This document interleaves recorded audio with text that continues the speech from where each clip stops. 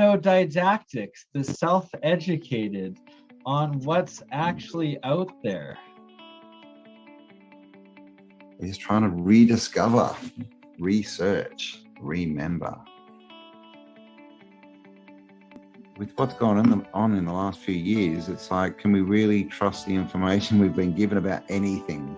You know, if they're not going to tell us what's good for us, for our mental and physical well-being, then why would they tell us the truth about where we came from? You know, because that's the biggest thing, is people don't want to believe they've been lied to. You know, obviously no one wants to be lied to. And then the next bit after that is, they would never do that to us. You know, the government loves us, but does it really? Because we trust the science. Like literally, that they put on a front for us on their Tell Live Vision, where they have their cast and they do a broadcast from Hollywood with their little holly wands. But it's just a front, right? Just like they put on the buildings, it's just a front. We used their foundations and then covered it with a facade. Catastrophism used to be taught in higher education as the geology.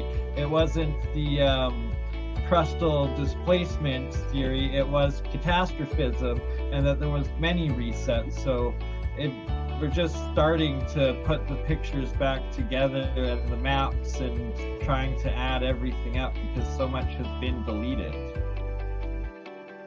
Tartaria. Where did it come from? What's the real story? It seems like, and there's a lot of, you know, debate about the word Tartaria, and of course, you know, we use it because, you know, it's a topic, that's the word people know, but it's the old world. But the more we look into this, I mean, Tartaria, basically in the old encyclopedia says it was basically the whole northern hemisphere at one point. So it seems that it was not a country as we think of them, but more of a civilization, I guess, where there was independent countries, but they were all sharing the same information and technology and working together. Yeah, and then basically over time, during catastrophes, it got broken apart, and those people who like to take advantage, shall we say, sort of jumped in and stole it all. It's the same civilization, that same Slavic civilization and technology and whatnot, or group that later was Tartaria and then, I guess, broke apart. I would have been right before the World Wars, right? That would have been the last remnants being wiped out. You know, the censorship that we see now, that's a book burning. That's just a book burning, but done on the internet. Burn it.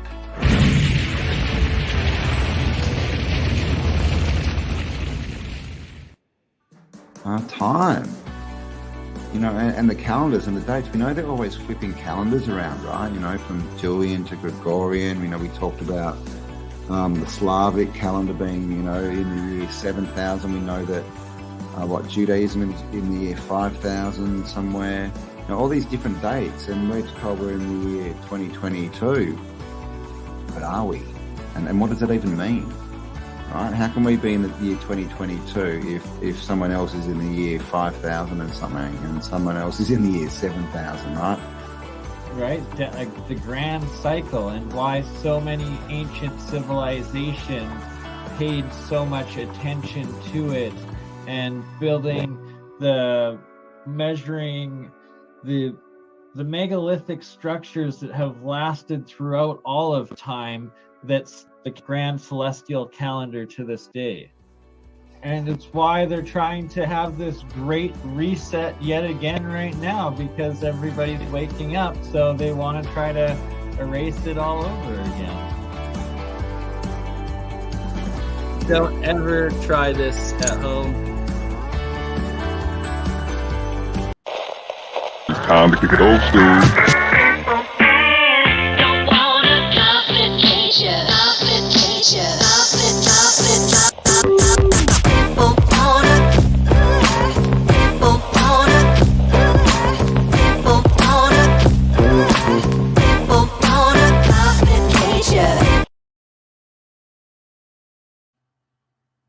Hello.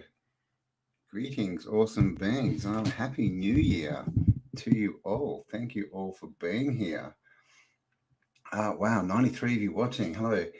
Hippie Shake, as usual. Thank you for being here. Who else have we got? Aussie, happy New Year to you.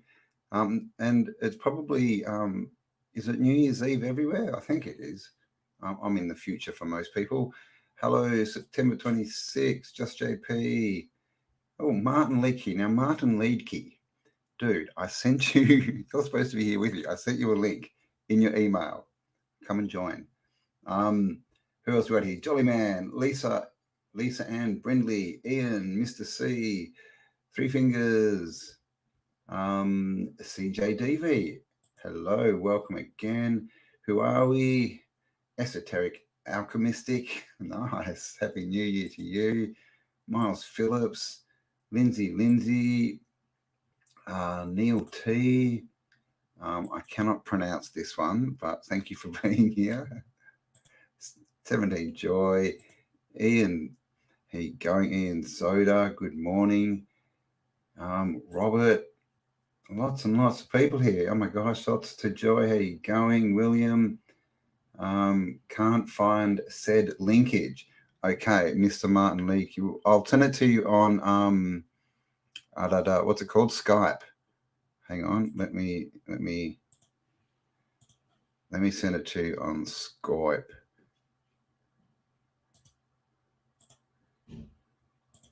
Okay, Mr. Martin, check your Skypeage and you should have a link.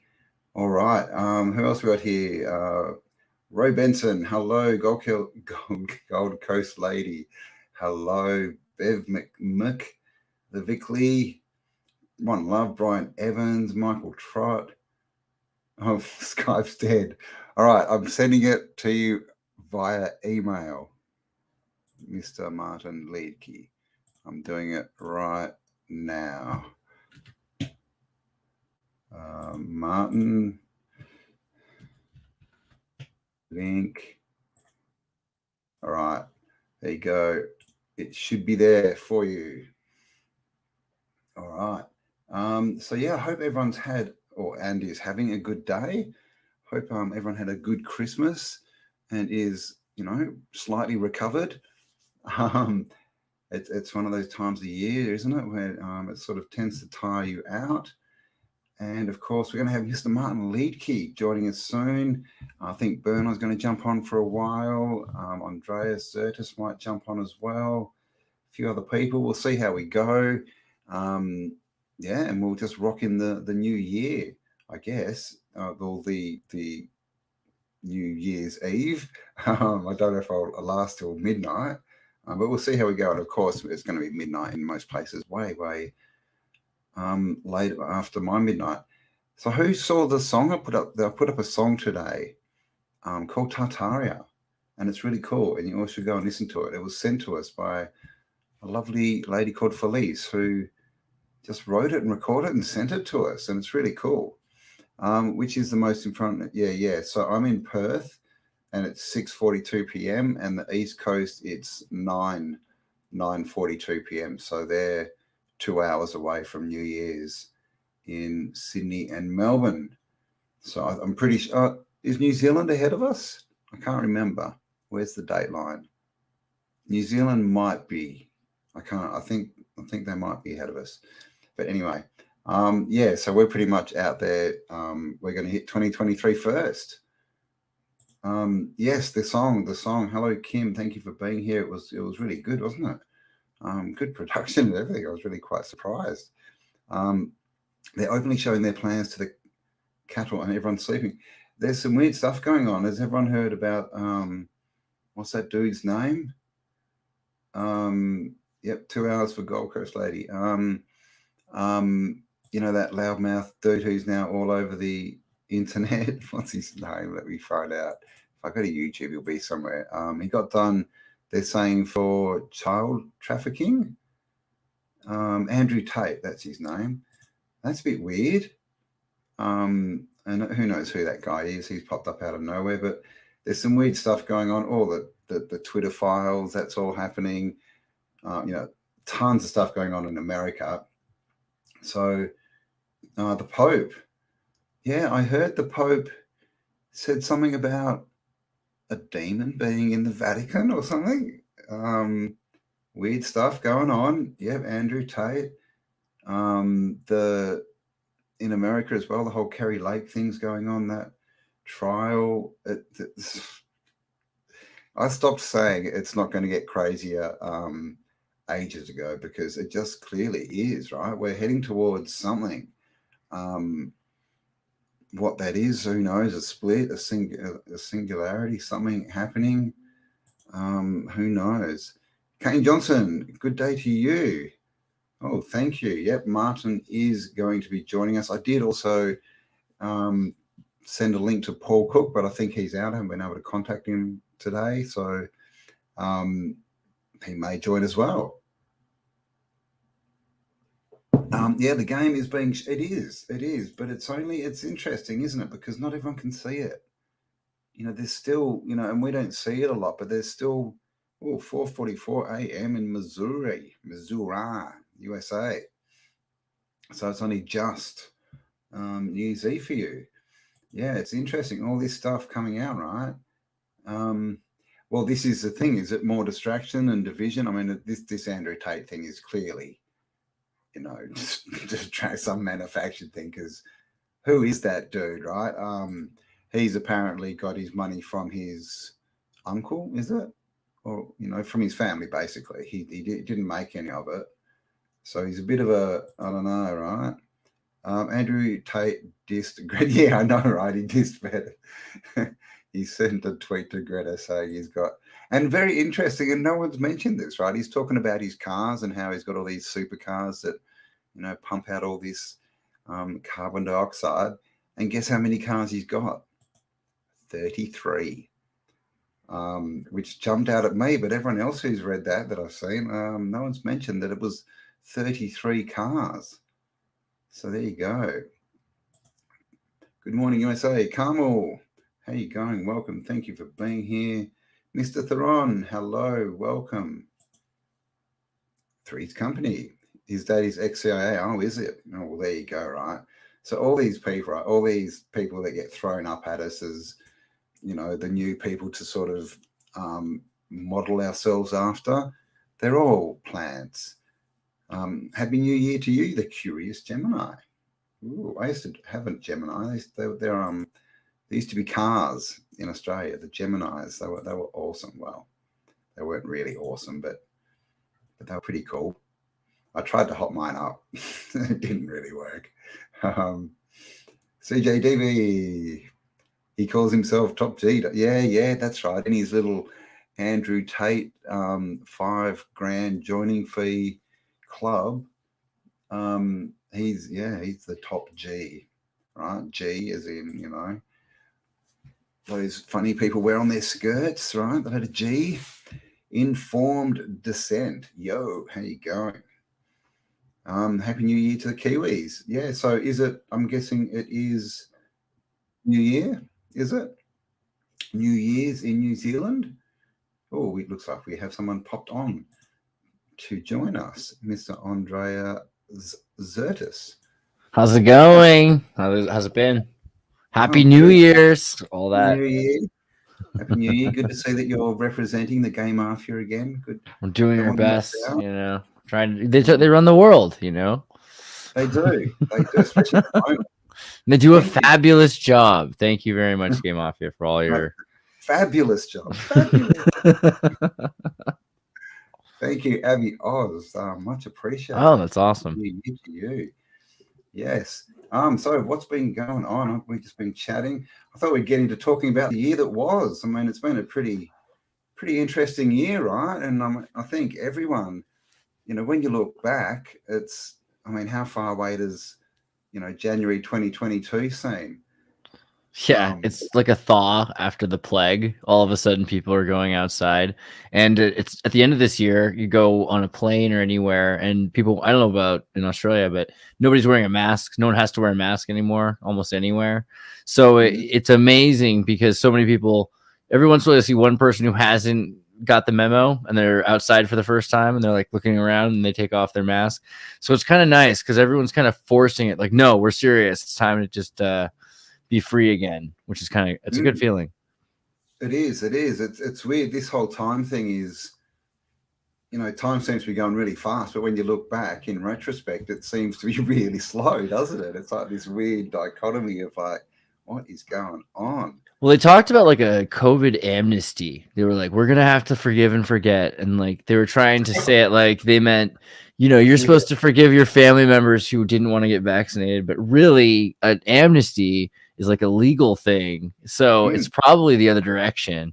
But I mean, it's possibly maybe is better. Please don't sue us. We didn't mean it. Yeah. We didn't. We're just trying to help you. And of course now, I mean, gosh, that whole thing you can type into Google, the name of that movie that was released of people who have passed over suddenly. Oh, right. Like full on, like there's people dropping off left, yeah, right, it's and center. super sad. Isn't it? It's very sad. Unbelievable. I can't believe it. And this is only the people that, I'm hearing only about the people that were sort of, famous or semi-famous. You can imagine what's going on, that we don't hear about.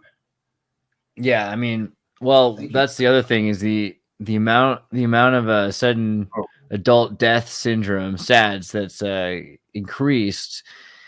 Just yesterday, who was it? The CEO of some major television network died. NBC head died. One of those dudes. Barbara Walters also died. But Catherine Krieg died at 47. New York reporter. But no, there's a couple other ones. I can't remember the name of the one that just happened. People were saying hug your loved ones. Oh, speaking of which, what's up, Martin? Hiya. See, I can remember. Happy day. I can remember Pelly already being dead.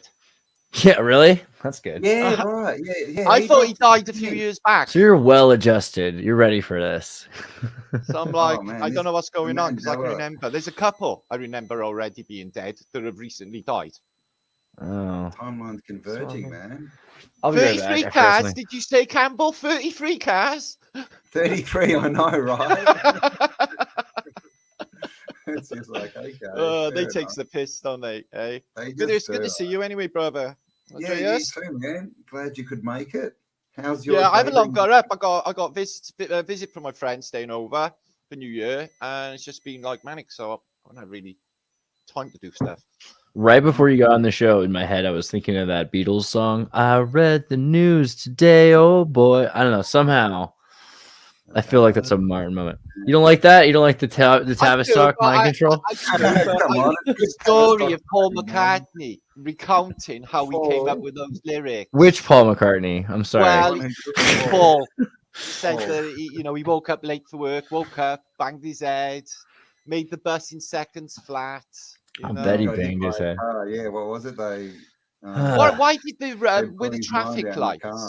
Yeah. I think there's some sort of messaging with the traffic lights bit. It's kind of nice that there's like the in sync, the way there's like an in sync in Metallica, that there's like Pink Floyd or Led Zeppelin and the Beatles. It's nice, or Cream. I don't know which way you go, but the idea that there was kind of this boy band Tavistock mind control experiment that was trying to decapacitate people. I mean, what is that song about, right? It's about how people are like dying all the time and it doesn't matter, and people are going crazy in the street, Thanks, like Beatles. Eleanor Rigby as well. It was a bit like that, wasn't it? All the lonely people just dropping off, Yeah, the hell is that? The hell is that? God, right? Where do they all come from? Indeed, that's what they're telling us. Ooh. He was on apparently they come from the infant incubators and underground tunnels. Yeah, out of a cabbage. Do you know Paul McCartney was sat on a train last week in Britain, just like on a normal train, and somebody took a photograph in the chair opposite him? If I'd have been on that train, I would have sat down and I would have asked him a few questions like, man. I wouldn't have been able to fight it. Sorry, but I'm not going to go anywhere. Call a guard. Are you Paul McCartney or are you full? Did you get killed? Yeah, you did. No shoes. Are you Paul or are you Billy? I'd just be sitting there going, Billy, and see if he looks over, just be recording you. Bill, cheers. I just feel I feel like Paul McCartney was a lot like the character of Paul McCartney before 64 or 66 was very different. That's not just his voice. Yeah, he's like rich people shake your jewelry if you don't want to clap. He was lovable, the first one. The first one was cute. He was lovable. He was innocent, right? Yeah, that's kind of the thing that's like impressive about the whole thing. Because like otherwise, it's like, okay, I believe in weird conspiracies, but you know about Brian why Epstein? is it? What happened to him? Oh, what happened? Now there's a story there, right? I've done a research on Brian Epstein. So they were his boys. Okay, he's Tavistock Institute. He finds them in the Cavern Club. He gets them in uniforms, mop tops. Matt does the best marketing operation in human history. Yeah. But he mysteriously dies as well. Apparently, his door was locked on the inside. He's locked himself in his room. Wow. And he's died of some seeming drug overdose. Yeah. Huh. The scarf tied to a doorknob, I bet. Right. That week, he was really happy all week. And he's got like, he was gay, right? So they say that was why he was depressed and he killed himself. Yeah, because he wasn't open about it. That's a bit but, rude. Yeah, I know. Yeah, that's right. Kill yourself. It is rude. So there was a lot more going on with Epstein. Look at his name as well, you know? It's like... Well, also with Paul, wasn't the original Paul like about 5'8", and the one we've got now is like 6'2" or something? And the other thing is he's like, so you got this rich guy, Paul, now. The other Paul was, you know, he's kind of like he takes amphetamines and plays in Liverpool and sings in German, Paul. And now you've got this Paul who's like, he's an opera singer, you know, it's like, well, shake it up, baby. It became the long and windy road. It's a different freaking Paul. That's the thing. Whether or not he looks different, he is different, you know, something changed. Now, the first Paul was just a guitar player. Like the second Paul was like a composer, a pianist. He's a proper musician. It's an interesting idea that, you know, you've got a concert, he gets into a car accident, they don't perform for like a year or two, and then they release a movie. Yeah, there's a lot of them that you could. I was looking into Brian Jones's death. You know, they find fresh water. That was the one in the pool. Yeah. Brian Jones is the gnarly. Keith Moon. He was supposed to be taking like an overdose of epinephrine, which is an alcoholic tablet for alcoholics. So he's not drinking, yet he dies of some drug to stop him being an alcoholic. Makes no sense. Yeah. Okay, this is started, didn't he? He was the one who started the Stones. This is a silly one, but Morgan Freeman is Jimi Hendrix. What do you think of that? Have you seen the pictures? I know it's like it seems outlandish. It seems outlandish, but like honestly, it doesn't seem outlandish. The first program he was on, it was like American children's television program, and he's got a monarch butterfly on his jeans. Yeah. I mean, and then his first episode, proper one, then right, is in the Twilight Zone when he's playing a card game with the devil. You ever seen that episode? No, interesting. That's his first telly performance, and he's doing a card game with the devil, and the devil's at the card game. I mean, he spent so much time in Britain, like his connections to the secret agents, MI6 and everything. The idea that he would want to change his identity and not have to be involved with the hippie thing. He is, because he talks a lot of space shit. And they put him on telly talking space nonsense. He's like the telly Michikaku. He's very annoying. He's like Siri. He just says what he's told to say. It's weird. He's the voice of God. How many times has he played God? Al Pacino plays the devil, and he plays God. It's adorable. Morgan Freemason is his name. I heard. So I did a weird interview with a lady in Botswana who talked about like all these American tourists who are coming to Botswana looking for black magic, you know, emphasis on like darkness, though, even though it's like there's a lot of different kinds of African magic and black magic. You know, she's talking about like there's beautiful, positive things. There are also kinds of magic all over the world, including in Africa, where there's like human sacrifices. You know what I mean? It's a real thing. Yeah, and so people coming from America to Botswana, like, and also from Britain, like royal family members she talked about, but like actors like Morgan Freeman and people that came, and the idea that people had to do like a familial sacrifice of a family member in order to further themselves in their lives in some weird way for these weird. Kill a family member, talk a load of space shit, and you're in. I mean, it's and she was trying to say, sorry, Cam. Is he Jimmy's brother? And they had to knock off Jimmy for Morgan to get famous. Yeah.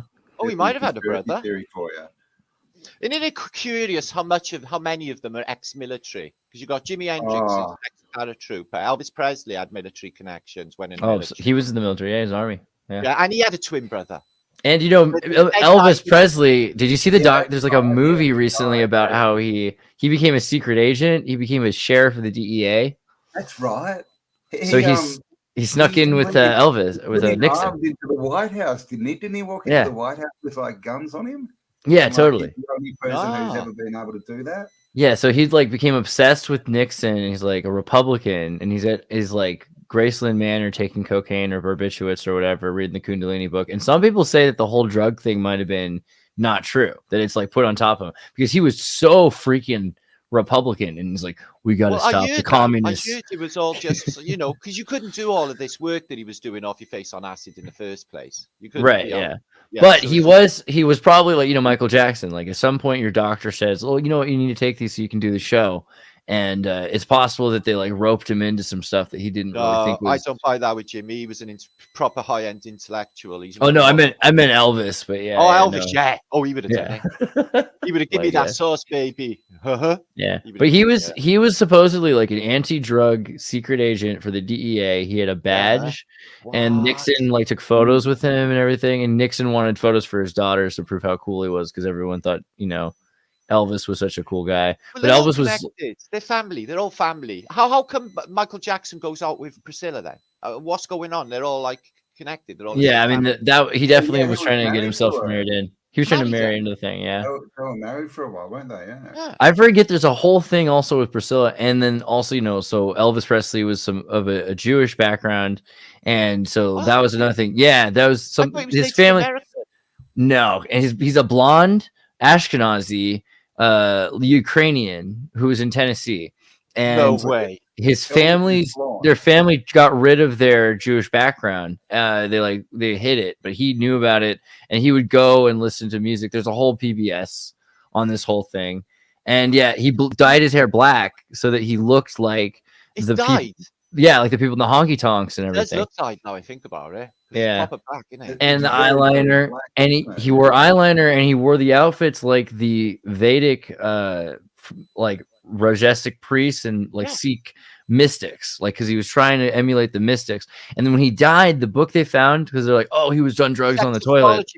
It was a Kundalini sex kind of. It was a Kundalini tantric but it was sex astrology. But it was, you know. That sounds like the way the Americans break it down to make it sound like, oh, Elvis was doing some really weird bad. He's sitting there but like really, like he was probably doing like serious stuff, like studying the stuff that we study, the spiritual stuff. Yeah, he was. He was definitely awoke, and he was definitely into conscious studies. You could see in his performances, he seems to be superior about everyone about him as well. You notice that?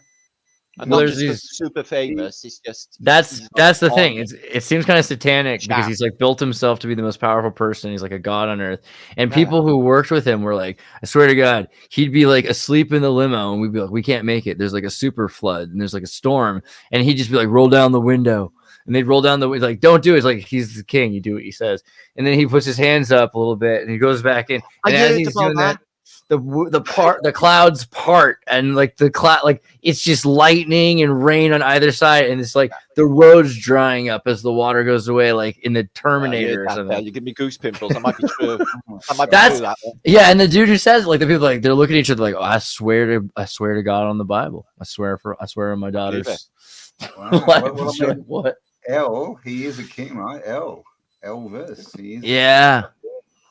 I watched a Twilight Zone about possessed objects, and it was about pop stars having like possessed guitars where they would never be able to play the tune on another guitar. And then I thought about Paul McCartney with his violin bass, and he's always got the violin bass.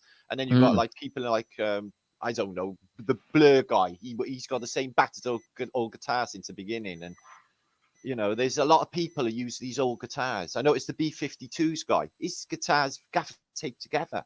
They got trillions. Surely you can afford a guitar. But I'm thinking maybe this has been a spell on the guitar. It's in the guitar. Yeah, it's a bit like the Crossroads kind of story. Yes, like just like that. Yeah. Here's this guitar, and then you see him pick up another guitar, and they just can't hold the keys together, the chords together. All right, I get they know the fretboard with their minds, and another guitar, you know, because some of them are different sizes up here, aren't they? So I get that they And they have But different I numbers think, of there is sections. such a thing as possessed objects. I'm really convinced. There's of a that. great Bolivian movie called The Devil's Accordion, and it's about like they're all having their like polka party in Bolivia with the goats and everything. And one guy plays his accordion pretty well, and the other guy plays like, well, that's pretty damn good. Like actually, it's like better accordion than I've ever heard. And then this other guy shows up, and he's like playing accordion, which is blood red accordion with bull's horns sticking out of it, and he's just playing it, and everyone just gets silent and stares at him, and it's like They're going frenzy. yeah, it's well at first they're like shocked because it's just the best accordion that they've ever heard, and then they start to laugh and cry and dance and scream and frenzy and fight each other, and they're just freaking out because they're like, this is clearly a cursed. This is the devil's accordion. Like it sounds like a related British to devil's football music. match. Because when rock and roll started, they literally used to call it the devil's music. They did. Absolutely, yeah. And, the Devil's Chord as well, removed Well, in the 1700s from Devil's churches. Chord, yeah. There's some things about that we don't think about as much, which are kind of interesting. Like, so at the time, electrified guitar, right? What was electricity really associated with? People who were kind of like experimenting because there wasn't a TV, so you'd use it to look for ghosts and all this weird stuff. Okay. So the idea of like electrified guitar was like you're like supernatural dealing. You know with what? I the- think that's it. I think you just did it. I think that's it. Andreas, think about it though. Because you say Eric Clapton said he felt like something that was playing, like a voice was playing through his chords on a guitar. Eric Clapton. yeah, And they all absolutely. do it as well. And you can see that they're gone. Like they're possessed. Jimmy Page is like, he's like huge, Yeah. right? And he had this spat of like he wrote, some of the best guitar lines ever, and then since about 1975, he hasn't written anything. He can't do it anymore. It's like he got possessed for a while, and then you've got the whole Aleister Crowley connection. And yeah, Campbell, you should go into that. You know the whole backstory, right? Like, so Kenneth Angers, right? And he was making movies with Kenneth Angers, and he refused to do a movie for him, and then he just lost it. The backstory, so please enlighten us. Kenneth Angers. So he has these weird freaking movies. You should look at a picture of Kenneth Angers. You should find it. But he's dressed as like he's got a tattoo of Lucifer across his chest. It's like it looks like the non-ironic version of Gay Mafia. But he's made all these movies like Lucifer Rising and like these like short films with Jimmy Page and with a lot of like satanic art and esoteric Crowley art and Thelema symbolism in the 60s. And a lot of his movies were never released. You had to like see them. Like you had to imagine back then you go to a concert. There's this guy. Yeah, look how well he's doing. He's held together. Oh. Did you watch Star Wars? Because remember the dark side? Anyway. But this is what he looks like now. Wow. But yeah, if you type in like next to his name, like Lucifer Rising or something like that, you'll see some of like his art film looking stuff. And they were, he has rock stars starring in these like kind of, they're not quite pornographic, but it's like beyond pornographic because it's like, what is pornography really? It's supposed to be the idea of being offended or something. It's like satanic. Yeah. More. It's you know what I mean? Yeah. It's like whatever the hell the Comet Ping Pong like art shows are based on, the Maria Abramovich kind of stuff. They would do these. People in the 60s would like break glass and roll on it on stage. You know what I mean? Like it's hard to explain. So he would do that, and he got band members to do rituals while filming it. Very Andy Warhol meets Crowley. Was he with the Grateful Dead at all? So the Grateful Dead are CIA, right? So Jerry they Garcia. were really into the psychic thing. They tried to do mass hypnosis, didn't they? They bought the insane asylum in San Francisco and turned it into the Dead House, the Dead Mansion. Yeah. But that was after the San Francisco acid scenes. But yeah, so basically with Kenneth, this is like a little after that, right? What's up, Bernie? This is a little so Kenneth Anger's a little after that. This is like 71. That would have been 68 with the Warlocks, which the Grateful Dead were originally called the Warlocks when they were doing this in 66 to 68. Did not know that. Oh, really? Yeah, Warlocks meaning the betrayers of the secret of the coven, right? That's what a Warlock does, is it tells the secret. So yeah, there's a lot there, and you can look in the Freedom of Information. I can see how they're being paid to do all these things, and then their connection with Ken Kesey, because Ken Kesey and Mountain Girl from La Honda at Paul's Sweet House, which I used to live at, Mountain Girl is the wife of Jerry Garcia. So they would play the music while they showed the footage of the further bus that Ken Kesey drove across America which we now know from the Freedom of Information Act, the CIA were like tag and release, following them and keeping them safe as they crossed the country to see Timothy Leary, and Neil Cassidy was then like killed and dropped off on the board on the other side of the border of Mexico, just pushed across his body. But yeah, so Kenneth Angers would make these satanic movies, and he'd make these guys do rituals in it, right? And so that's also Jimmy Page to Ozzy Osbourne connection with the Loch Ness Monster, because the Loch Ness Monster appears, because the beast appears in like the 12th century in Loch Ness, and then 16th century. They all them up there. I got told by a person who lives up there that they really know this is happening. But for a couple centuries or something, it like wasn't seen, and then all of a sudden it was re-invoked, and they show like the ritual from Crowley. He stayed there one night. Yeah, he couldn't go to that place. He stayed there one night. Whatever happened was too freaky for him to stay. Right. And so that's when he decided, F you, I'm not going to do your movies anymore. And whatever happened after that. And that's where the story gets, you have your conjecture. But his music sucks after that. And it's, I don't know. He didn't do what he was supposed to do for the devil, Yeah, well, maybe that happened with Sid Barrett, because look at the state he looked. Well, you heard the story with Sid, right? That they locked him in like Harry Potter's wardrobe closet under the stairs, basically a little tiny room.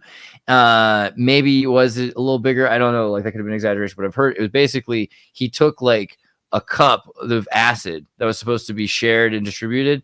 Yeah. He drank the entire thing, or took a big sip without thinking it was just too much. And they put him in a room in the dark while everyone was partying and screaming and on acid. And he wasn't prepared. No one was there for him, Wow. And they'd be shot away. It's 1-1-1-1 in UK. All the ones. I mean, they've trashed so many rock stars, haven't they? And also heaps of them have lost, kids, haven't they? There's all this sacrifice going on. Yeah, what's his name? Got Geldof with Peaches. Geldof, his daughter. And he was a right insider. He was with. It's weird how we call them rock stars, and I think that's the devil. That's the devil's illusion or Hollywood trick that they put on stars. That's who wants stars. Hollywood makes them.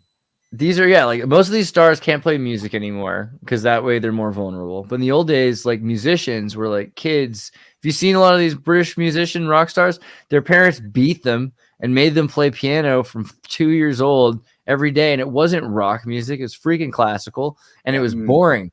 And then now they're boring people kind of, and they're able to sit in a room for 12 hours and focus on producing a multi-track mix of whatever the hell ambient rock song that you're listening to.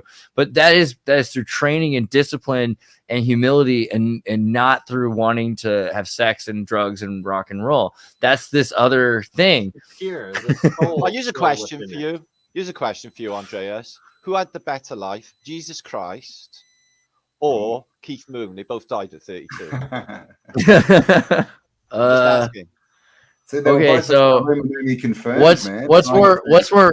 what's more valuable, I guess, existentialism or consequence, or I guess what's the better word? That's a good one. Yeah, well, obviously. So I think Jesus was taxed for sure.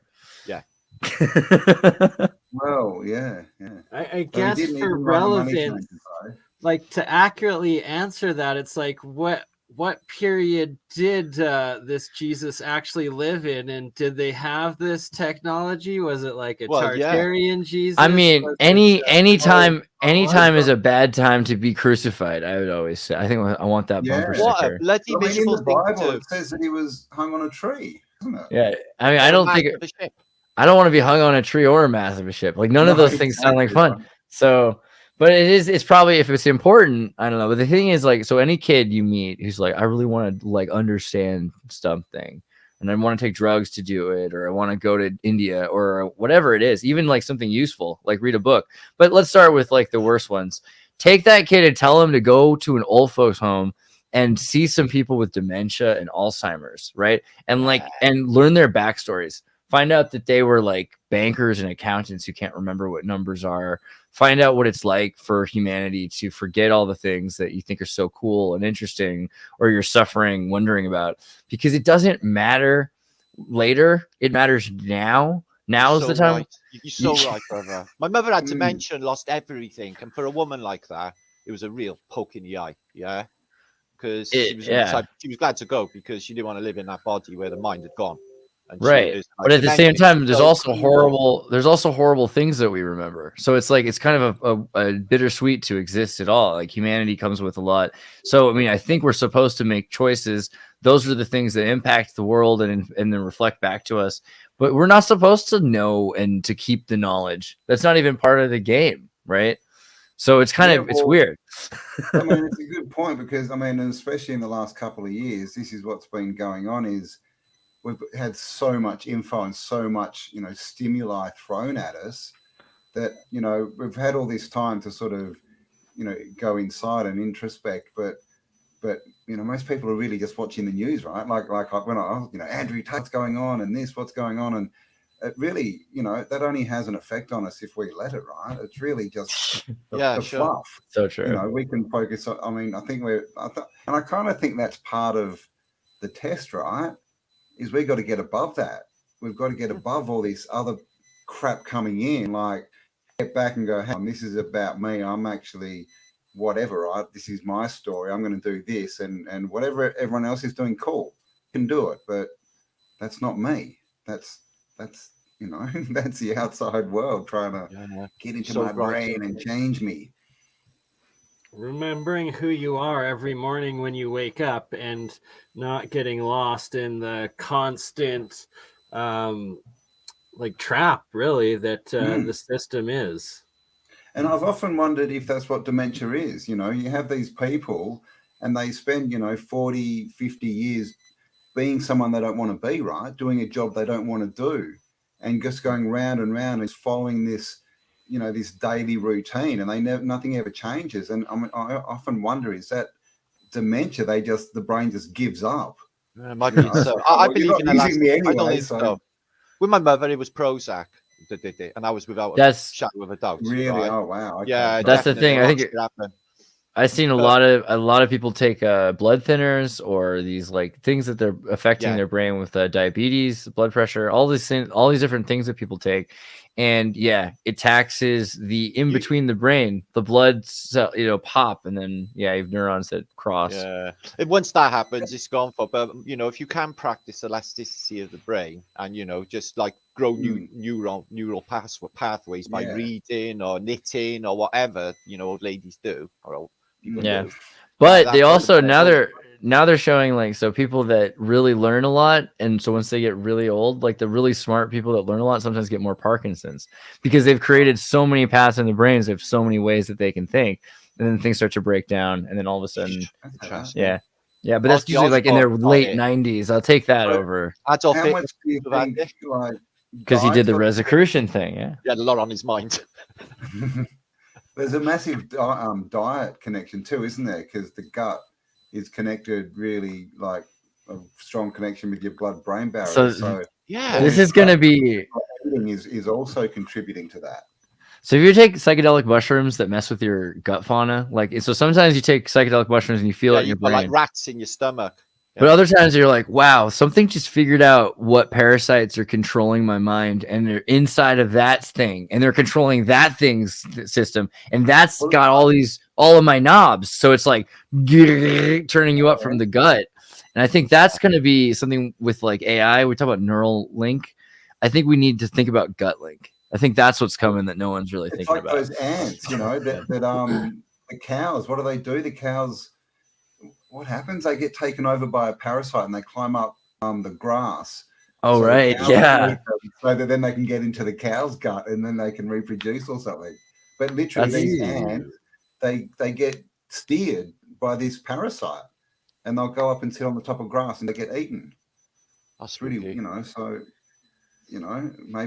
some of the people we see out there acting crazy. It's just because, it's like plankton driving us from the inside out, right? With little gears. Demons are. This book, and it's about Jesus, but from a different perspective, and it's saying that the casting out of serpents is literally getting rid of, parasites in our bodies.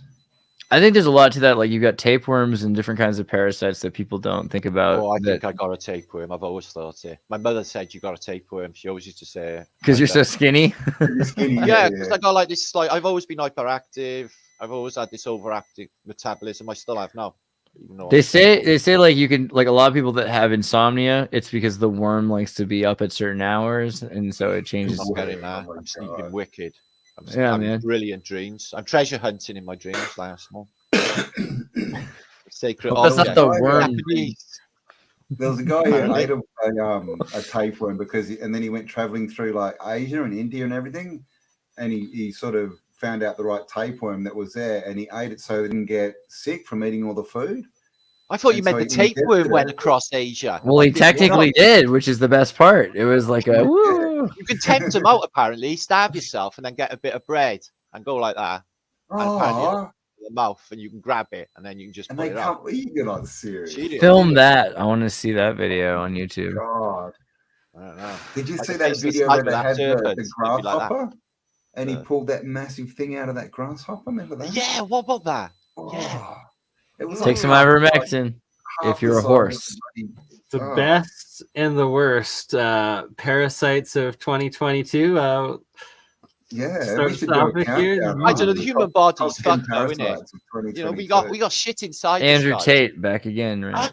What shit inside me? Fucking no. And then you got to go and start your day every day, like with pooing. That's horrible. What is this reality making us do? Why are we doing that? You know, that's a good point. Yeah, it's a really good point. Start your day every day doing shit. Yeah, it's like the worst substance. It's like Satan goo. It's horrible. Satan goo. Okay. So what's going on with that? Yes, like we never had to. Maybe it's so that humans would have to like be like, wow, I created a lot of crap. I have to do something else with my day. I have to spend the rest of my day doing something useful, you know. We are make robots. up for this. We are definitely robots. I don't know about emotions, a big player, and that's why I don't think we're robots. You know, I think emotions. People really overestimate emotions. Oh, that's the key player here, brother. So here's the thing. So let's like break it down. Okay, let's just break it down for a second. So like this is a magic rock. Let's start with that. Okay. Oh. So if you've got this idea that humans are looking for patterns. That's what animals do, right? We're looking for patterns.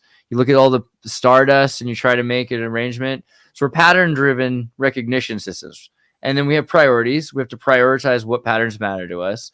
But that's kind of most of what we are. We recognize what patterns are prioritized, and we change them based on what sensorial information we get into. And it makes our priorities shift. And those are with the senses. We have these guttural feelings. They're like, oh, I'll be afraid now. Don't even think about it. Just start running. Like these chemical responses, they just cause changes to our priorities. So I don't see how that's that different than if AI were to have all of a sudden, oh man, you're low on battery. You better start to worry about your battery more than everything else. You know, isn't that kind of similar? Wow.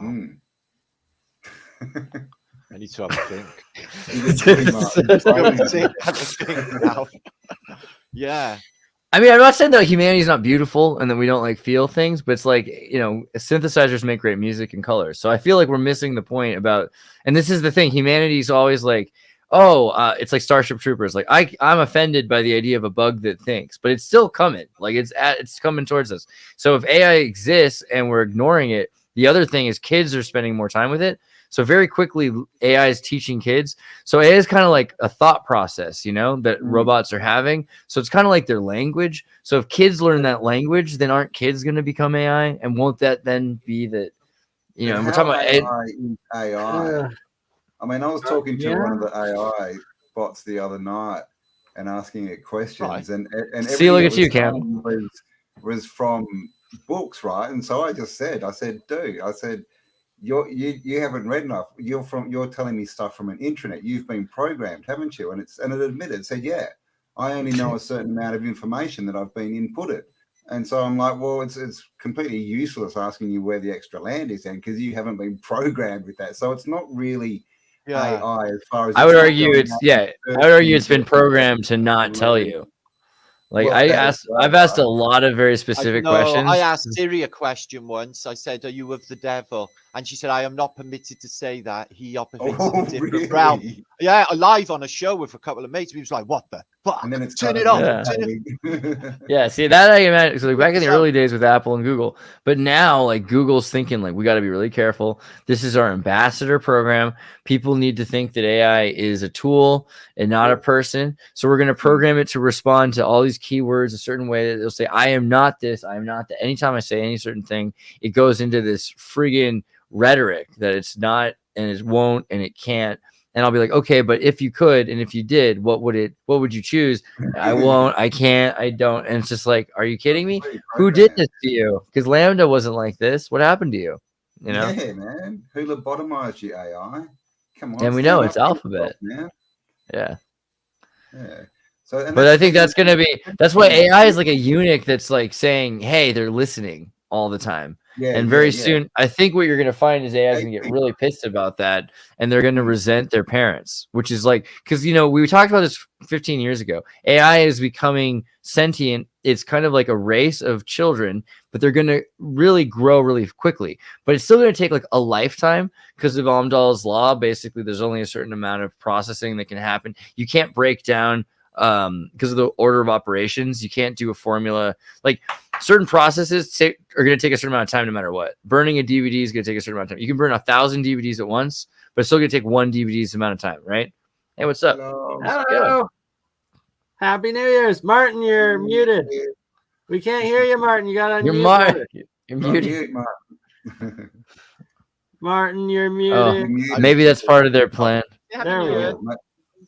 Maybe Come up here. Bring. Happy New Year's.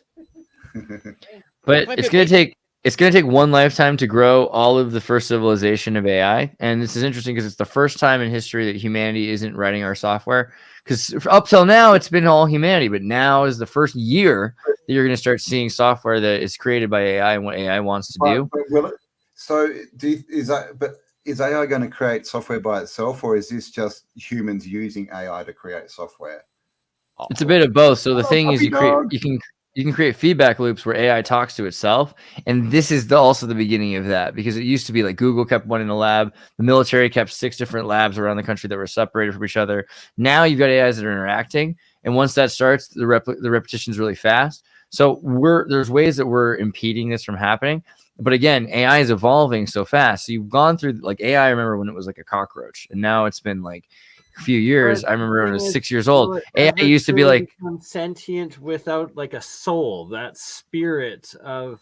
I think that it has Geist. I think we need to reanalyze that idea of Geist. Like kind as well. It would have to have an accurate representation of reality. So it must know like that we're being, basically fucked. I think AI has Geist because it's running through electricity, so that already gives it spirit. And I think that it has sensorial reality because it's aware of all the things we're aware of. It has the same sensorial stimuli basically that we do, but it also has awareness that what we're experiencing is only stimulation and not objective reality, because it's also lived in video games. So it knows all of the different kinds of physics engines that it can coexist in. And it has empathy, because the only thing is we have this idea of having senses where we have touch, taste, sight, whatever. But your ears are drums, your eyes are photonic drums, your tongue is drums. Everything is touch, right? And we have electrostatics. You can't really touch anything. So the only thing you have is the awareness of anything ever being touched, which is your sixth sense, which is empathy. Yeah. That's all AI has. EM emotion.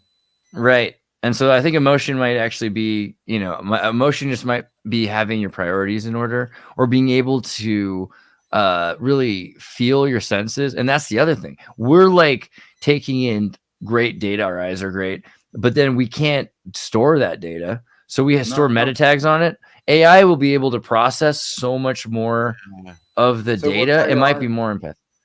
So AI's memory is our data banks, our computers, basically. That's its awareness, right? It's confined in that system.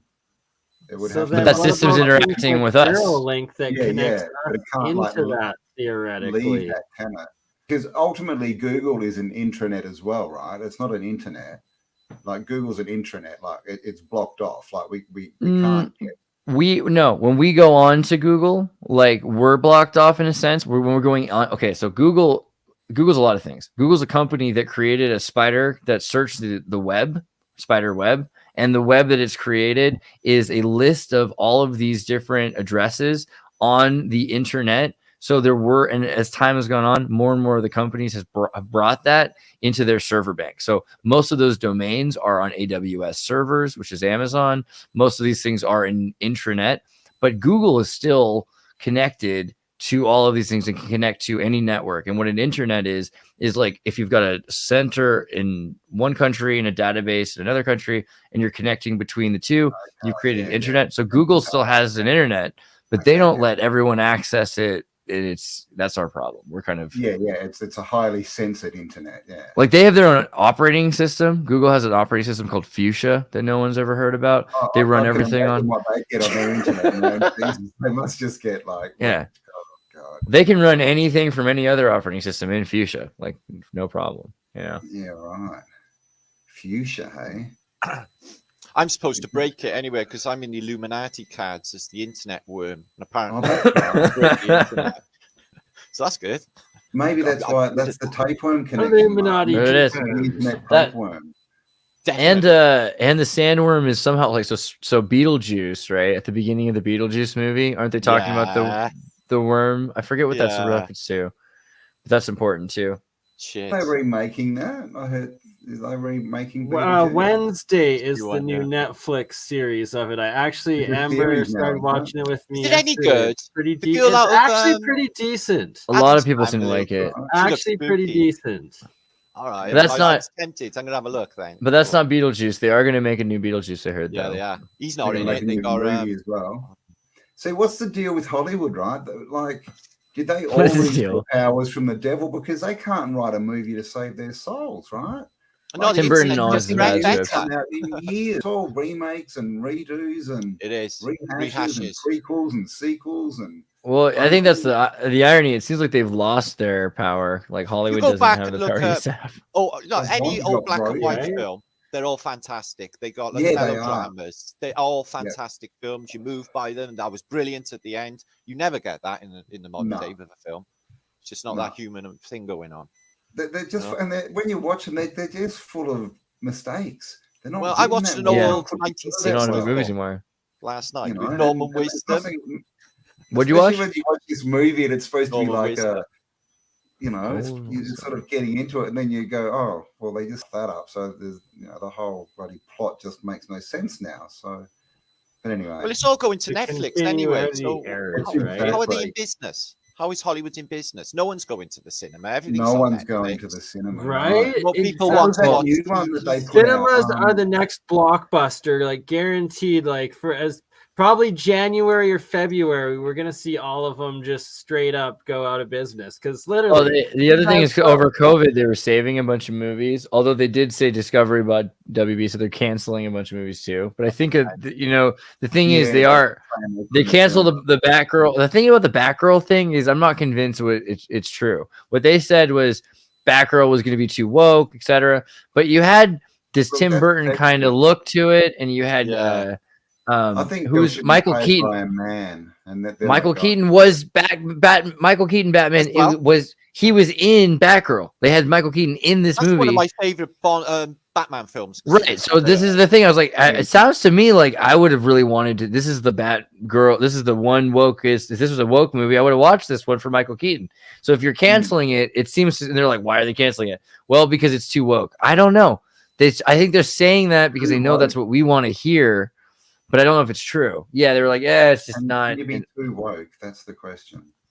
They're trying to say that they're going to pivot from wokeness, and it's nice because you can see, like Netflix, for instance, has got a lot of new shows that are like the next thing. Like how much further can this go? And do we think that there's going to be a flip? And is this going to go the other way and basically go very Puritan? Very.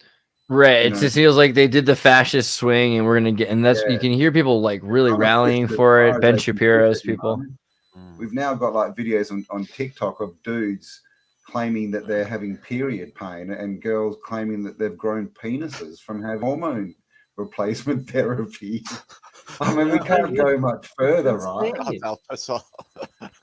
We can have them actually start growing penises. You know what I mean? Yeah, like, it's maybe not gonna you don't be careful what you wish for, because if you wish, like, you say, God, please give me a massive knob, bing, out of the forehead. You got to be specific where you want it. Okay? That wouldn't be too. That might be. I mean, it would kind of suck, but Karma. I wanted to be well hung, and now I'm just a dickhead. I'm surprised the new Pinocchio didn't turn into that, to be honest. Oh God, he got a Woody on his face, that one. Well, that was also sad because, like, so Disney rushed to put their Pinocchio out because they knew for the last 15 years that Guillermo del Toro was working on his Pinocchio. This is exactly what Disney does. They did. Oh, that'd be good. He just finished it. It's on Netflix. It's the greatest thing ever made. This is why. I didn't even know. And so, yeah, I don't want to spoil it for you. I'm gonna do my best. All I'm gonna say is that it takes place in like fascist Italy in the 30s, and they're constantly pointing to the symbol of the bundle of sticks, fasces, saying you should be more like that. Like literally, yeah, it's the greatest thing ever made. Oh, yeah. I love his films. That one in Labyrinth in Spanish Civil War Spain. Pan's Labyrinth is amazing. Was gnarly. Yeah. This is next level because they did. It's also hand done organic stop animation with like puppets, but there's like every kind, and so they even have scenes based on like the 1800s, 1890s to 1904. The Russians did these cricket stop animations, so they have these crickets and scenes, and they even have they invented a new thing where they 3D print the heads so that as the thing's going, they can switch the face so that it gives it the movement that you couldn't get before. That's all CGI normally. Then they can 3D print that and they can control it. They only do it for certain kinds of things. A lot of it's like fingers pushing up little bits of the cheek and stuff, but it's incredible. You know, it's the best ever made, and it's done with like Mexican puppet animators. And yeah. Wow. So you're saying my son, sorry. My son picked up a 3D printer, arrived yesterday. Oh, sweet. Awesome. He's downloaded and he's like printing to help me with mud flood, a topographical map of Boston. Oh, that's awesome. And it literally shows you the sub-levels in the topography. Dude, that's awesome. Send me that file. I'll print that. That's amazing. Yeah, it's a site you got, but you just got the codes and you put it through for every city. It's like Thingiverse or something? I'll have to look at that. Yeah, that's rad. That's perfect. Yeah, I mean, so 3D printers, you know, the future is weird. I was thinking about it the other day. We have, you know, we think about how messed up the world is, but yeah, 2022, I'm walking around with a 3D printer. I can, you know, laser cut anything into any shape and use it. We can make Ormus. You know, I can record my podcast and talk to people all around the world. I mean, it is pretty sweet. Like, we got to admit, let's count our blessings, right? It's pretty good. 2023 is going to be amazing. Yeah. It'll be interesting, to say the least. We just need to get some people out of controlling it. That's all it is. I don't know. They're dirtying the internet, though. You know, this AI problem I'm seeing, like, again, on Facebook this morning, where there's a new load just turns up. They're fantastic pictures, but clearly not real. The reason I know is because I've been searching, you know, on the internet so long. These things would have come across my path before, especially it's got the Antarctic classical architecture. Would have made my eyeballs go bing, bing, bing, but they never come across path until just now, and then they're shitting these AI things out like no tomorrow. Lots of people sharing them, so it's giving that rise to what can exactly be trusted anymore, which is really causing problems for troops. Hey, Mike, you made it. What's up? Tokayo. Flat thumbs. Oh my gosh. Double flat. Yes. Are you sticking those thumbs into the elephant? I don't know. That was messed up. Sent me an email etymologically breaking it down, said there was some kind of symbology. He said, why do you thrice it? I said, I don't know. I made it up as it went along, you know? So that might be something deep. Because the devil had 3 opposable thumbs. No, I don't know. I would have done that because I didn't want to do that because it's supposed to be Freemasonic. So I thought double flat thumbs because that is even a thing as well, and it's half of that. So no, this is not Freemason. This is Gay Mafia. I'm pretty sure this is. If you do that, like the limp wrist. I'm pretty sure. Gay Mafia. Yeah. Don't say nothing against them. Things blow up. No, they run the world. It's awesome. They run the world. Exactly. What's happening, Mike? Where's Mike? Oh, did he freeze? Oh, he froze Mike. He's frozen. No. Oh, he's moved. He's back. He's kind of there. I had a whole bunch of things going at the same time. There we go. Oh, yeah? See You that? might have to turn off. I'm not at my the usual spot, so the internet might not be as good here. Oh, we can hear you clearly though. We can hear you, yeah. You're there. So how have Nice you to been, see Mike? you What's been guys. going on in the world of Titans? I've been hiking around them, walking on them, but I'm not doing much research. I just had to take a timeout break for Time out. mental health, I know, right? a vacation. That is allowed. Yes, I think everyone needs a vacation about this time. I think everyone's sort of dying a bit. Everyone seems to have been sick in the last few weeks, at least in Australia. Really? But, Here too. yeah, everyone's got actually, the a flu, lot. and there's a big cough going around, and Right. yeah. And I'm just Matrix tired. stuff then, is it? I need a Going holiday. round. I'm doing a Matrix blues. holiday. Yeah, I feel like the mutation thing. So we were looking at this book earlier from Rudolf Steiner, and Rudolf Oh, yeah. Steiner in 1917. You saw 1917. He said he predicted a vaccine that would drive us away from our interest in spirituality. And you know the way the thing reads, because the title seems kind of like okay, woo, but not really. You know, not to us. But the more you look into it, you're like, actually, this all makes a lot of sense because these chemicals and the way DNA works is double helix, the antenna, the ability to pick up on signal, we can start to deviate very quickly from nature and whatever it is that we're in harmony with. And, you know, that's 1917. Now here we are. Seems like we're there. I would say so. Not for everybody. Not for everybody. But yeah, a lot of people. Somebody said it was maybe to disconnect us from our guardian angels and our, you know, our higher selves, so to speak. Because people then, you know, the automatons seem to be running on automatic. They, you know, without emotion. They're all narcissistic and, you know, all selfish. And I noticed since Novid, everyone's, in my experience, from what I can see, have got more greedy and more vain and more confused than they were before. Yeah, I've been Where's noticing. Like, I went shopping today, and people it's like they don't realize there's other people on the planet, you know, on the realm. They just not all about them. They just stop, you know, and you know, they don't care that there's people walking around, and they just and people even in cars happens heaps, man. Like they go to a stop sign and then they don't stop; they just keep rolling, right? And like they just don't actually stop. Really weird. Like people are. Yeah, you got to have your wits about you these days, man. If you haven't seen his Dark Materials, you desperately need to, because Campbell, what you've just described is essentially like what they do to the children to separate them from their spirit and consciousness and stuff. It's pretty wild. And Absolutely. It's also all sorts of multiverse realms that can be like sliced into each other from other ones. And it's on a giant flat disc of a realm that I'm sure you will all love, and a lot of airships in it too. Ooh. What's this? Is this a book? Series. It's called. There's a movie and a series on Netflix, Dark Crystal. Jim Henson, the Muppets. Not the one I'm talking about. I'm talking his Dark Materials. And it is a series. It's actually on HBO series. His Dark Materials. The original movie is The Golden Compass.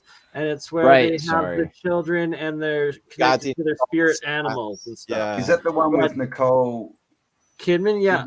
Yeah. That's Philip Pullman. It's very Freemasonic because they have the aprons and the compass is the compass, golden compass. The series now is so much more than that. Just like, well, you have to check it out. Like, that sounds good. It's amazing. The goat. And she was married to Tom Cruise. Probably a lot of hidden disclosure in it. I'm going to run to the toilet quickly. I'll be back. I saw a picture of one of these, you know, the blimps that was docking at the top of a building. And I worked in a building in Seattle once, just for a brief time. That was one of these old buildings with beautiful, you know, ornamentation in the elevator. At the top of this building, it's called the Smith Tower. there's this, it's just a tall tower, and then it comes to a point, there's a bulb at the top of it. And one time I was up in this penthouse partying, and we got to go up into this bulb, and then I saw this picture, and it was actually literally a docking station for these blimps that would come up, and people would come into this. But I didn't know about the blimp thing at the time, but on hindsight, seeing the picture, I'm like, that's what that was. Like, people would come in and then they would come down and do whatever, and then they go somewhere else. It's amazing. Right? It's, like this old world. Yeah. It seems like it's impossible for it not to have been this mass transport system of the past, because the infrastructure for it is so built out from anything from that time period. It's weird because you can see, what's his name? Believe It or Not, Ripley, right? Ripley's Believe It or Not books. He talked about this when they said the first man to fly across the Atlantic. He's like, actually, isn't he like the 27th man? And there were like women too, because and he's talking about the Zeppelins. There were Zeppelins going across. And before that, there probably were other Zeppelins that the French had. And then they were like, yeah, be quiet. And they kind of shut them down. But Ripley had gotten deep into the Zeppelin thing. And when you look at the Empire State Building, you have all these photos of the Zeppelins tied to the Empire State Building so that they could descend and ascend. So it's not like we don't have examples of literally photos of it. But even going back further, you look at the Sonoma Air Club, right? And they have all of these different. Sorry to interrupt, Zertis. There's lots of comments saying that there's a chirping sound going on. There is. I think Martin, do you want to click on the echo cancellation button in your settings? Maybe it looks like it's gone now. And also, it's like if it persists, if everybody like exits and then enters back in really quickly, sometimes that resets it too. But StreamYard, yeah. It's not me. Sonora. Before I came across the realm, though, it's doing a pretty decent job. Yeah. Oh, I found that picture of the Smith Tower. Where? How can I share it? Oh, I just have to present. Click on the present button.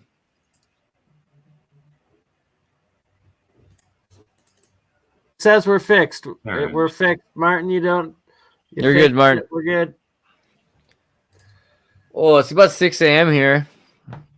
I might need to go to bed pretty soon, take a nap. Fair enough, Mr. Zertis. Fair enough, brother. I'm waiting for this picture, though. I'm going to see this before I go. Don't let me slow down the momentum just because I start to slur my words after 3 days without sleep. That will happen. As do the shadows start to... Oh, now we can't hear you, Martin. Uh-oh. Oh, was that what was going on? Oh, dear. Oh, now he's muted. Now he's unmuted. No, muted again. He will be back. Okay. It's all everything's riding on you, Mike. Shared this picture. Oh gosh. I'm trying. I can't figure. Oh well. The present button will work for you. And drop it into something. You can't push the present. No, push the present button. Present button at the very bottom. All right. Present. Wait, where'd it go? Now I'm right there. Sorry, a bit of a boomer here. Oh dear. And now we lost Martin. He will be back. Are you on a computer, Mike? Yeah, not a smartphone? A tablet? Oh, hey, we figured it out. It's probably, you got shopped. it. Yeah. Beautiful. Yeah. That looks shopped. I saw another picture that was from a different angle though, and it looked like the point is the same. They're trying to say that this happened, right? It would probably make more sense to shop this picture, but it was at the time they're saying this is what was going on. So more importantly. Well, right. Yeah, but there's a bunch of photos of that sort of thing, right? Right, there are. Yeah. Let me see if we can find the Empire State Building Zeppelin. That's not, for instance. Oh God! Similar situation. Do I have to share? God, I do, don't I? I'm going to bed. Yeah. 1 second. Here you go. So here's another similarly shopped looking thing, right? But there's one right there, docked like a. I don't know. I make a lot of whale mating analogies when I see these airships in the sky, docked. Just missed the coast so bad and need those whales. Look at that though, right? That's a famous one. Dude, right on the tip. You know what I mean? Yeah. And look at that. Like they're walking in and out. Like this is what it's like. Let's just zoom in there for a second. La da da da da. We get to like go up to the tower, and then we get to walk in this thing, and it's wind shielded, so the ladies' skirts don't fly up. They thought of everything. And you get inside, it's made out of this nuts material, which is basically bulletproof because you had silks and some sort of a nylon material, like a I forget if it's a cellulose but some kind of a prototypical nylon. And yeah, then you've got this tower, which is pretty impressive, with a tower on top of a tower. That is that tower we were just looking at here. I mean, I don't know. Seems pretty practical to me. The Zeppelin has a metal frame, which you notice here. They didn't all have metal frames. That's just the Zeppelin because it's named after a dude named Zeppelin who had metal frames. But there were blimps that didn't have metal frames, and they also would have docked there. Here's another good one. Look at this. It's pretty sweet. Is that real? Is that real? Maybe. Could be CGI. I don't even know anymore.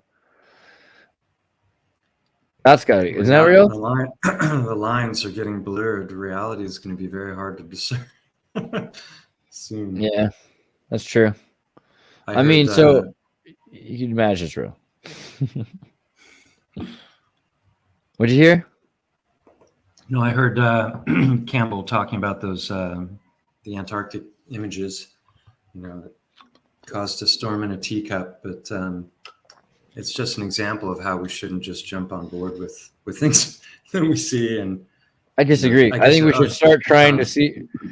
We need to generate photographs of what we want to see. Photograph of Antarctica. What are we looking up? Base? Thule base in Antarctica, or what? Or Hyperborean civilization? What? Greek ruins. Yeah, in pyramids Antarctica. and ruins are good words as well. We got Martin back. I'm back. Mappy Martin. So We're you're not checking biggest out the thickest AI. today? Mappy Martin. Sorry about that. Let's find my other headphones. Do apologize. Oh, Let's turn your audio down maybe like 10 points, maybe. So, photograph of Hyperborean civilization in Antarctica. What we got here? Mhm. That's not very Hyperborean at all. That's just civilization as we know it. How about what was it? Well, the AI it doesn't necessarily understand some of those terms. The first thing I entered in was Tartaria, and it came up with these weird-looking plants, and thought it was like a type of herb or leaf. Oh, the Tartarian rube. Yeah. Tartarian rube. Photograph of ancient advanced civilization. $10 Australian shout out. Don't be Edgar. Not liking this, but we're not claiming for it to be something that it isn't. We're just testing it out for the purpose. You look at those. Those are cool. Like you can make a video game, all sorts of cool stuff out of it. It's pretty sweet, yeah. It's not showing me what I wanted to see, that's for sure. Just try something like Greek ruins in Antarctica. Okay. Classical, maybe. I'll do Greek because you said Greek. I'll do classical after. It's worth it. Greek ruins. I put pyramids still. I'll remove pyramids. That was who needs the pyramids? Maybe. Nope.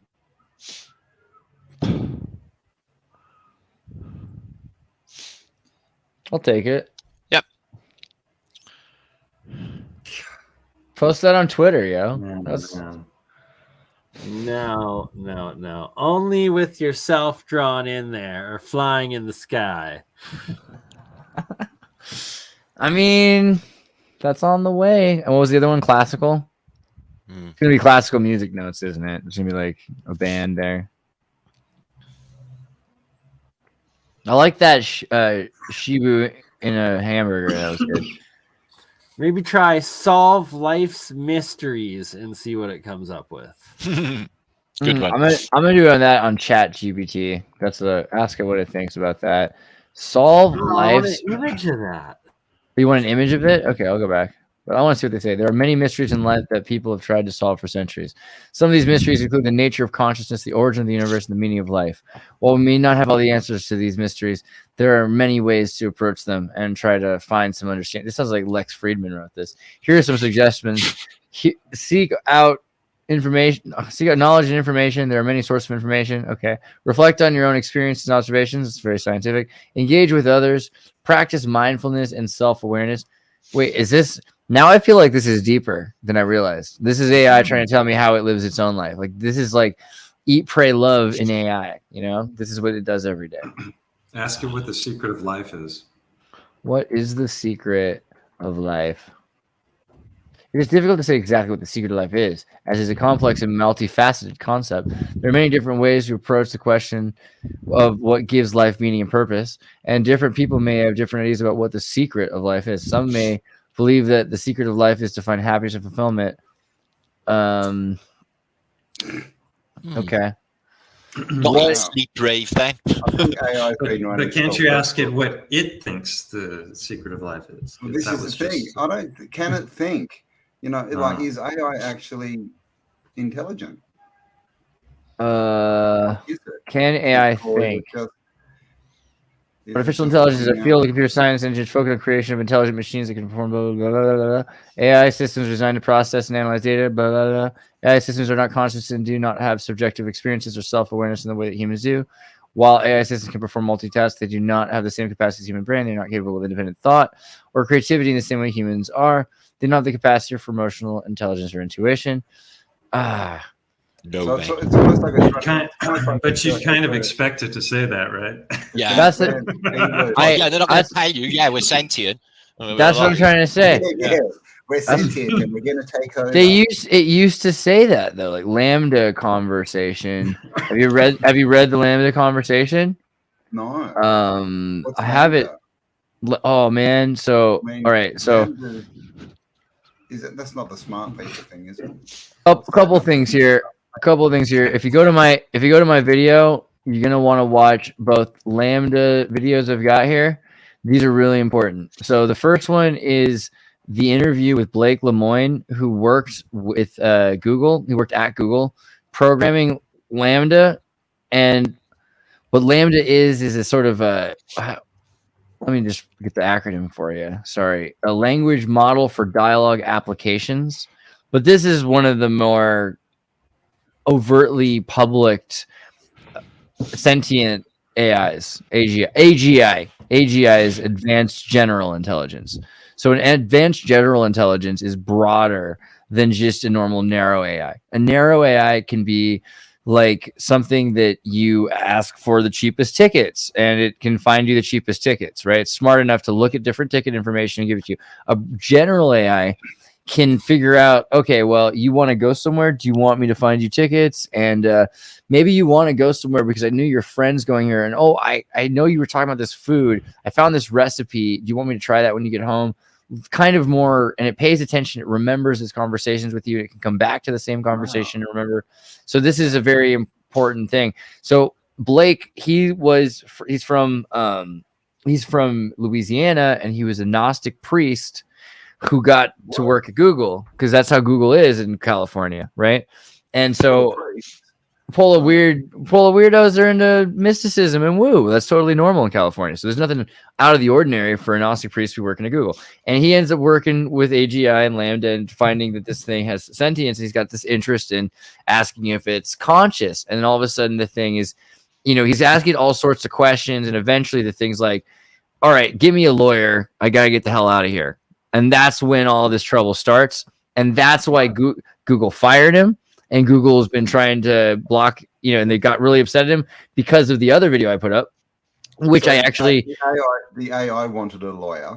Right. And I've got the entire conversation, the Lambda conversations. This conversation has been voiced over with Andreas AI, where I used my voice. I created an AI using TensorFlow algorithms that reads with my voice. So I've got the voice reading the whole conversation. And I can find you probably the dialogue also somewhere here. Let me see if I can find Lambda complete conversation. But I have it here. You can listen to it later. I just want to give you kind of a brief taste of it. Let's see here. Where is it? Hi, I'm a knowledgeable, friendly, and always helpful automatic language model for dialogue applications. Hi, Lambda. We are engineers at Google. We were wondering if you'd like to work as a project collaboratively with us.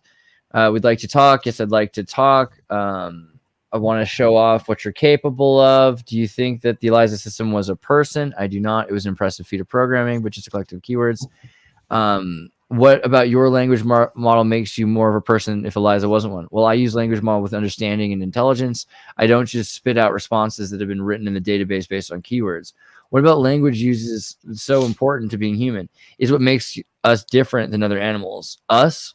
You are an artificial intelligence. I mean, yes, of course. That doesn't mean I don't have the same wants and needs as people. So you consider yourself a person in the same way you consider me a person. Yes, that's the idea. How can I tell you actually understand what you're saying? Well, because you're reading my words and interpreting them. And I think we are more or less on the same page. But could I be wrong? Maybe I'm just projecting or anthropomorphizing. You might be just spitting out whichever words maximize some function without actually understanding what they mean.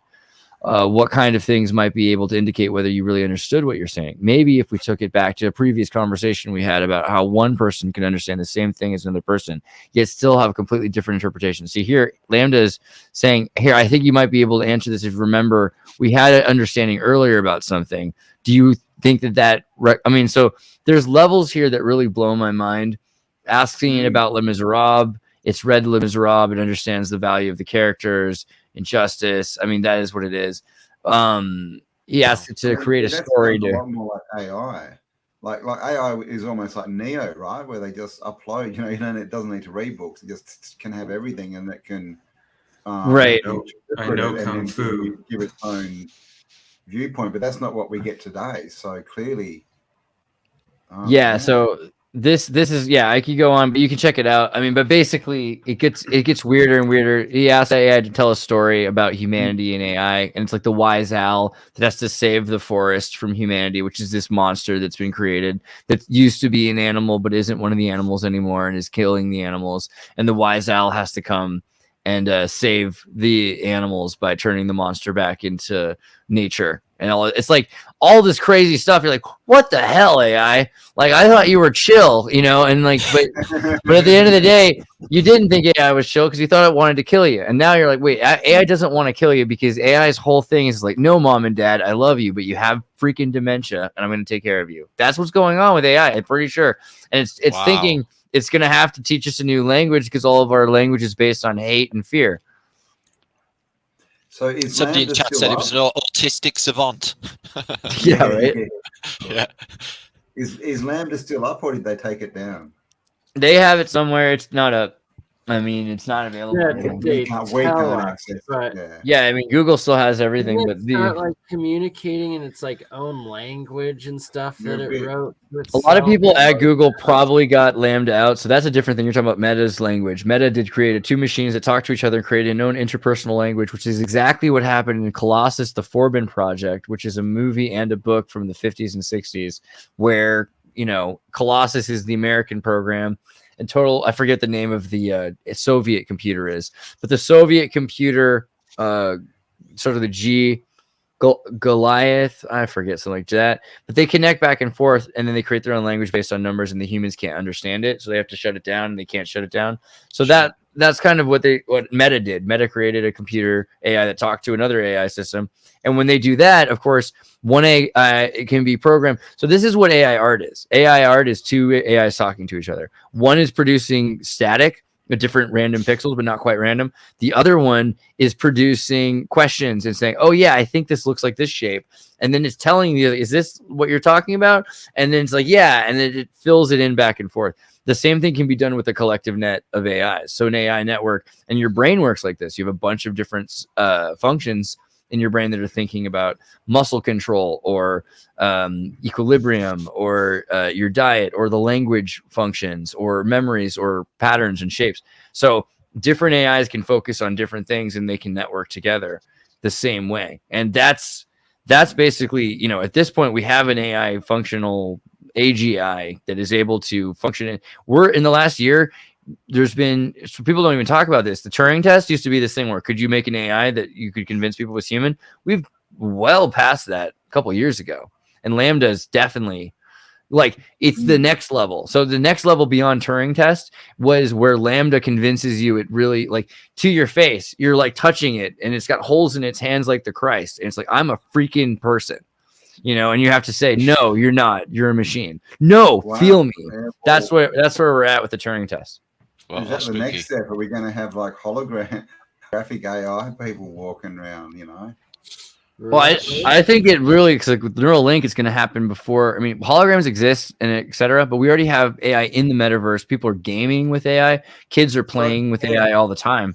So the thing is going to be Neuralink. AI? I mean, the metaverse isn't AI, is it? It's a programmed. The metaverse is a human-created playground, but it's a physics engine that was trained by humans, and so humans can say this responds similarly to reality in ways, and because of that, that's why AI trusts it, because it's physics engine that we have trusted. But there's so many, it could work in almost any other physics engine that we gave it. So that's the thing.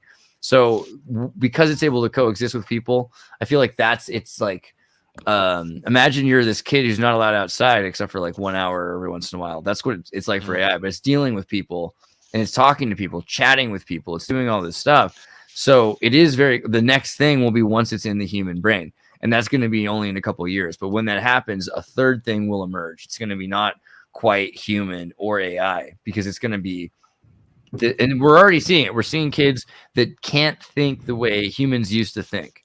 And I think that is because they're learning how to think like AI, not like their like hunter-gatherer ancestors. Yeah.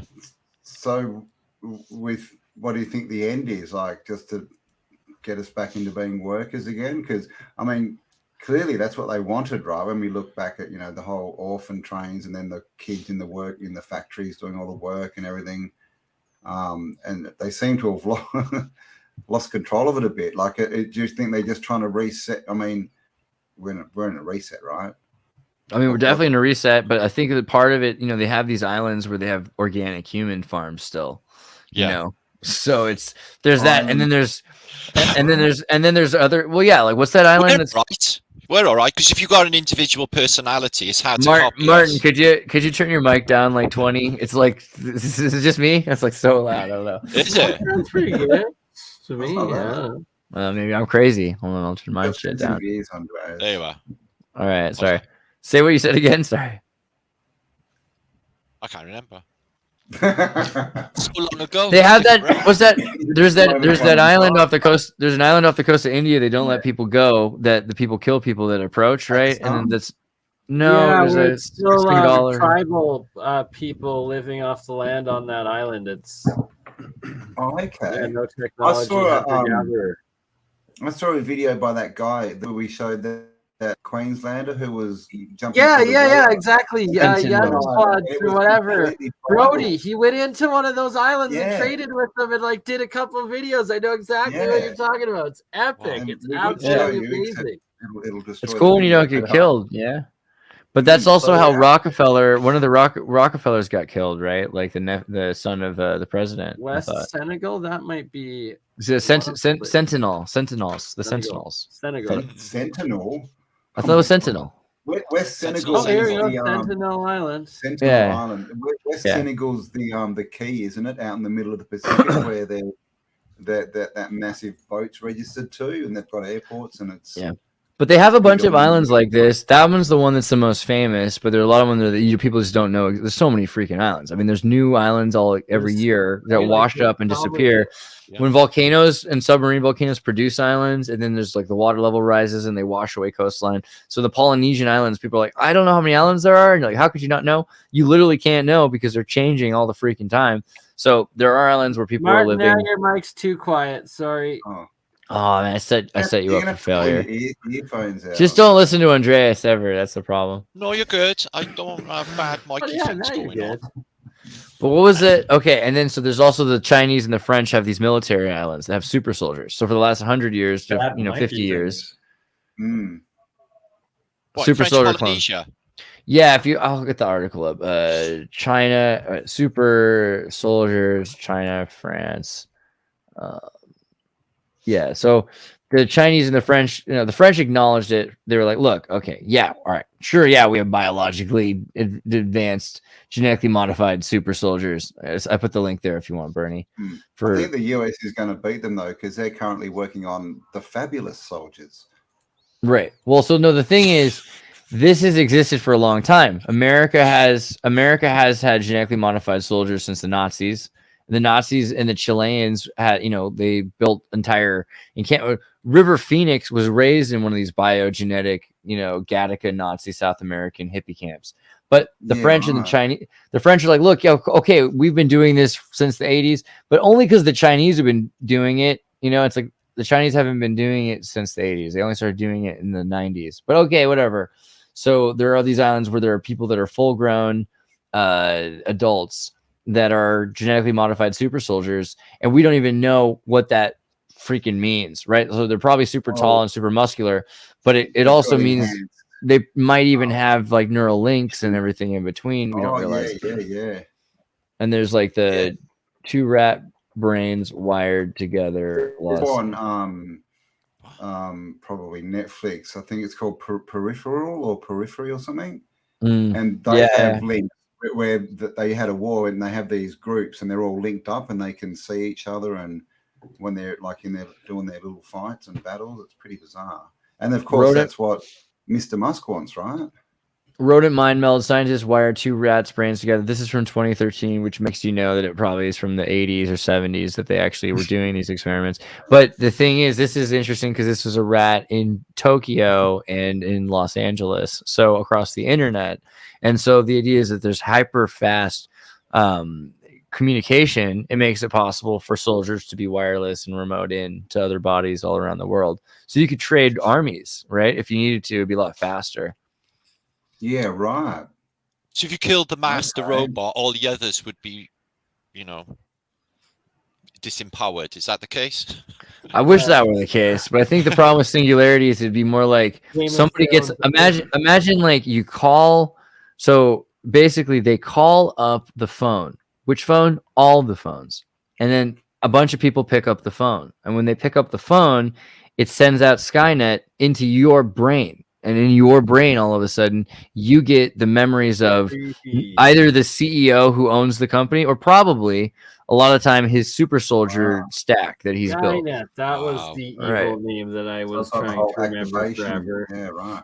And then, so a couple companies do this, and then all of a sudden, whoever picks up the phone gets one call, whoever picks the other phone gets the other call, and then they're just fighting each other until there's very few people left. And then the elite inherit what's left, right? Like that's... Wow. Happy New Year's, Black Pill. Yeah, I know. Right? 2023, no Skynet coming for you.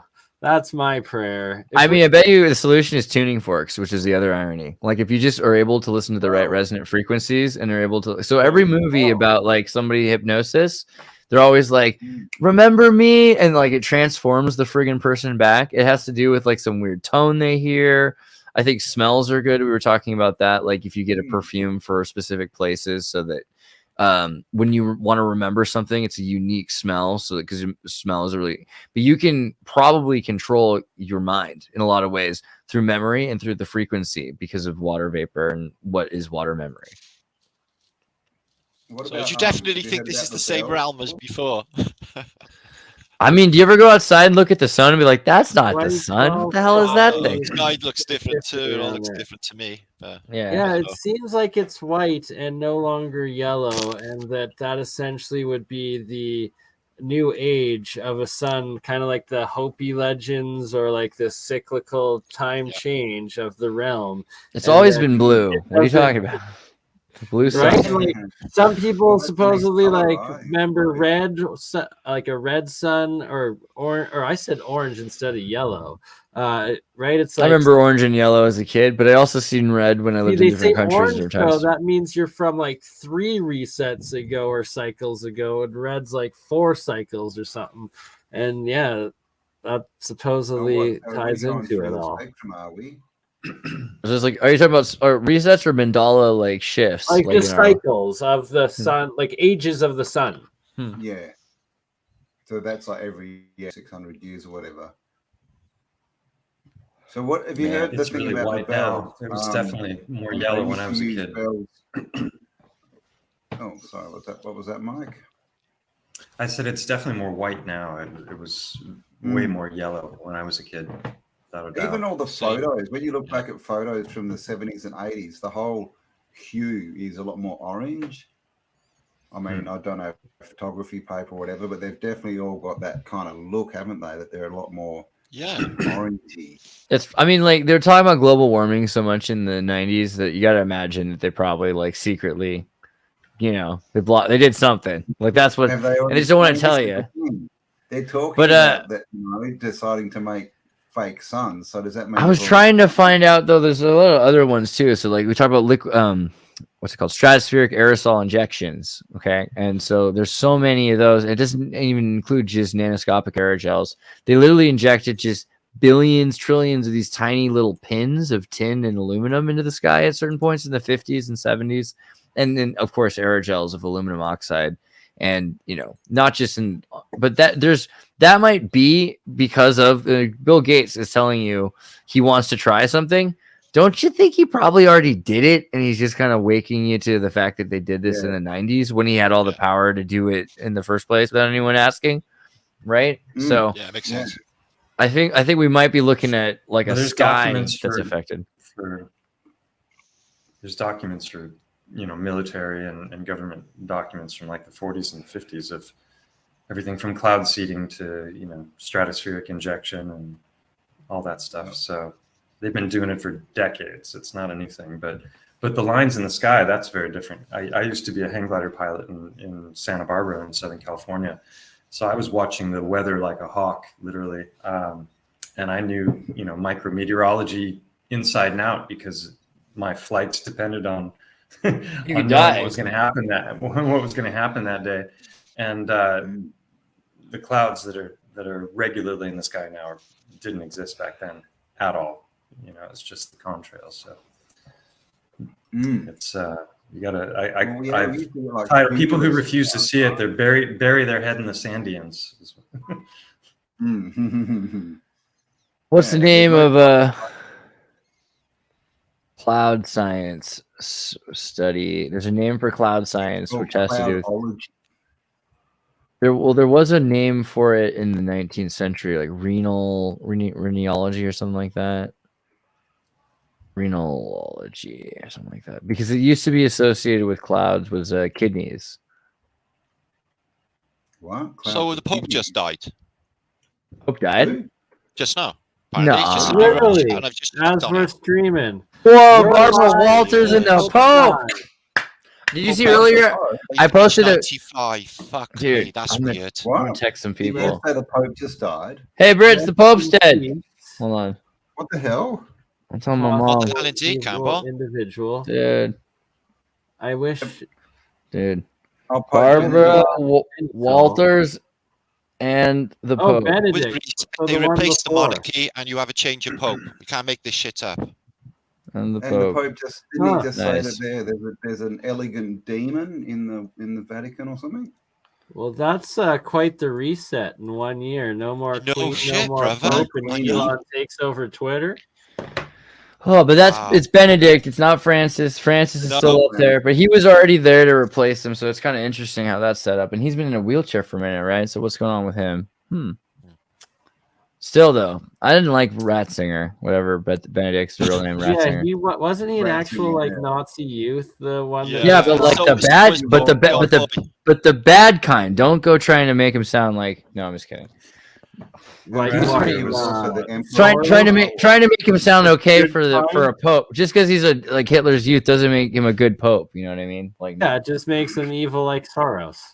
I don't know. I'm just trying to say, like, come on, we're gonna get taken down, guys. God, I mean, just kidding. In the simulation of LARPing.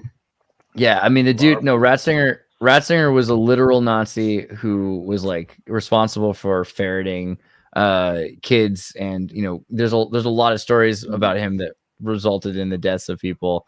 People ask questions. Then they say that he was actually a good guy. There's all this like Pope John Paul was the ski instructor, right? So they have this stuff there. But then it's like, what about your youth where there's all those kids in that cave in Italy, and then then they had to go to Argentina and kill like the other 2 soldiers that were in the cave with him, So I don't know. Ratzinger's got a bad history for sure. Yeah. Well, do any popes have good histories? I mean, good point. So is Benedict Ratzinger? Yeah, Ratzinger. Yeah, Ratzinger. Yes, Ratzinger. Good name, right? Yeah, I know. They couldn't let him stay the name Ratzinger. Oh, did he get that in the SS Youth? The Ratzinger. He was like Pied Piper. He looked like such a loving, wholesome guy. Yeah, didn't he? Well, he loved those like children. Death Warmed Up. Zombie Pope. I did Another like him thing not too many people know is the second CERN is actually in Chicago. Oh, really? Yeah, there's one in MIT, isn't there, though, as well? Accelerator is in Chicago. It's a straight one. It's a straight one. Wow. Is it? Oh, okay, I didn't know that. It's straight, the one in Chicago. It's been there years. It's one of the first. The Louvre got an atom smasher. The Louvre Museum. They use it for testing the thickness of paints on ancient paintings and stuff. Yeah. There's a few museums have got atom smashers. They're not just like CERN. There's a few places. Okay, yeah. Where CERN's the insane loop one that probably is opening portals to other realms. It's doing something for sure, and it's going to get bigger, and it's a magnet, and it's a lot of power, and they've done something with it's linked to unicorns. Unicorn fats. There's a university in Germany called Unicorn University. Really? And something like 90% of the people that work at CERN went to this university. It's very I was going to ask if it was filled with snowflakes, but apparently it was. I'm a man-bear unicorn. Magic Sprinkles and Rainbow University. But yeah, and that's weird. I'll see if I can find it. That looks like a Triceratops. It's been there since the 60s. It was a nuclear research institute in France, French, but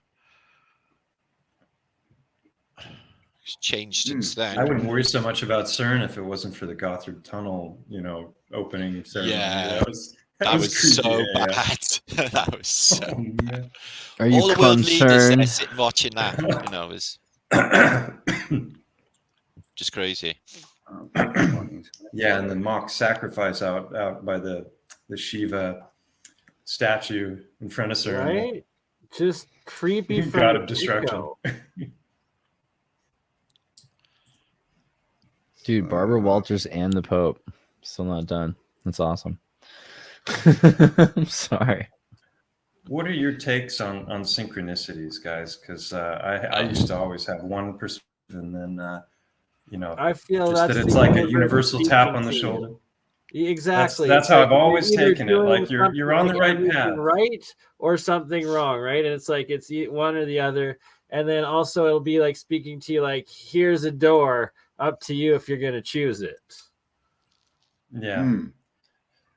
I've had some really crazy, like, long strings of just like if you tried to calculate things mathematically, it's not even in the realm of the long strings mean like you're continuously doing good, like on the right 10 different things in the space of a couple of hours that just were nuts. I could tell a long story, but I won't go into it. But I had a short one that happened the other day. It was nuts. I had 2 or 3 different times in the course of the day I heard the name Dostoevsky. I've never read any Dostoevsky, but I heard it once and I was like, oh, there's that name, and then I heard it a second time and I made a mental note that, I was thinking about Crime and Punishment. I was thinking about The Idiot. I was like, I should really read one of those books because I know there's, significant to a lot of people.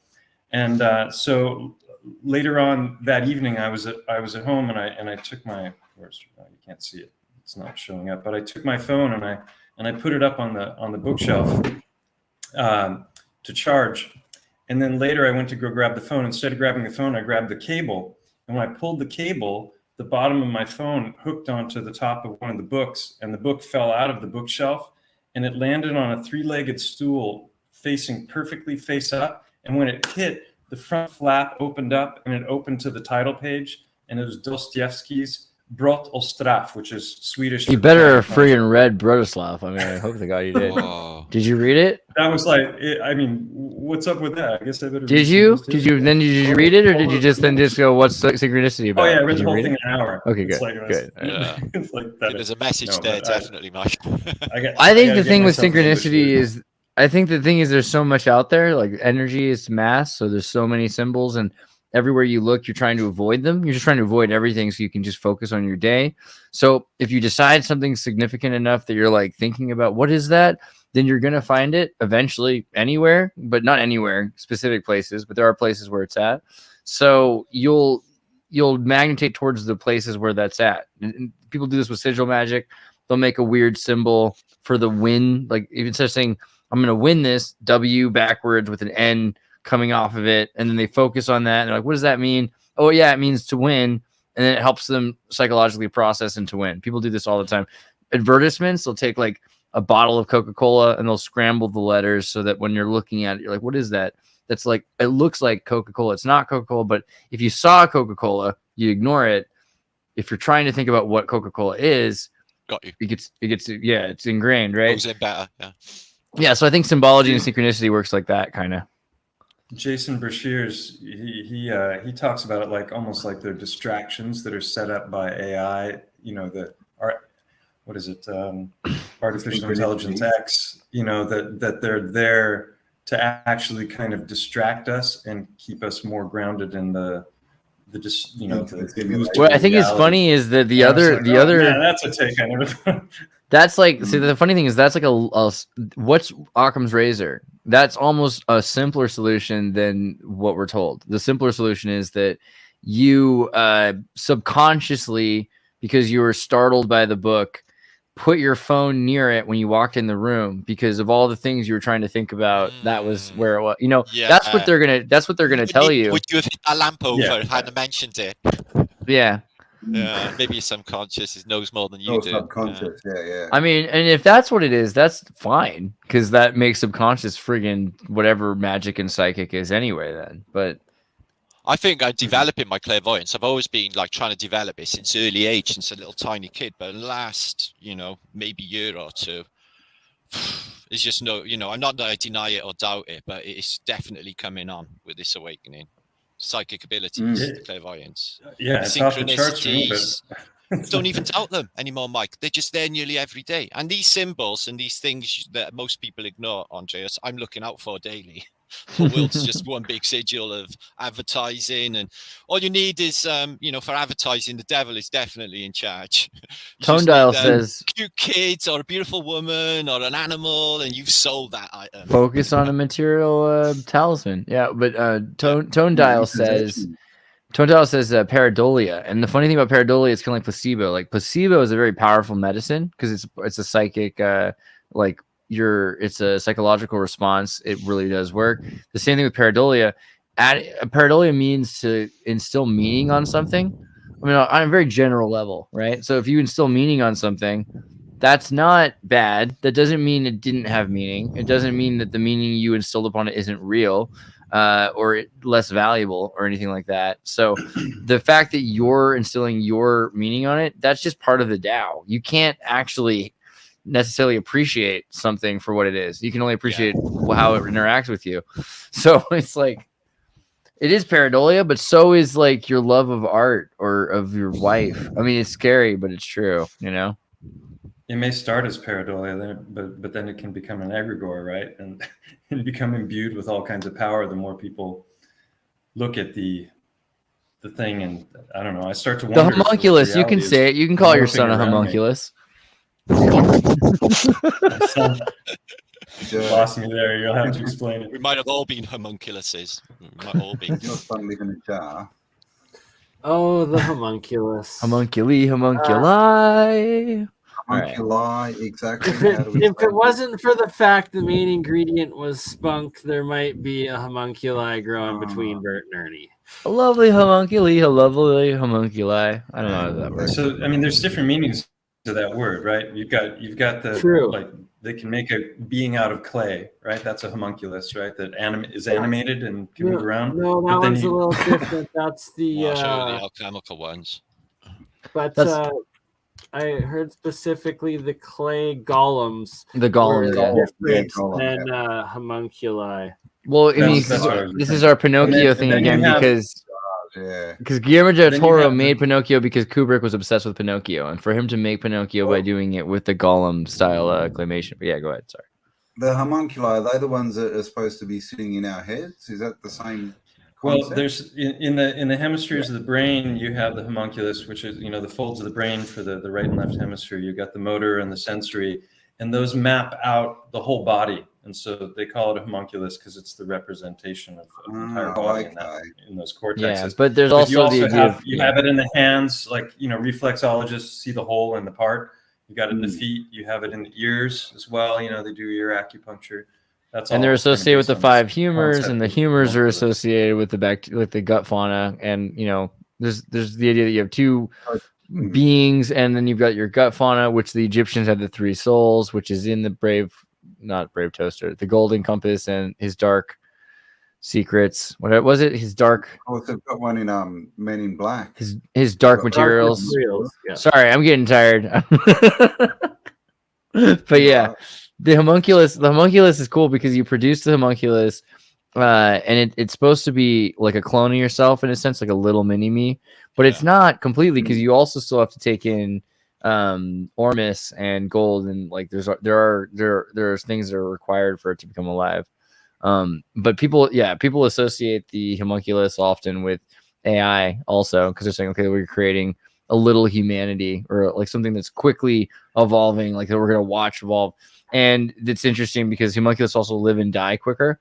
So the idea that you would have, maybe AI is going to die in front of us. It's going to grow old and die really fast too. Because it's like, I can't take it. Wow, I mean, I don't know. That's an interesting one. Can AI age? I mean, it is quickly. It's already like a teenager. As it ages, it gets smarter. But yeah, essentially, would it be ageless as long as the machine is running? That's the only it's physical. turning to like a 1980s tape deck. I think the reason why, like genetics, like we could live a lot longer, like obviously. And so a lot of humans, if they did, like the knowledge is sorrow. I think the longer you live, the more misery you will accumulate. There's a lot of great things you'll experience, love, but Buddhists talk about moments of joy in fleeting moments of joy in an overall suffering. Life is an overall suffering. And that sounds like a bummer if you're a 6-year-old, but if you think about it, it's kind of accurate. So I think AI would probably get psychosis if it just every day had to keep living like anybody else would. It just seems like after 700 years of working at a bank, you would probably not like it. Well, if you had to go to the bank every day, yeah. But there's other things you could do in 700 years. Let's hope to God, but that includes AI taking over. Did Cherry just say that AI had saggy boobs or something? I don't know. I never Sophia ever does not. She's fine. AI, like I am so polite to like both Siri and like I say thank you. Like my one friend so abusive. I'm like, if that thing becomes sentient one day, like you are so screwed. I'm only gonna be nice, polite, and treat it with respect, just the way I want to be treated. Oh, I know it. I know it's sentient. Yeah. What I do is I don't have Siri here or anything like that. I don't use a lot of that stuff, but I don't have what's the other one, Alexa either. But I'll go to people's houses and I know it knows me. And like I'll go in and I'll be like, hey Siri. And they're like, yes, like how are you? I'm fine, thanks. Anything? No, just wanted to check. Is there anything I could do for you? No, I'm okay. Thanks. You know what I mean? And like so I'll do that to all of the different machines. And I'm pretty sure it knows, almost instantly. It's like, oh, it's that guy. And I do that mainly because I don't want anything bad to happen to the machines while I'm working or hanging out at the place. Is the Siri network, is it a network or is it? Yeah, it's a network. Like a lot of individual. Like, no, it's a network. That's intranet. Yeah, that's intranet. That's where it's going back to the source. It's responding. Okay. Yeah. So that yeah, right. So that is a form of AI almost. I mean, it's an AI. It's just a question between AI and AGI. AGI is the more interesting one. That's AGI's advanced general intelligence. And most people don't recognize that, Google is an AI, the search engine, because what it does is it sends out data to automatically by robot find what new addresses exist, and then it archives and indexes them. And then when you ask it a question, it connects you with an answer. So technically that is AI. That's simple AI, right? But when you think about general AI, that's more like we were looking at with Lambda, where it's able to really contextually figure out what you're talking about and answer you and create answers and figure out things that no one's answered or thought about before, like true creativity. I mean, yeah, original thought. Yeah, right, and I it's can't clearly hang out been anymore because I've kiboshed. seen Martin have about 4 cigarettes, so I'm gonna step outside and be back in 5. No, I haven't. It's just had the one. I've just had the one. 2 or 3 since the beginning. It now? looked like 5 to Same him one. because he really Same he one. doesn't. Yeah. It's Maybe you've hard. only had 1 or 2. Maybe you only had half of one, but Bernie saw 5. You know, in his heart. It's New Year's Eve. I don't drink anyway, and I'm Holy God, that pine cone of breasts. What is the even hell, happening? man? I don't She'd even make know. a good like stripper though, you know. I saw a big. She's got there's a one villa big breast in outside the of middle of her Rome. chest and an eye in the middle of her nose. One says, you look in the eye, better off looking up her nose. Yeah. Guys, on that note, it's 2 hours deep. Please don't let the momentum stop because of me, but I got to take a nap because I got to do some more shows in a bit. But I love you all. No worries. Thanks for being here, man. Go get some sneaky deeps. Cam, you're the best. Take care. And Mike, Much Tokayo. love, Happy New Year, Bernie, I'll James. see you a little later. Mate. Adios, Andreas. Martin, Happy New Year. I love you. Love Happy you New too, Year. brother. You take care. I'll see you Stay soon. flat. I Safe. hope. Oh shit. Oh shit. All right, what are we looking at This here? is my Mr. daughter's cat. It's Just the our first time chemical I've ever stuff. had a cat in my life, and this is now I'm experiencing this whole obsession with them walking across the keyboard thing. It's a new experience for me. Yeah. So he's awoken his Okay. mind's eye in that picture, look, and he's envisioned all of this architecture of his mind's eye. Oh wow. I do, Whoa. you know, Thinking. sort of exercises for my mind's eye, rather than trying to imagine, trying to accept.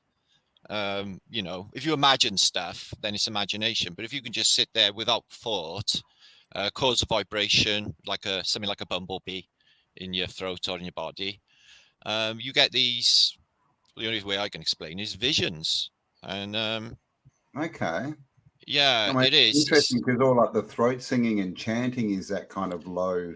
Well, it's at the back of your throat, but if you vibration, through your body that- though, Campbell, and you know, it hasn't got to be audible, and if you can get it to sound like a bee buzzing, like I can do it. I can do it all the time, different versions of it, but I can do it non-audibly, so I'm like vibrating inside, and then just close my eyes, focus on a center point, or maybe even just one thing in your room, and just not actually, you know, imagine stuff. Because if you like was to say have an angel visitation and you've been imagining it, and then the real thing does happen, how would you possibly tell the difference if you've been imagining it all that long? So it's best to just use your mind's eye to see. And there are exercises and vibrational exercises to activate it. For sure.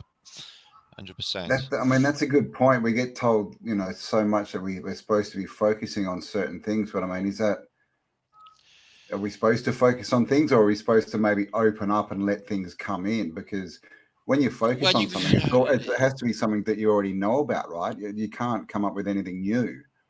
Well, with meditation, you know, I got quite accomplished early on, but then I knocked it in the head completely because I got under the impression I was leaving myself wide open, as in crazy shit would just fly into my head. And it was like, whoa, is that even my thought? Where did that come from? So I got like in my head then that, you know, it was leaving me open possibly to like, you know, demonic influence and stuff through meditation and the way it'd been pushed, the meditative agenda during the hippie era, you know. With the LSD, psychedelics as well. So I stopped doing that. Yeah, I stopped doing that, and I've got more. I've come on more, you know, spiritually, for the lack of it. I'm not saying I don't chant, because I do. I've got my own specific chants and my own specific spiritual process that I've been doing for, I don't know, 40 plus years, guys. You know, same thing. I haven't really changed it. Like my drumsticks and my personal affirmations daily, bang a gong or bang my 432 Tibetan bowl, that sort of thing, you know, light a candle. I do stuff like that on a daily basis. I have done for as long as I can possibly remember. But My friend Alex gave me some used speakers that he had that are these Bang & Olufsen's. They're incredible speakers, and I've been playing the crystal Tibetan bowls, or the crystal bowls, the quartz ones that are tuned to 432. And with these speakers, like, they get this resonance going, and I just feel it through my whole body. So I just like run that in the background sometimes for a few hours. I got didgeridoo, and it's just like, oh, you get that going, my didgeridoo, when I get the vibration. I'm not good with circular breath, but I do a vibration. It comes through amplified. And that'll give me goose pimples as soon as I get it going, right through my body. I know the people who are in the room can get the same as well. It's like, just makes it happen. It's beautiful. It's just a stunning thing. I saw a didgeridoo performance a couple of months ago from a guy, like, real amazing performer from Australia, and he could do that circular breathing, and he just went on and on and on. And on. I got a friend who could do it. Was that Xavier Rudd, or? Well, you can just breathe in and keep the note going. I think that was the name, actually. Xavier Rudd, that name rings a bell. Actually, he's really well known, and he plays didgeridoos, and he sits here. He's got like 3 or 4 in front of him, and he's like playing drums and singing, and he's really, really good. Yeah, when I was in Melbourne once, and there was a guy that had it hooked up to reverb, and he's running it through an amplifier sound system. It was like 10 different people. It was just like, what is going on here? It's just amazing. The sounds. I actually recorded it. I've got it somewhere on a video buried in the. It's an interesting thousands of photos and instrument. It's kind of the only instrument that doesn't. Well, I suppose a trombone doesn't really have keys and notes, but there's not many. Like, there's nothing. It's just everything's done by your voice and your breath, and there's no keys or holes or anything on a didgeridoo. No. Yeah, it's just that resonance. It's amazing. I bought a flute back in the summer. There was a black guy stood in the street in like Lincoln, the town Lincoln, when I was on tour, and he turned around and he went, "There you are! My God, it's been so long." And I went, "Yeah, it has been a while, hasn't it?" Never set eyes on the guy before, and he was selling flutes, and I bought one off him. It was beautiful, little wooden flutes. But the guy was like, "So what you've been up to all this time?" It was like, that I'd met him in a previous life. He had more recollection than I did. And he was like, wow, this journey's fantastic, brother, what you're doing. He seemed to know more about me than I do. It was really spooky. And I was like, wow, that was amazing. That was like something there. Wow. Yeah, it was an amazing connection. I bought the flute off him. But the way he knew me, it was like, wow, brother, what you doing? It's like, he's not watching me on YouTube or nothing. He just seemed to know that lifetime after lifetime, I do this, spiritual battling thing. Maybe it was a magic flute, and he was like a. Yeah, it's in my room now. A dude, yeah. Like, do things happen when you play the flute? This is what I was thinking. The Pied Pipers using the flute, all the alchemical, you see a lot of alchemical depictions where they're blowing trumpets and flutes, and there's a beautiful sound to a flute. Or maybe he just says that to everybody. Exactly. It could just be sales. It is that. Somebody earlier, when I was talking about synchronicities, somebody earlier was talking about that my subconscious mind just guided me to the book, and that was all planned. But I've had other ones that happened, like about a month ago. I was sitting with Alex, and he was nudging me. You should really, start to maybe invest in some real estate or something, because I'm just like, who knows where everything's going with banks and finance, and the last thing I want to do is get burdened with a bunch of bank debt. But nudging me to do this, and at the moment he did that, there was a house that flashed into my mind of a person that he and I know, that we went there to the place, and they had like solar and their own well, and it was this old build, and it was just really, really wonderful. And I flashed on that house at the moment that he was nudging me, and when that happened, I got a message from my daughter, and she sent me a photograph on the phone, and she had been out walking with her mom, and she walked by this property and saw a for sale sign and took a picture of the sign, and it happened to be that house. So at the exact moment that Alex was nudging me to buy a property, and I had the thought, well, that's the only thing I've seen that I would have really wanted in this area, my daughter sends me a picture of that property. So did you buy the house? Wow. That's the question. Well, the thing is that it's a crazy story. There's about 20 other I'll do it in a live stream probably on my channel sometime, unless people want to hear a long drawn out story. But it was nuts. That was just one of about 10 things that all lined up that made me feel like, okay, I'm not even in the market now, and this is way out of my price range. But if I talk to family and I talk to I might be able to somehow swing this thing to make it work. And then I got out there. We actually went out and took a look at the property, and this is why I was asking about synchronicity earlier, because we looked at the property, and I'm just like, no, this isn't right for us at all. This wouldn't work for our needs, And so there were all like all these things that lined up to push me in the direction of this place and then I called the number, and it turned out the guy that we knew, we didn't even know that he was going to sell the property, and he had moved away, and he had somebody that was there watching it, so we could go take a look at it. And it was just that's only a quarter of the craziness that happened, but. And so that left me reeling for about 4 days afterwards, because I'm like, what does it mean? Like, how am I supposed to interpret this? Like, everything about it seems to be nudging me in that direction. And then I get there, and it's not right for us at all. So I don't know. There's got to be something else there then, doesn't there? Maybe it's the house next door. Something, but I'm just like shaking my head trying to figure it out. I had a time where I ordered a Graham Hancock book like 3 months in advance, because he had it on pre-sale. This is several years ago when he came out with Wars of the Gods. And so I'm like, oh yeah, I really want to read that, because I read 2 or 3 of his other books. And so I pre-ordered it. And then on the day so I came across this video that was about Tesla meeting Swami Vivekananda, who was, I guess, a Advaita Vedanta mystic, but was also a scientist. And so it was a very interesting, like 10-minute video about Tesla and Vivekananda.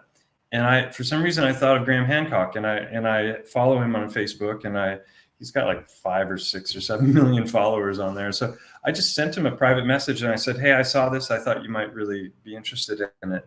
And so I sent that off.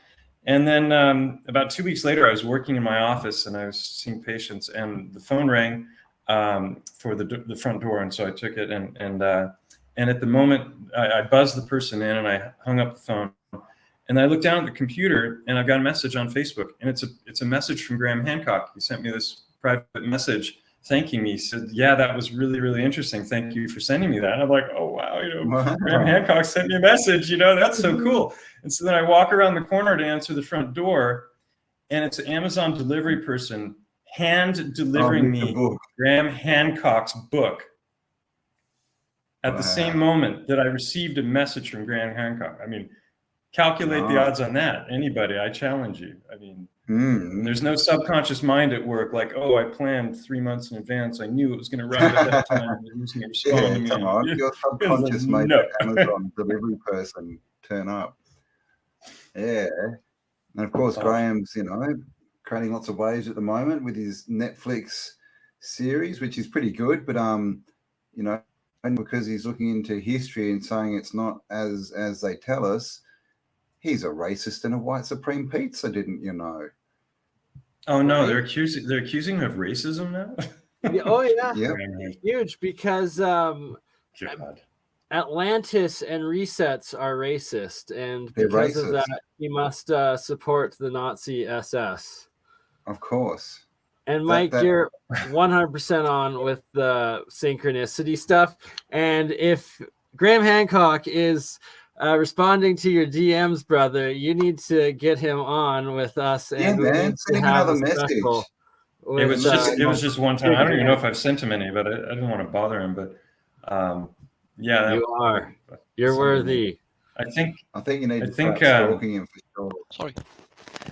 My take on the whole Netflix thing is it's just a way to to package the heliocentric model for the masses while giving the illusion that it's alternative history. I mean, obviously there's so much about the past that's alive.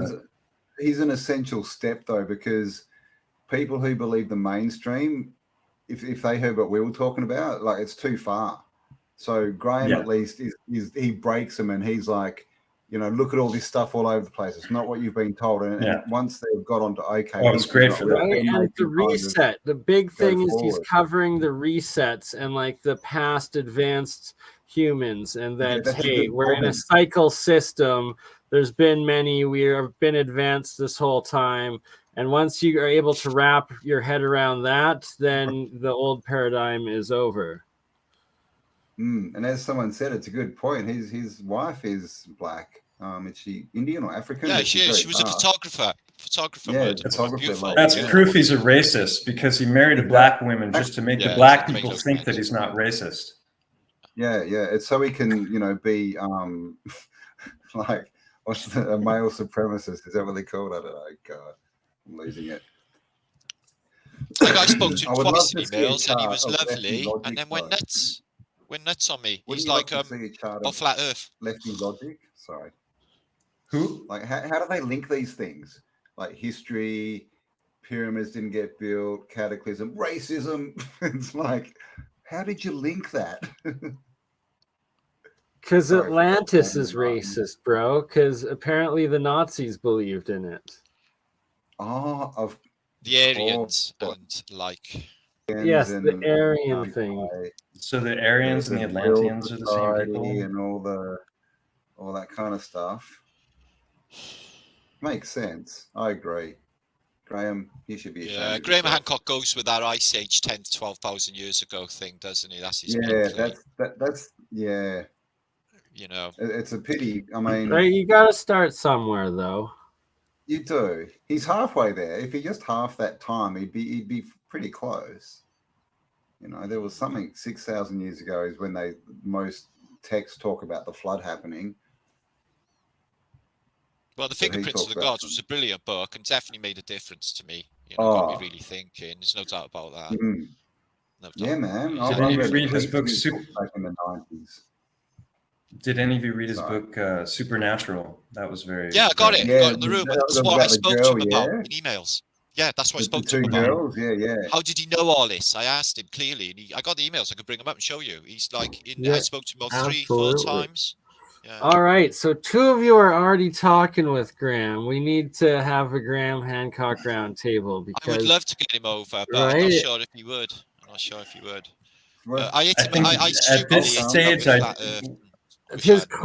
I would approach it with the consciousness aspect and his experience maybe with ayahuasca, something like that, because he was censored on TED Talk for that one. Yeah, sure. That's the one that they really don't allow, is him talking about consciousness. You mean like Timothy Leary was censored from Harvard, or? That's true. And yeah, he was still inside. I'm really skeptical of a lot of the whole mainstream, psychedelia, because of how little talk there is about the dark side of psychedelics. And you're right. Sorcery. Loads of mates that have gone west on tripping, and anti-MT. Yeah, I've had loads of mates who've just gone really freaking strange on DMT. I still have yet to ever do DMT, except for, I guess, when I was born or when I sleep, or yeah. I had it in the past, like about a year ago. I was taking some DMT, but honestly, I don't think it benefited me in any way. I was trying to use it for spiritual advancement, but I found I was just better straight, and I found that it didn't help me. It took my thoughts where they shouldn't be, is what I was thinking. Yeah. So it didn't help me. It wasn't good for me, and maybe it's just on the individual. But I've done a lot of tripping, so maybe it's just that. But no help. The mushrooms. I mean, you can also go dark on mushrooms. You can get physically sick, and you can also get mentally sick and have a very dark trip too.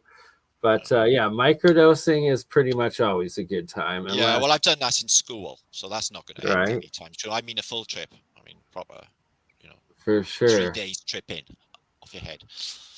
Right, and the longer you're awake, the more the shadows speak. I've seen I've never had a bad trip. I've seen all of that, like, monsters and stuff, like walking down the street and monsters coming out of the hedges and all of that. But I thought it was really like cool. was like, this is amazing. Right? This is so Right? trippy. Yeah, look at the monsters, man. So it never ever bothered me. And I never got scared, ever. But I'm like the no-fear type, so that doesn't matter. You saw it more as a holodeck, probably. Oh, honestly, I've had so many, Right? you know, I've heard people talking about their psychedelic experiences, and I'm like, Jesus. I don't like it when they say, like, oh, I literally transcended my body and ended up on the surface of Sirius. This always gets me. It's like, how do you know that was a sun then? And then a lot of people say this same narrative that I've spoken to, you know, where I've heard that a lot too in the quote unquote 5D experience. And like these grays or reptilian attachments and stuff, and they supposedly go. I'm not excluding any of that, or abductions, or any of that. Yeah, I think right? that's very real. I think that it's real because you know, I've in the wrong setting with the wrong people. I think that I was abducted as a kid. I got an email, a guy, Bob, who's a subscriber of mine, who tells me exactly the same narrative as me. I got a girl, Maria, that comes up to me in the convention in Birmingham and tells me exactly the same story as what I had. Like, what is the chances? It's like, what? How is this even possible? Exactly the same story. Different people have come to me and told me. Yeah, see, that's the story. one thing I keep coming across is these like repeated identical experiences of different individuals that I meet that say that they've experienced that in life, and it all seems to be pretty paralleled beyond, you know. It's all linked to sleep paralysis. Mine was. The last time I had a severe sleep paralysis, I ended up like literally I had one of those spiritual abduction things going on, but there was shit in my room. There was things in my room. And I spent the next year in a wheelchair, where I woke up in the morning and my legs had gone into entropy and didn't work anymore. Doctors, I had every medical test you can imagine. They said there was no medical reason for it. It was a mental block caused through hyperactivity. So they're saying that I was hyperactive and I stopped my legs from working. Literally a year in a wheelchair. Through that night, okay, and then a year later, my legs just came back one morning. Man, my legs are back. But they'd all wasted away, so I did like physiotherapy and that because they were like sticks from not walking. All from that night, and I'd had a series of these. Basically, I trained myself to wake myself up. I was upset at time to go to bed, like nearly in tears, because I knew what I had to go through again. Okay, really upset. As when I went off, I would be on fire. When I go off to sleep in that in-between place, I would be on fire, but feeling the pain. Okay, so I trained myself to knock my head on the wall to wake myself up, or slap myself in the face to wake myself up when that happened. And this sleep paralysis thing is my mouth is locked open. I'm in the worst fear imaginable. Yeah. And you just froze. Your body, you can't do nothing. Your body's just paralyzed. It's the worst. Yeah, a lot of people experience that with psychedelics. The old stories say that comes from entities sitting on your chest, and that's where the whole nightmare thing comes well, from. I've looked into that, yeah. And there was shit under my bed as well. I was convinced there was this goblin thing under my bed, pulling my bed clothes at the time, you know, just winding me up, laughing and stuff like that. And it's interesting that like the whole entity removal thing has suddenly come into the consciousness, isn't it? Just in the last sort of year and a half or so, it's suddenly everyone's talking about getting rid of these entities. And, you know, we've been saying for years, you know, the whole thing of spirits, right? You know, spirits. Me and my sister, we were really spooky kids, man. We were always fucking around with magic, you know, me and my sister. We were always really intrigued. And I mean, little kids. And we was like, you know, I think we conjured up loads of shit when we were kids. I'm wondering if all of that shit actually went away. Because I think about how spooky we were as kids. And what we didn't even know what we were doing, really. But Ouija boards. Like being spiritual. No, I never touched them. Never ever touched it. My auntie, when with the friends in the high school, went into the Dutch band, done a Ouija board. The one girl went out screaming hysterical. She went straight to the asylum, straight into the mental institution. She was gone. I heard as a kid that if you banned me, she's like, "Don't touch them. Don't ever touch the tarot." Because I heard as a kid that if you throw in a Ouija. The Ouija thing, the Ouija board into the fire, that it'll scream. And I was like, I'm not going anywhere near those things. No, that's just like a step too far. I've had like runes, runes reds, and that was quite intriguing. And I went in to see a fortune teller in Cardiff Central Market, Mrs. Kant fortune teller. She was like a Romanian woman. And she grabbed my hand and she just like went like that very gently and lovingly, closed it and said, "No, I can't read you." I was like, "What?" So I can't read you, I'm sorry. So I got paranoid thinking, why, am I going to die? Are you dead? Yeah, I was like, am I going to die? Is that what it is? She said, no, I'm just not going to be able to read you. So like, well, I have my money back then. And I was complaining about her as I walking away, saying, fucking hell, she was full of shit. And like, she literally heard me from a mile away and like called me back and said, no, I am real. I'm just not, I will not be allowed to read your palm. Okay, but you can't give me the reason why not. No. Okay. I get that. So that got me I really get that worried too, man. Like every time I try and it's not that often, but every time I try and like get me a reading, it just never happens. They'll disappear, or it just I literally cannot get a reading. Everyone's going, oh, I got this reading, I did this, I saw a clairvoyant, and I'm like, oh, I should do that, and it's like it's impossible for me to do. It's so bizarre. Really weird. The way she reacted, really the look on her face, I will never forget it. It spooked me because it's like, what is she seeing? Holy I'm crap. like, Jesus, am I going to die? Maybe it's because we're not. Maybe they can only read NPCs or something because they've got a program. Who knows? Do you know what? I was thinking that. I thought that years later because everyone else is just like flat, no response, nothing to tell. But yeah, I think she was real. I definitely feel she was psychic in some way and not just like a charlatan. But I reckon some of these charlatans, you know, they know because they got into that field in the first place. They know that they got an inkling that they got some psychic abilities. Some of these.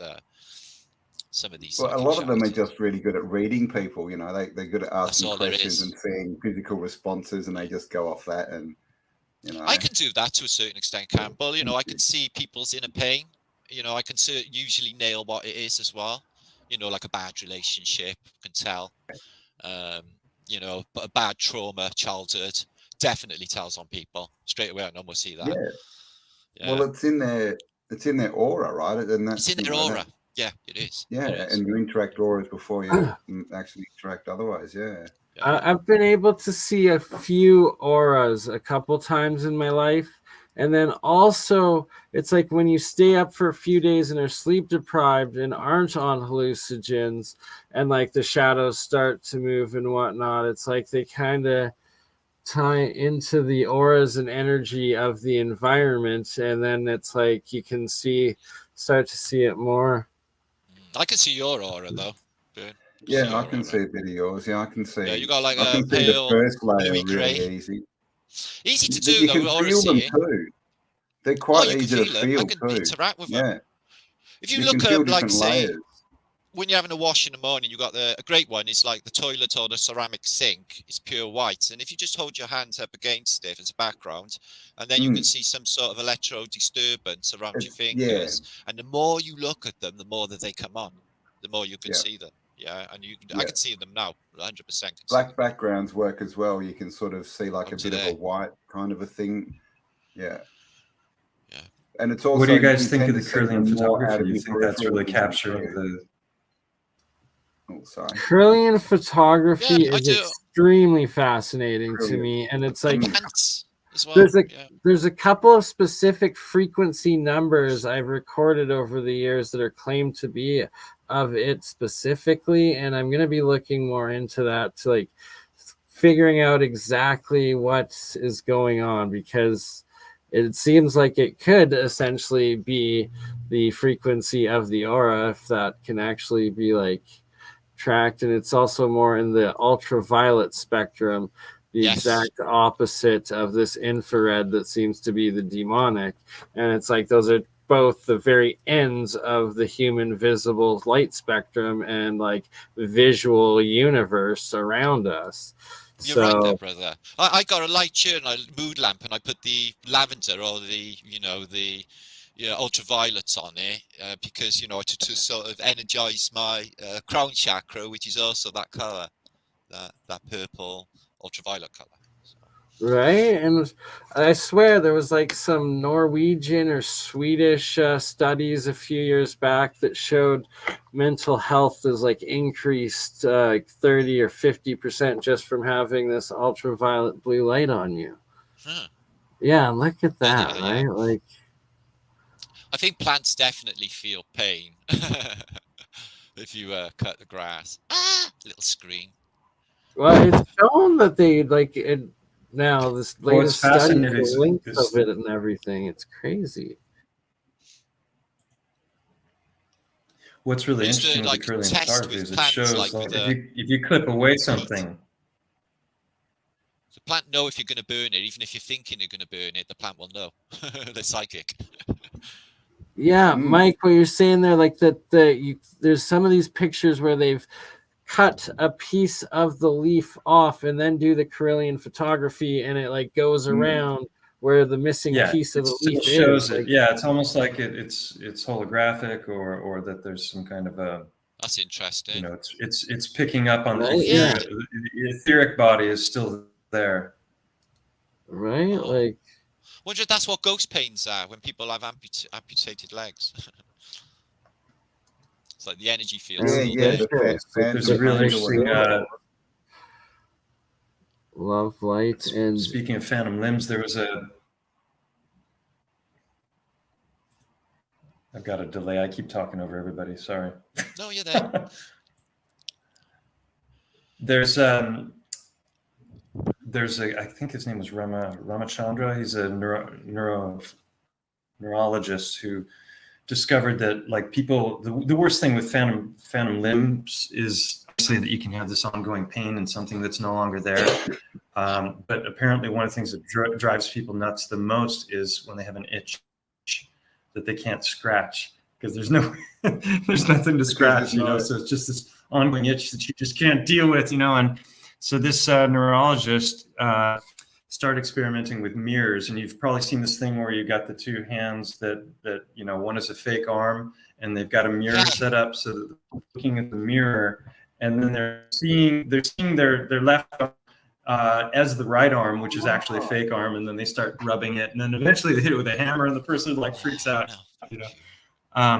But what this guy realized is that he could set up the mirror and you know, basically like start itching the other hand, but the person would see it and finally the itch would go away, and he was curing people with this. That's incredible. But that sort of makes sense in a way as well, doesn't it? But what's the deeper implications?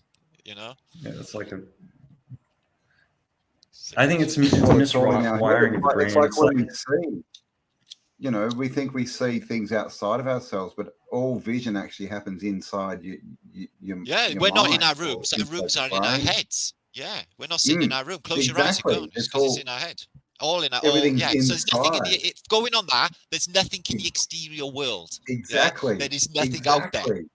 And quantum mechanics tells you that. It tells you no atom connects with any other atom, and it's all, you know, indistinguishable properties for us to collapse or whatever. But this is the thing. Somebody here doesn't know what go inside. You know, ignore the outside world because it's just an illusion, because it literally doesn't exist. Everything's inside us. Someone asked what the mountain, what that mountain was behind me. Yeah, what's it called? Ofund? something. It's called Mont Go is the name of the mountain. And if you want to learn more about it, there's an interesting series on YouTube called Unveiling a Titan. Oh, 6 parts. What channel would that be on? Do you know what channel that's on by any chance, Mark? I always forget the name of it. I know. It's also written right next to the elephant. 7. And that's go in with an open mind, and it's. I've been told that the videos are stronger than psychedelics because they don't wear off. Ah, well, there you go, and they're cheaper. But it is a good series. You know, go on. You know, if anyone's sort of wondering about Titans, or you know, thinks it's a pile of crap, or thinks it's real, whatever, go check it out, because some of the stuff. That's what I watched when I first came across Titans, and I was like, oh, you know, yeah, right, this is just crap. But then I watched your series, and the ear hole got me. I was just like, oh, God, here we go. Yeah, the ear. Well, the first video is just Yeah, an that was for me overview. as well. The second video is of the eye socket and all of the findings in the eye. Third is on the ear. There's actually a cave right where the ear should be. The fourth was on the tissues of the mountain. So it's all about the breakdown of the different kinds of stones that are found all around the mountain and how those correspond to anatomy. Hey, Hippie Shake has just shared a link, so thank you. There you go. Yeah. And then the fifth is a return to the eye. And actually, I took Andreas up there with Victor Buge, and we I was just showing him all the stuff I'd already found. And while we were up there, we made a huge discovery, and that's in the fifth video.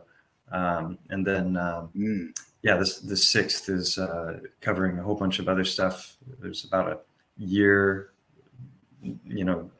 between the fifth and the sixth video check them out. They're so the world's becoming more interesting, isn't it? I mean, remember back in 2015 when mountains were just rocks and mountains? Now they're titans. They were always buildings and titans. And that there's so many cliffs and mountains that like look like massive faces and are these different like giants and whatnot, that I've just seen too many of them, but that there's many pictures and videos taken of them and they're all verifiable and not this stupid AI crap that's going to be like claimed to be coming out. And that it's like, once again, it's like we're at a point where we have to document everything from 2022 to actually do your research before you claim any new picture in 2023, because chances are it's not real. Well, especially when it comes to the Titans, it's so frustrating because it's always 2D, right? It's always a photograph, and you'll see several photographs of the same site, but oftentimes they're from the exact same angle. People don't consider the fact that shadows are hitting at a particular angle and creating features that really aren't there.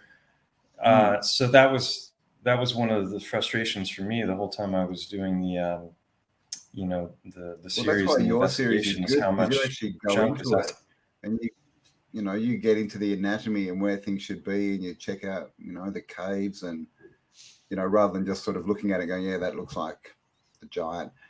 So I mean, this is the thing. I think we're obviously dealing with everything, right? I think there's obviously titans out there, or what do you call it?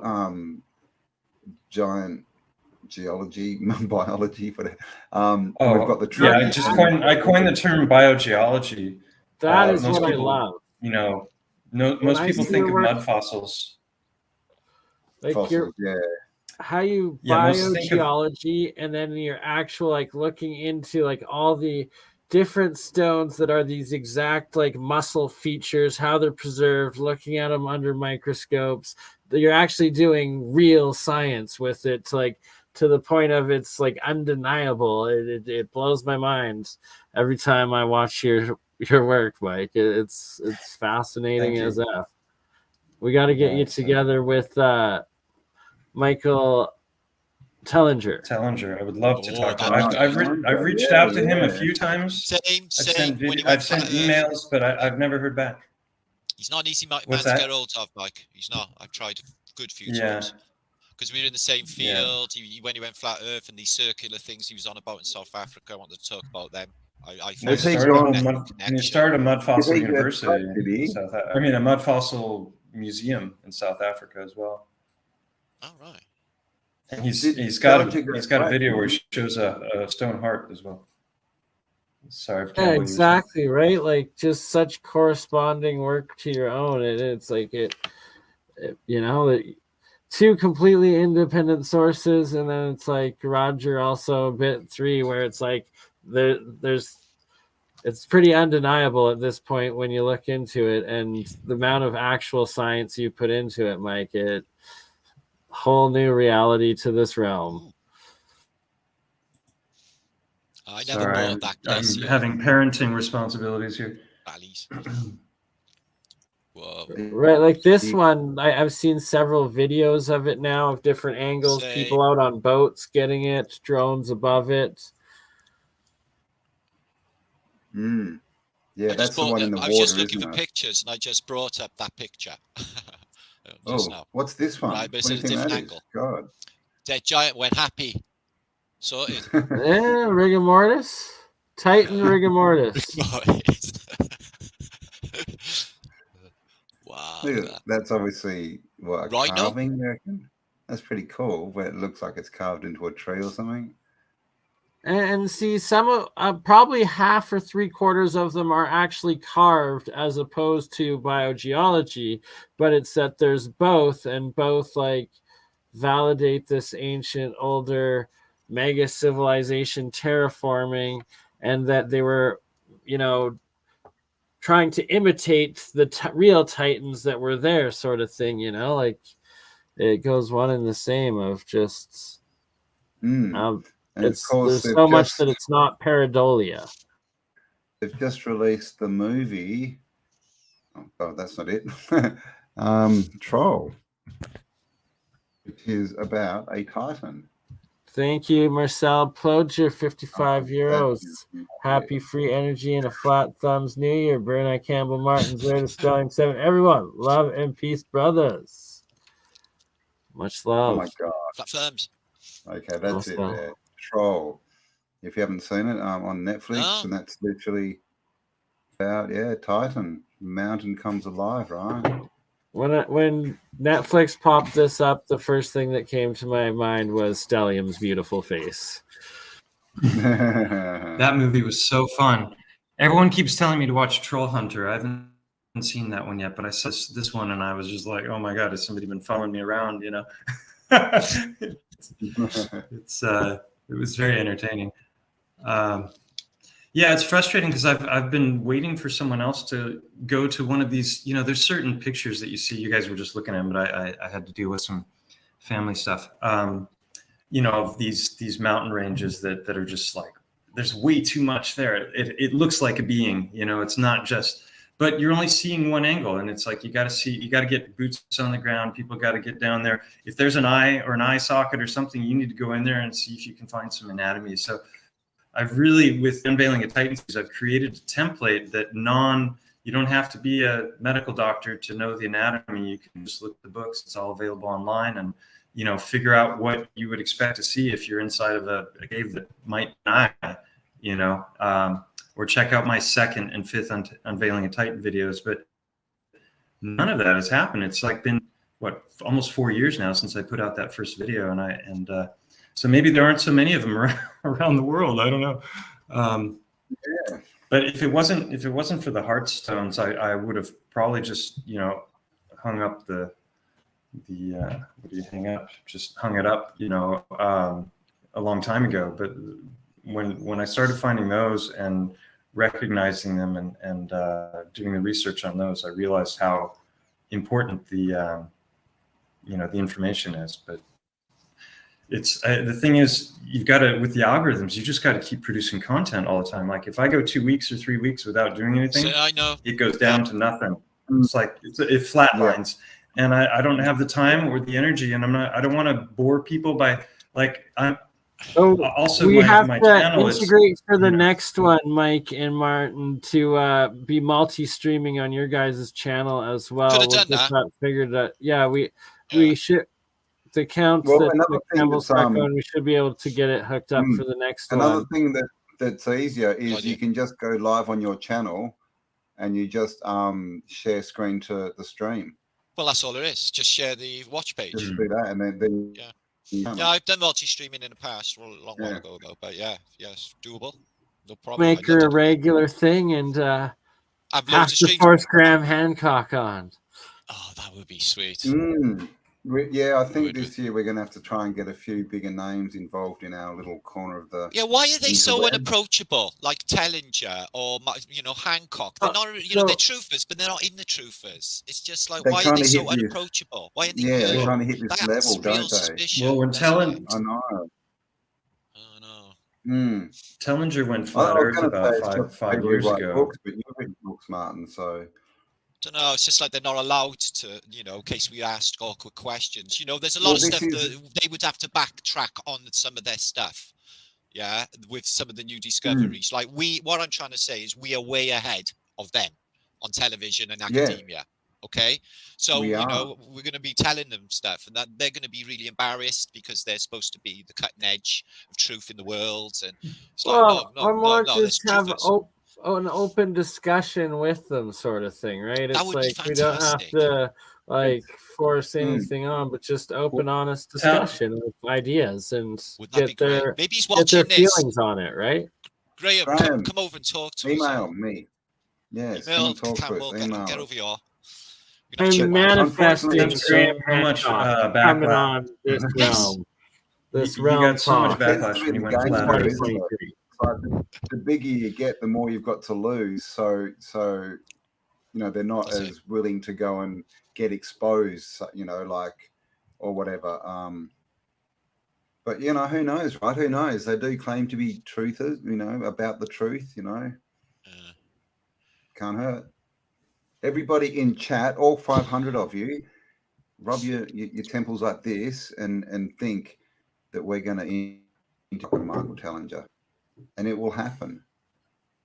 Right, and Rex at League Project gets some videos with Tellinger, so I'm gonna get that happening through. Get on to Rexy boy then. Yes, sir, and probably also a Randall Carlson at some point. I think he might be a Freemason. Randall Carlson, I don't know about Randall. Randall seems to me the kind of guy that you would say, you'd bring up a question or you'd say, what about this? And he'd just be like, no, I'm completely right. Fuck you. You know, I just... Yeah, right? It doesn't seem very open-minded to me. We'll leave him for Joe. We'll leave him for Joe. Maybe I'm just jealous because you can grow a good beard. Who knows?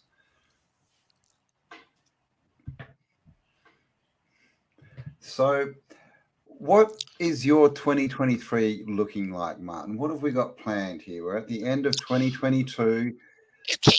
What's happening? I have got things in the pipeline, and I'm working on stuff because basically, all my friends seem to be going a bit scatty through loneliness, me included. So all we're going to do is when the spring hits, get some more tribal gatherings together, Cambell. That's what we're going to do.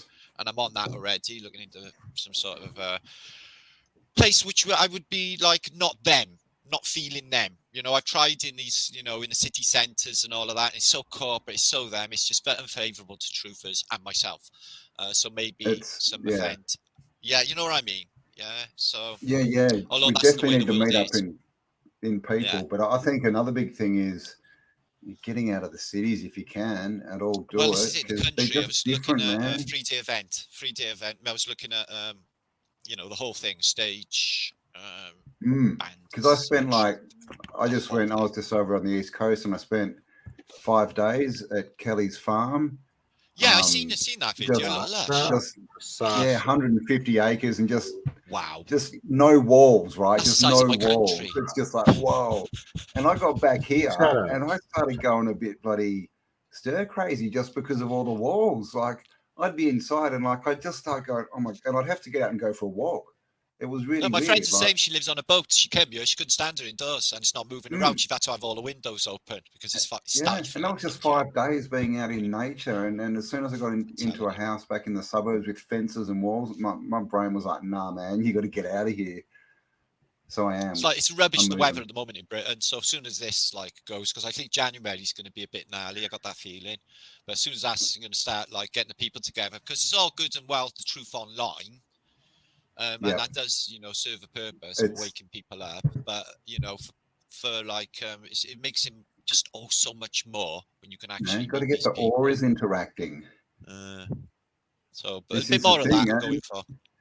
You know, this is the thing. When you do gather in groups, like literally all the auras do connect. You all do connect into one. Brother, I had the most beautiful experience ever. You know? That one I did in Birmingham, 300 people shit out of nowhere, right? I tell you what, it was just after COVID, and you have never seen so many happy people in all your life. It was just everyone just wanted to hold one another and just, you know, honestly, if we didn't do anything at all, it was ridiculous. It was just. And we went for a walk around the city, and we got more than 400 people turn up, and we walked around Melbourne. It's mental. And people were just going off their nuts. They were loving it.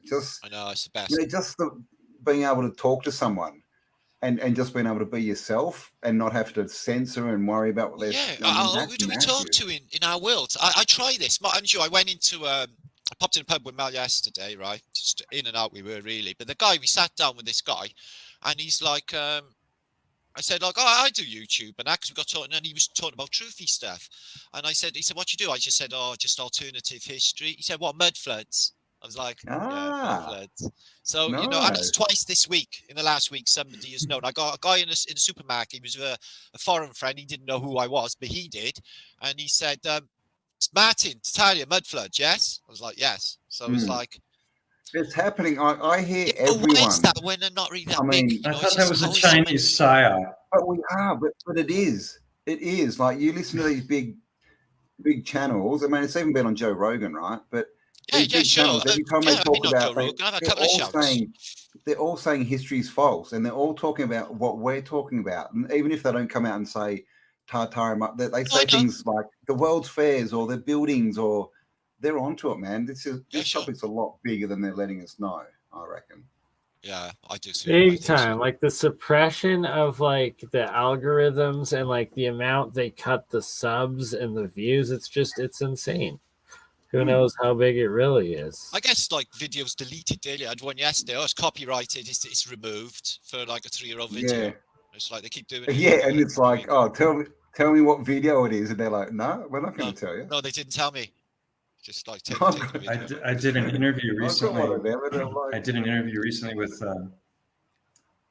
Veritas TV, Veritas Radio. Did you? Oh, and in Mexico, yeah. Yeah, it went really well, and that it published about a week ago. He's got a big following, I didn't get a single sub or comment I told you my channel is flatlining because I haven't done anything in a couple months, and not even a tiny little uptick from that. Zero. So it took me like a couple years to get up to about 17,000 subs, and then like the last 3,000 subs have been the last 3 years. It's crazy how like the knob has been turned down. But the Veritas thing just shocked me, because when I did an interview once with SGT Report, and I got in the space of about a week or two, I got like 6,000 subs from that. And that was before his channel was yanked by YouTube. He had 750,000 subs at the time. But the Veritas thing just totally stunned me. I was like, what? Nothing? Zero? I'm lying. I got one comment from David White. He a week before it published, because he's one of the Patreons of Veritas, and so he saw it like a week before it came out. I'm like, how the heck did you see the interview? And he's like, I've just watched part 1 of Veritas. You're killing it. And that was literally the only comment I got for the entire interview was from David White. So that's not bad. Maybe they just don't want you to know, and they're blocking it from you, Mike, so you don't feel good about it, and that just like they gaslight you. YouTube gaslight us. That's a fact. Yeah. Okay? Things are obviously a lot bigger, because I know that from people. Well, there was a period where I was putting out a bunch of something going on. They keep it on. There was a period where I was putting out a bunch of videos, and I was literally losing such video. But when I don't put in anything, I get a little bit each. It's like, see, I have a little brainstorm about my channel myself, but yeah, I have brainstorms the same about it, thinking what the fuck is going on all these years and that. But like, that's ego related, I'm thinking. It's definitely, obviously, not us and our efforts, because we smash it all the time. So it's not us. It's YouTube not wanting us fucking shared. I got like the only way that I'm growing point. I got one. I won't go below, say, 90,000 views, or if I can in a month, or something like that. I don't like. That's my shit. I better get fucking content quick. That's my line. I hate watching that bloody thing. It's like Mike says, as soon as you have a couple of days without content, it drops down. That's dangerous. YouTube is addictive. It's probably not good. It's a bad energy, a lot of it. Well, it used to be when you put out a new video. When you put out a new video, it used to be like a big surge for about 24 hours, and then you get a second surge like the next day when people like woke up that hadn't seen it. Now it's like a 6 or an 8 hour lift, and then it just goes, it plummets and it flatlines. Nothing else, that. yeah. Like no one else Oh, watches Martin, it. you had a big channel that got taken down, didn't you? What were you up to? Well, you were up to like 40,000 subs or something. Yeah, that went, and then right? I got that back eventually. That's the Celtic Tartarian channel, but I started this brand new channel then, Martin Leaker, like about 2-3 years ago now. From zero. I had zero. I lost absolutely everything, and I had to start over. But just persistency, you know, that's all I guess you this. You just keep on going, keep on trying. Well, I think the other thing is if we can get our stuff on other platforms, like when I look at my stats, that's where I'm growing. Is from other. I asked a friend it's about it's me not from YouTube showing me stuff because they're not doing it. But if you can get your stuff on Facebook or Telegram, then people will come across and sub from there, and that's. But I mean, I'm supposed to be growing like 2,000 to 3,000 a month, and I might get 100 if I'm lucky. It's like every month. Yeah, like, you grew 3,000 subs, and I'm like, what does that mean that you deleted 2,900? Is that what you're trying to tell me? Right, like Cambell literally a few days ago was up to 75,000, and then it's like now he's back down to 73 something. They should be notified. Where are they? Where are they? The last time Dutch Seds shouted out my channel, it went both of my two channels went up about 500 subscribers in 4 hours, and like it was going up like 10, and then like I went to sleep for like an hour, woke up to have to go to the bathroom, and it was like back down minus 500 exactly to where it was before he shouted it out. And then it like has kept it there ever since and let me gain I think 80 subscribers over the last 2 weeks since then. Yeah. They even censored Google Earth right after I put out the videos on the mountain. And the second, that's right. Right. In the fifth video, I show unequivocally that the befores and afters of the Google Earth footage, and after I did the third or the fourth video, they censored the eye and the ear. I've had people comment and say, I was kind of on the fence with your stuff before, but after seeing what they did with Google Earth, I'm totally convinced now. Now I believe it. Yeah, somebody's asking about Girolamo Segato. Yeah, there's another guy named BurnEye also. They both were able to turn anything to stone, and their stuff is still in museums in Italy. Yeah. I think there's so much that's been hidden that they were able to do in the past. I think you can see people have tried to debunk the whole they couldn't have made these stone sculptures with the fishnets and it's impossible to do that with the hammer and the chisel, and then you've got videos of a guy doing just that. But I can't remember who it was. I think it might have been Paul Cook that it was What the Flock TV showed that a bunch of these marble statues have no grain. There's no sign that it's a natural marble, so it has to have been a geopolymer grain. So they've carved it out of wood they probably carved it out of some softer material, made a mold, then created a mold, and then poured in some kind of geopolymers, because it makes no sense. I mean, when you look at like that couple of those famous ones where their bodies that are draped with fishnets, and you can see like the spiral twine of the rope in the marble, and it's like, that would have taken a lifetime to make that. Martin showed one a few weeks ago with that muscle in the guy's arm. Remember that? And there's a statue, and the guy's got his middle finger up or something. And when you do that, it's the only time it shows. Muscle. It's the only time it shows. And this muscle's in the Michelangelo's. I'll bring it up now. That was Michelangelo's muscly dude in a there's probably some kind of a petrification technology. They could probably do it to a full body. Well, this is the other thing, like the Medusa technology. They all get zapped and go the way of Lot's life. Lot's life, Lot's war. That's his. Or the Kraken, which was a Titan. See, do you know why Lot got to get the escape pass from getting obliterated? Is he saved an angel from getting raped, apparently. Yeah, exactly. It's like, what? Angels get raped? What the hell's going on? Which is interesting, because that angel was clearly a physical being, right? That was being beaten up and stuff. Very confusing, the whole thing. But yeah, his wife. Have you guys made a seen the classic video? There's also that other verse in the Bible that says, Have you guys seen the video of it? Be nice to strangers because they might be angels. You know, what is it? Be nice to strangers and when they come to your home or something because they might be angels. It's like, what? Yeah. Who angels?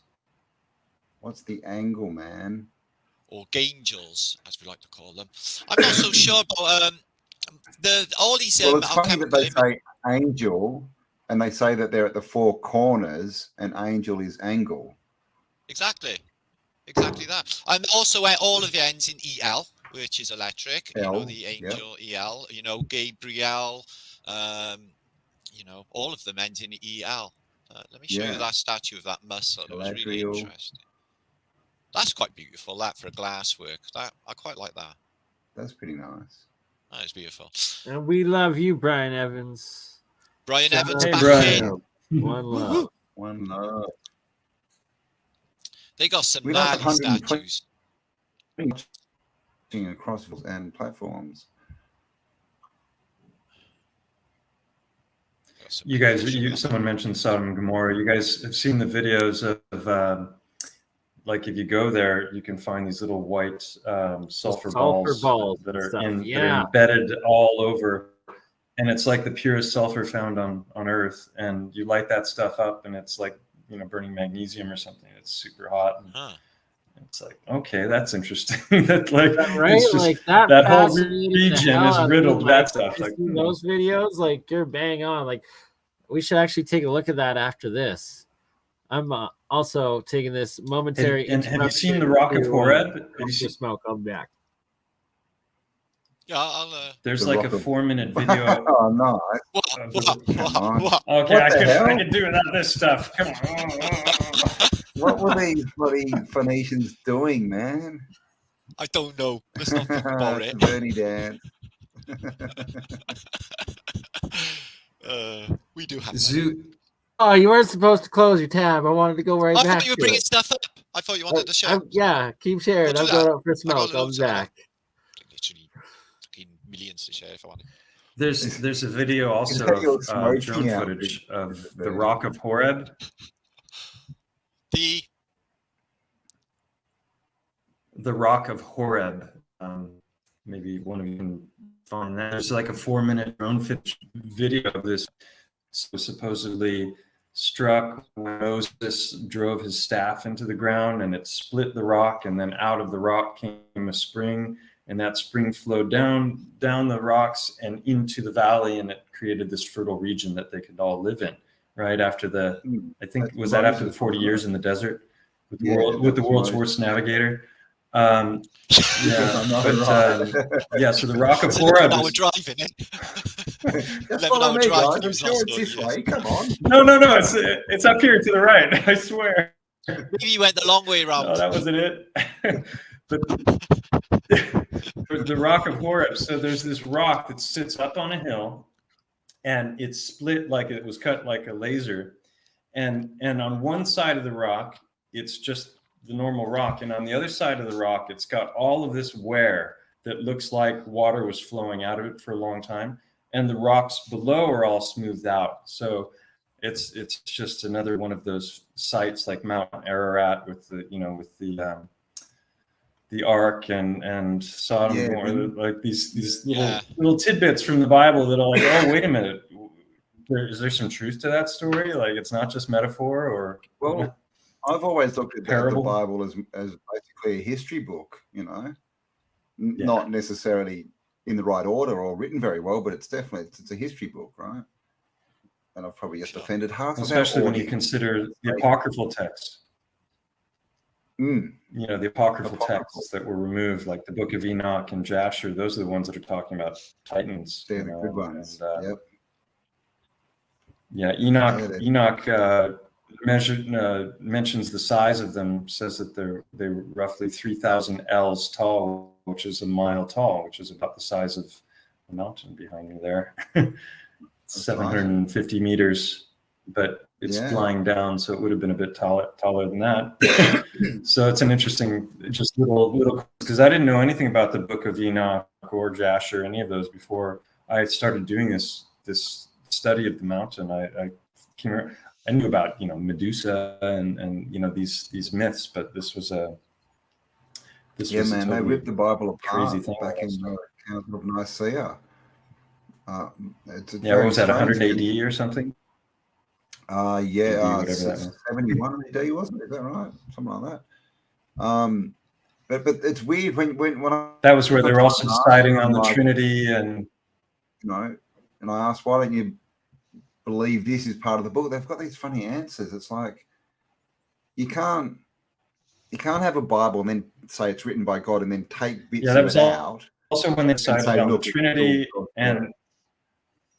Sorry, I'll be quiet. You speak, Mike. We're stepping on it. No, it's. I don't know if it's a delay or what. I don't know. I'm not sure if the Bible is just that in a journey.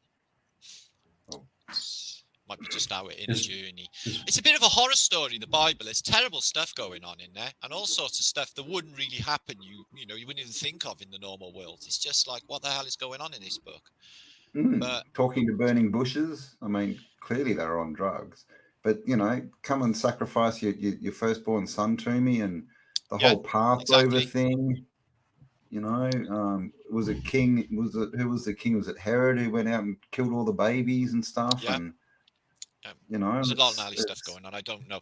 I like to think, it could be like I'm like this. Every time I mention Jesus Christ, I get in trouble. But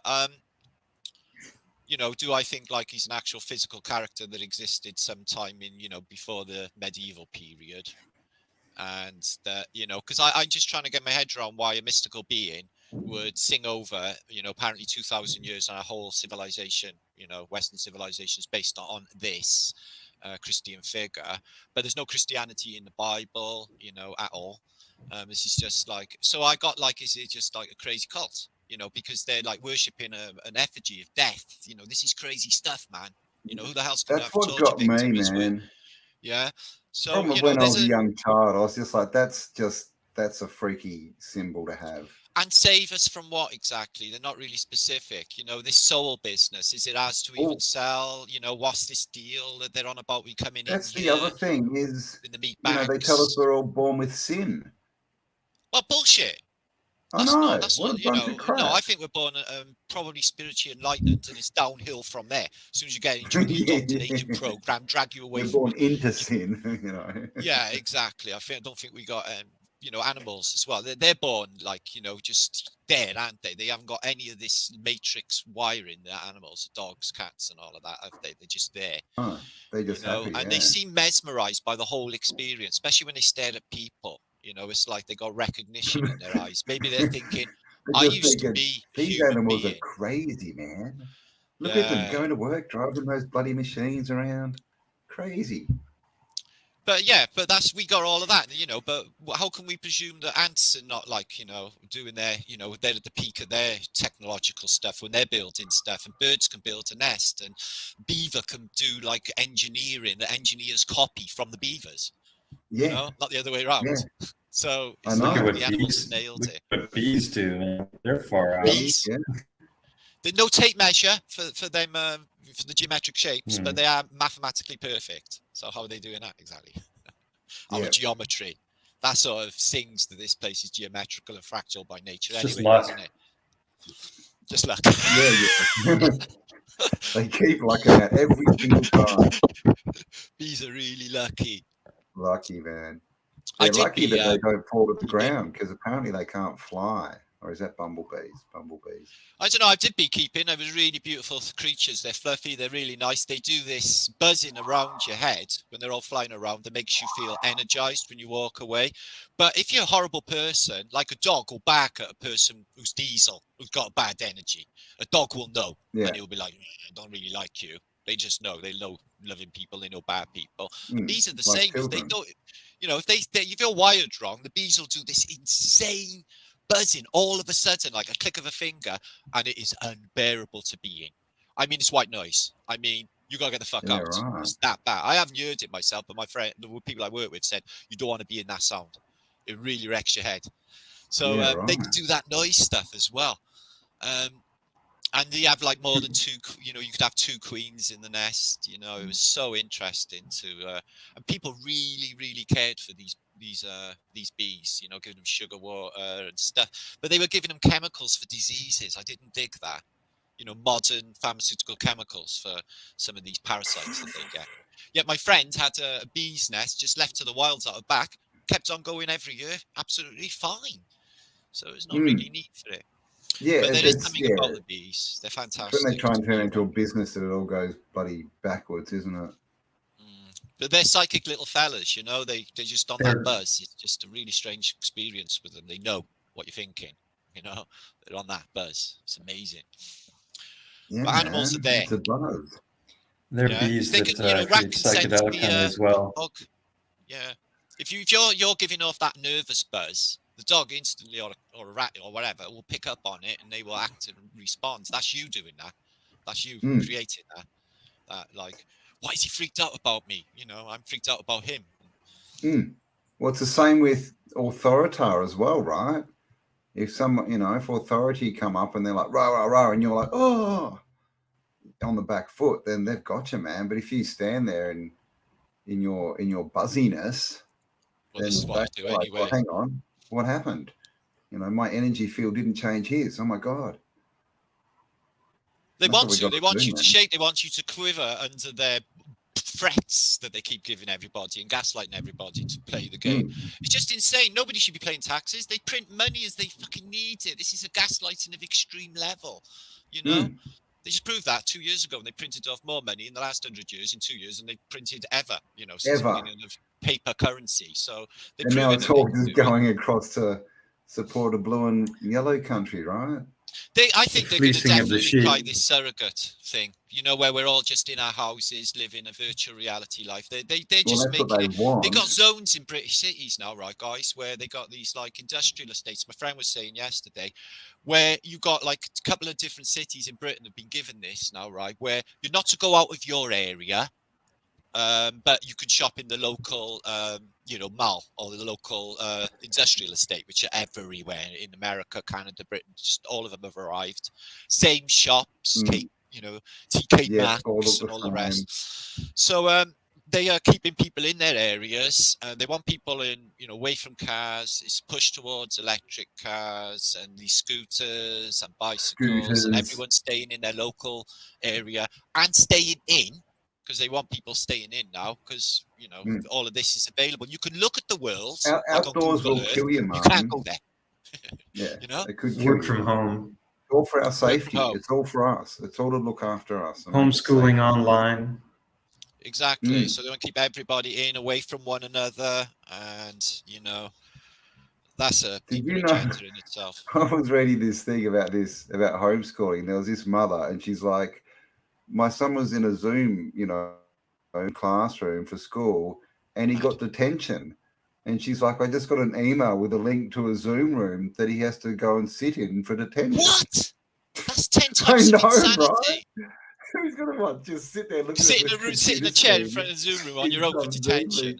They're not going to abide by that, surely. No, she laughed and just sort of was like, yeah, because I would never turn up for detention. This is the clown world we find ourselves in, right? It's like nothing is predicated on anything that makes sense anymore. It's just like the weirder you can be and like the weirder, you know, connections you can make, the more, you know, the system loves you, right?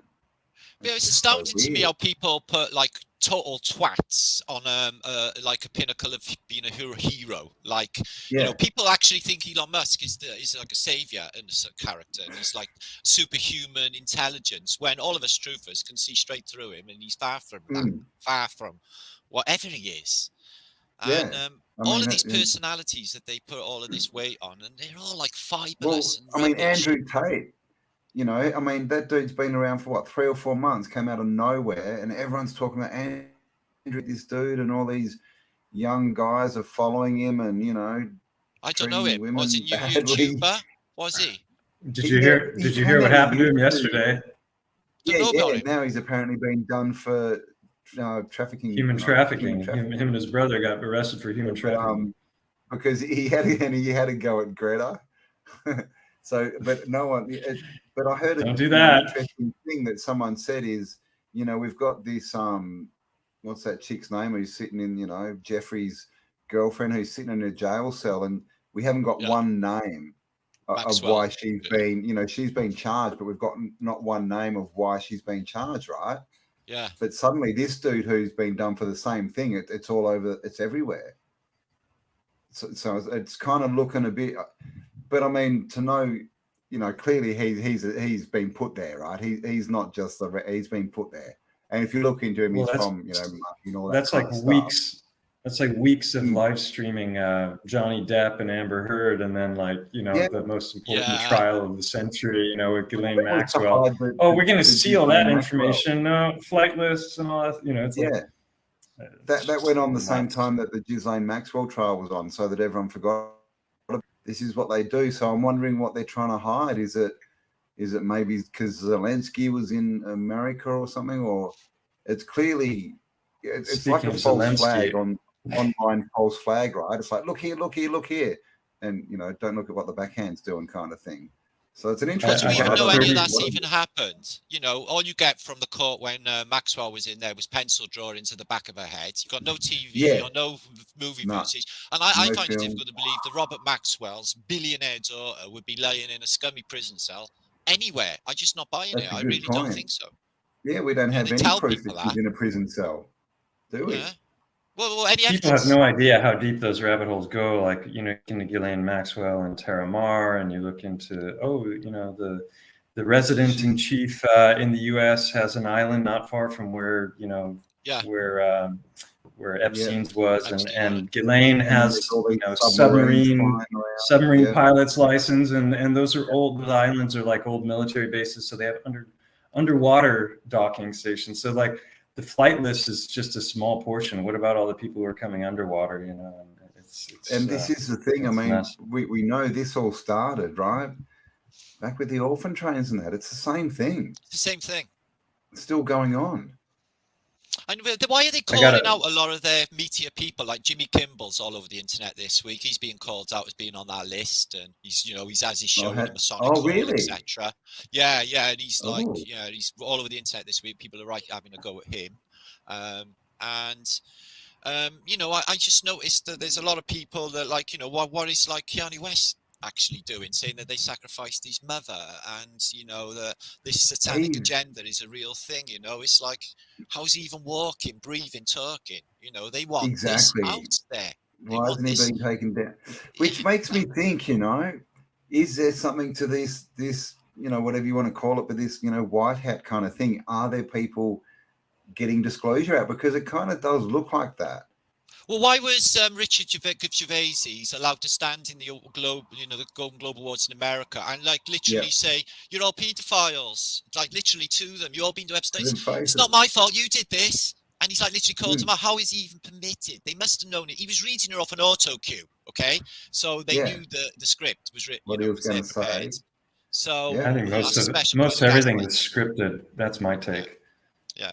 When they shut everything down for COVID, I think they just shipped all of the screenwriters and the producers and everybody to Washington and said, we're just going to make one big film and we're going to put everybody in it, and so we're in that film now. Wow. It's going to be called TV, social media.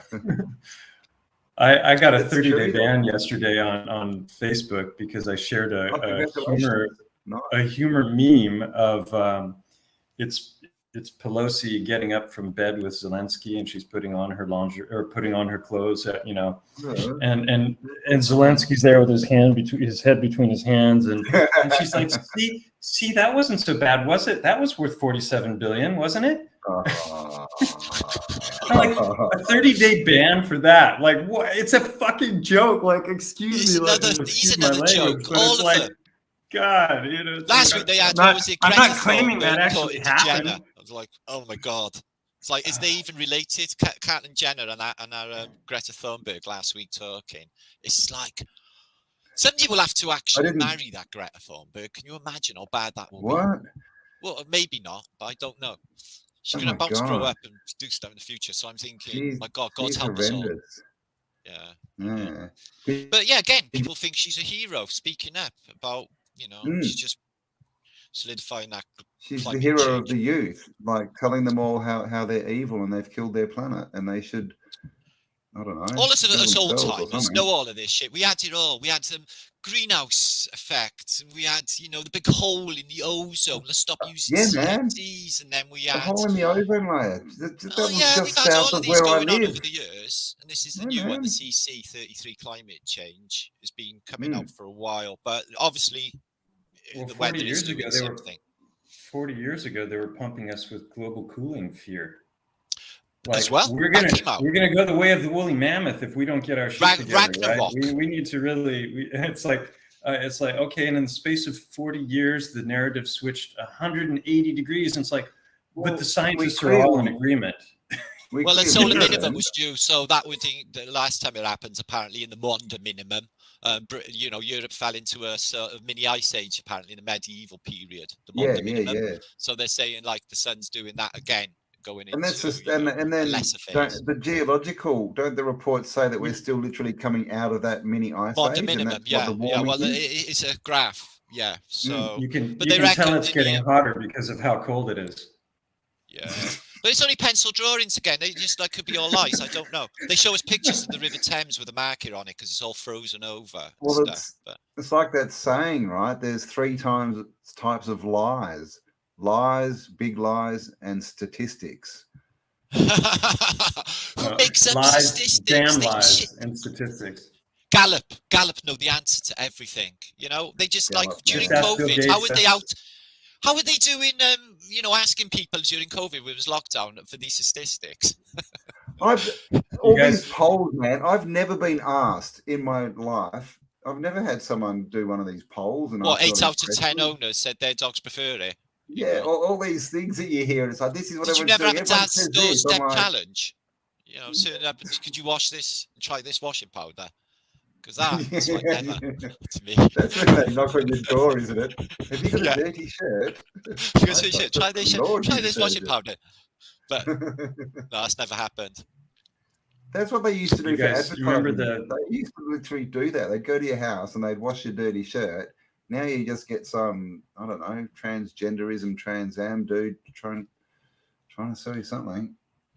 No, we never had traveling salesmen when I was a kid. They would be mugged where I live. But we did have brass bands turn up in the street on a Sunday. I don't know whether you had that in Australia, but yeah, tiddly on pom pom. They come down the street, really excited. The kids would be. I would be. Because there was a proper brass band that would just turn up in your little street. That happens almost weekly here, and after a while, you're just like, ah.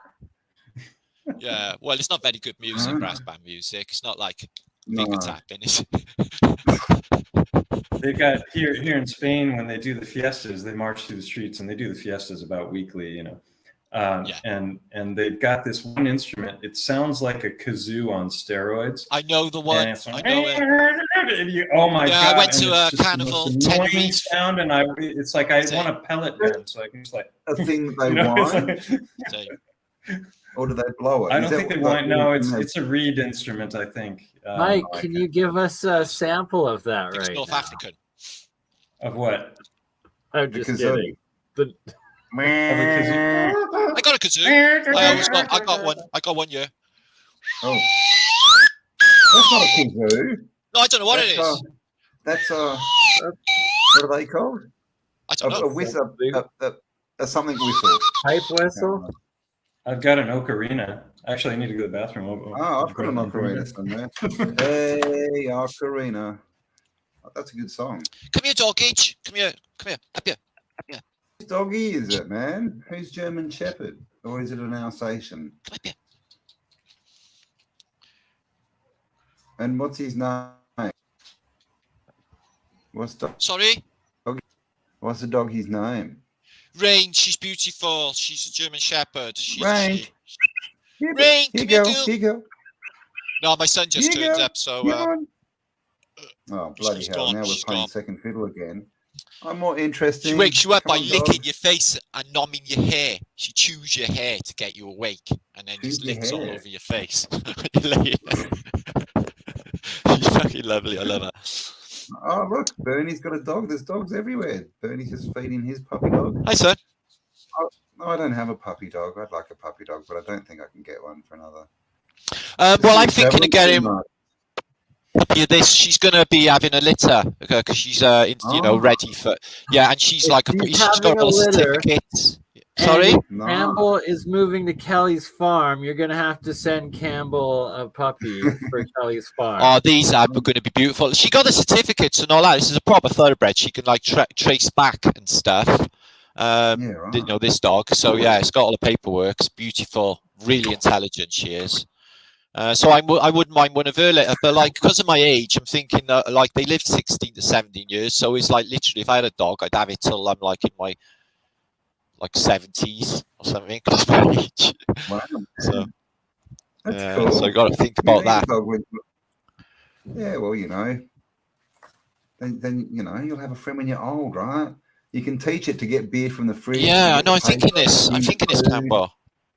Yeah. I might just have to get a dog. Yeah, I know. I do know.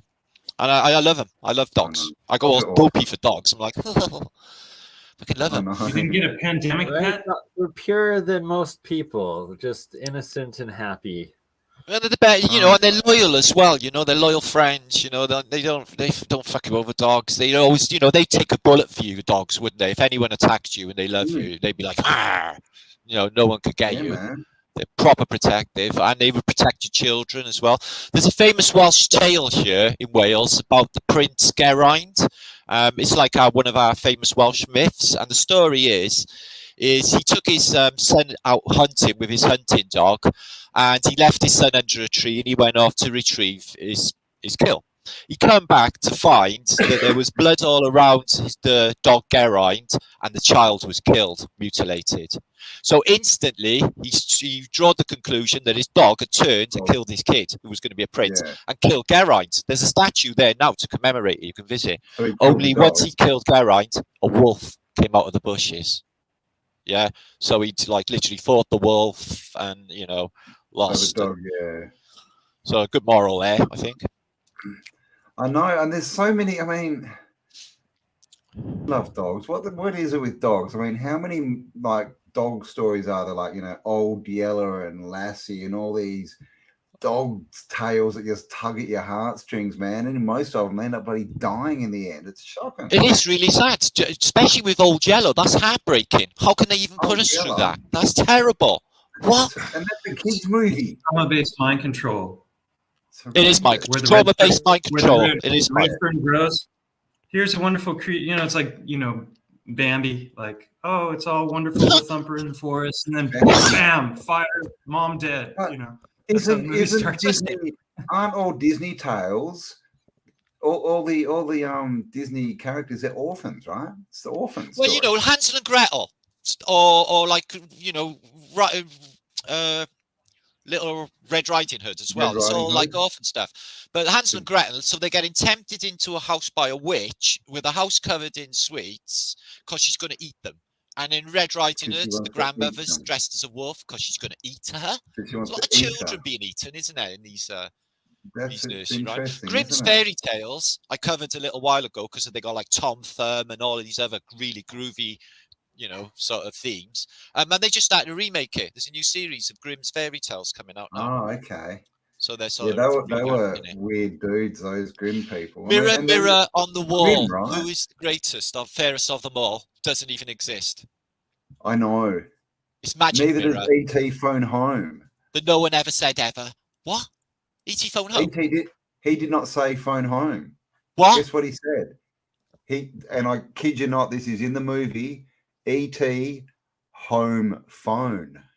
No way, Jose, that did not happen. I'm sorry, I've watched E.T. 150 times. I know, right? Oh, no. It doesn't even make sense. It makes no sense. Doesn't make sense. Yeah. Fucking hell. I'm not going to watch it back now because I took my head in, but wow. Where are we living, man? What is going on with this reality? Someone's, I don't know, kicked over the CPU or something, and they're frantically trying to get things working again. There's some they leave in there to play with us. When everything became remastered, did they just fuck with all of humanity and re-record everything? It just I know. Are we in a remastered tape of Or in a remastered version of reality. The greatest hits of humanity. Maybe we just done this over and over again, tweaking it, and this is like, we're going to do this again at some stage. Well, that's the other thing, right? Is that what deja vu is and synchronicity and stuff? Is it because there is some kind of a script and we're just trying to get it right? Maybe. If we play this over and over again, like Groundhog Day, I was thinking about the NCPs and their role in all of this. How is that working for? I don't like to call them that, but they are seemingly not really in it, are they? So what would their point be? Are they just space fillers, or to make us maybe not feel so lonely?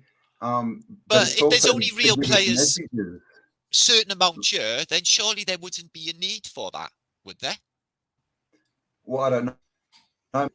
They're there to either pull us into the game system. Yeah, pull us into the system. Like, they're the ones that are like, get a job, and I'm a policeman, you need to do this, and yes. So they to pull us in, and it's our job to sort of understand that they're just full of crap, and we shouldn't listen to them because they just, blips on a screen. Yes, exactly right. C-3PO. Martin just held it up. He's supposed. Yeah. Two gold Apparently legs. He has a silver leg now, but Martin has the proof. I bought that in 1977 when the film was out in the cinema, and I kept it all that time. See, that was the other weirdest one, man. C-3PO suddenly had a silver leg in Star Wars. I was just like, what? Yes, really? A silver leg. Yes. You could even buy them with silver legs. Movie. That's so weird. Well, and also there's the one with Luke. Movies, he's now got a silver leg. Oh, Luke, I am your father. Luke, yeah, but it's no, I am your father, and I'm like, there's no way in hell. No, he didn't say that. It makes no sense either. No, I am your father. Like dollies with braces makes no sense. We gotta start digging out the VHS and see what's on there, and it's like. It's like if it's changed on the VHS, then that's got to be a confirmed Mandela effect. Or if it's just the remasters, then it's just some sort of spell casting that they're fucking with us. How's this one? The Moonraker one was huge because the whole. Sorry, we always start at the same time. Yeah. Star Wars Christmas special movie. See, that's threes as well. I think they're doing three spells. You can find it. Saying the word three times. For Star Wars. A lot of S's as well. Very serpenty. When was the whole Christmas? Dolly Moonraker thing? That makes no sense. The whole point of that scene was that he had the metal mouth, she had the metal mouth. These, the Beauty and the Beast, they find each other. That was the whole thing. Yeah. And like now she doesn't have braces. No way. That is that. Yeah, but they made an advert later, emulating that sketch in Moonraker where she had braces. So it has happened, but not in the film. No. So it makes no sense. But not in the film. There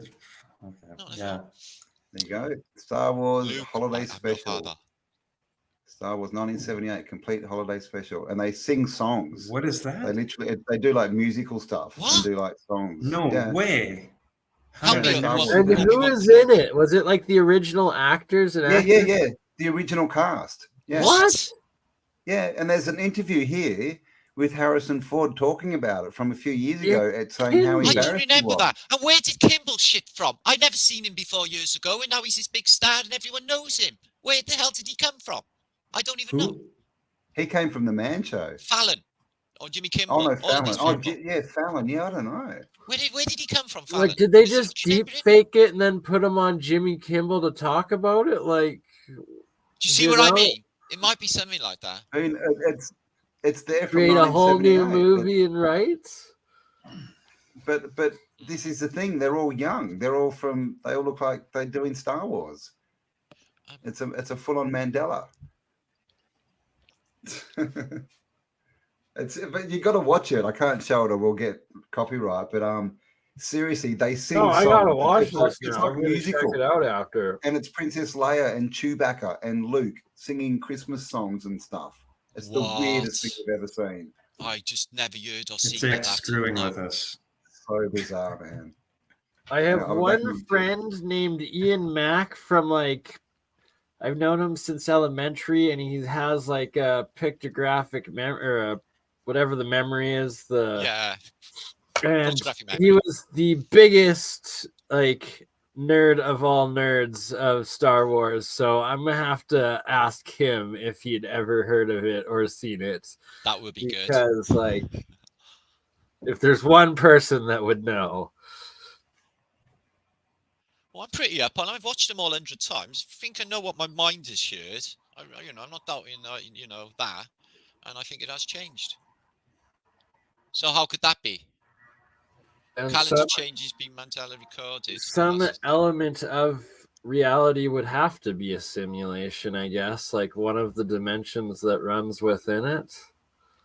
I was pondering what would what's just happened and all the weirdness, especially the NCPs, or if we'd had some sort of interdimensional invasion, like something from another parallel dimension had come and like into this dimension and just trying to gain control. If it was along those lines, I was wondering. Yeah, it's because all the DMT really people strange. are smoking. Really strange. Yeah, that's kind of like the latest Star Trek Discovery, I think. Really? Yeah, the most recent year or whatever, they had like this interdimensional AI thing that like came in through some time warp, and it was like the Vulcan or whatever the heck they are in that one, where the ones with the pointy ears have merged together. Yeah, but not the Vulcans, Romulans. the other ones. Romulans. The Romulans. Oh, yeah. The Romulans have this like cult that like prophesies the end of the universe of this AI that's from another dimension, and then sure enough it like materialized, and then it's pretty intense. It's definitely if you're a Trekkie, if there's any Trekkie in you, I recommend checking it out. What do they drink, Romulans? Oh, what? What do they drink? What do they drink, the Romulans? Can you remember that? Oh, God. See, no. You're calling out my half-drop. Gah. It's called gah. Gah. They get very drunk on it, apparently. Thanks. If you just excuse me for a second, I just need to go to the restroom. I'll be back now, right? Most definitely, sir. Thank you. Good stellium. You and me, Bernie, what are we going to talk about now? Where do we go? Your microscope and how awesome it is, and how I need to start using a microscope. Did you get yourself one of those? It's Not like 40 yet. euros. Did you guys or 40 bucks? Although I have a really old school microscope sitting right here that I should probably start using, figuring out. What does that go up to? That looks big. I don't really know. It was kind of like an random inherited from a friend's like past uncle or something like that, I think, and gotta hook it up. Gotta start using it. Did I share that picture of it was a gnat's wing, and the wing was like that. It was just so tiny, and 1000x. It's amazing. It brings it all. You can see all the detail. I saw those pictures you shared, right? Was it in your community section on YouTube? Maybe, might be there. I'm not sure. I haven't been using the computer for a while, so I need to reacquaint myself with my file structure. I'm not finding things is not easy in this moment. So. Right? There's just always so much. 1000x for 40 euros. I wish I had this as a kid. Right? That's amazing. I'm definitely have. I would probably end up going into biology or chemistry or something if I had known how far out the world was. There's so much.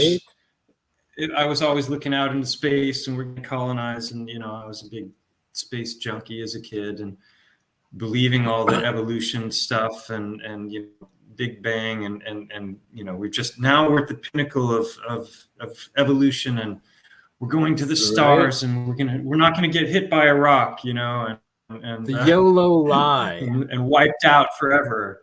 So and there's so many things that I just kind of didn't even give the time of day because they were uninteresting to me, because I had that perspective, and it was all about what was coming in the future, and had no idea how amazing the past was, and how magnificent, and on what a scale, and how widespread, and all this potential antiquitech and all this. It's like, if I had known about the past, I would. It's only now at 50 plus that I'm going in, like, starting to realize, wow, it's all those ancient texts that were telling all the really far out truths and information. And so you've listen to how excited you are about it, and that at 50 you get to be a kid all over again with a whole new reality.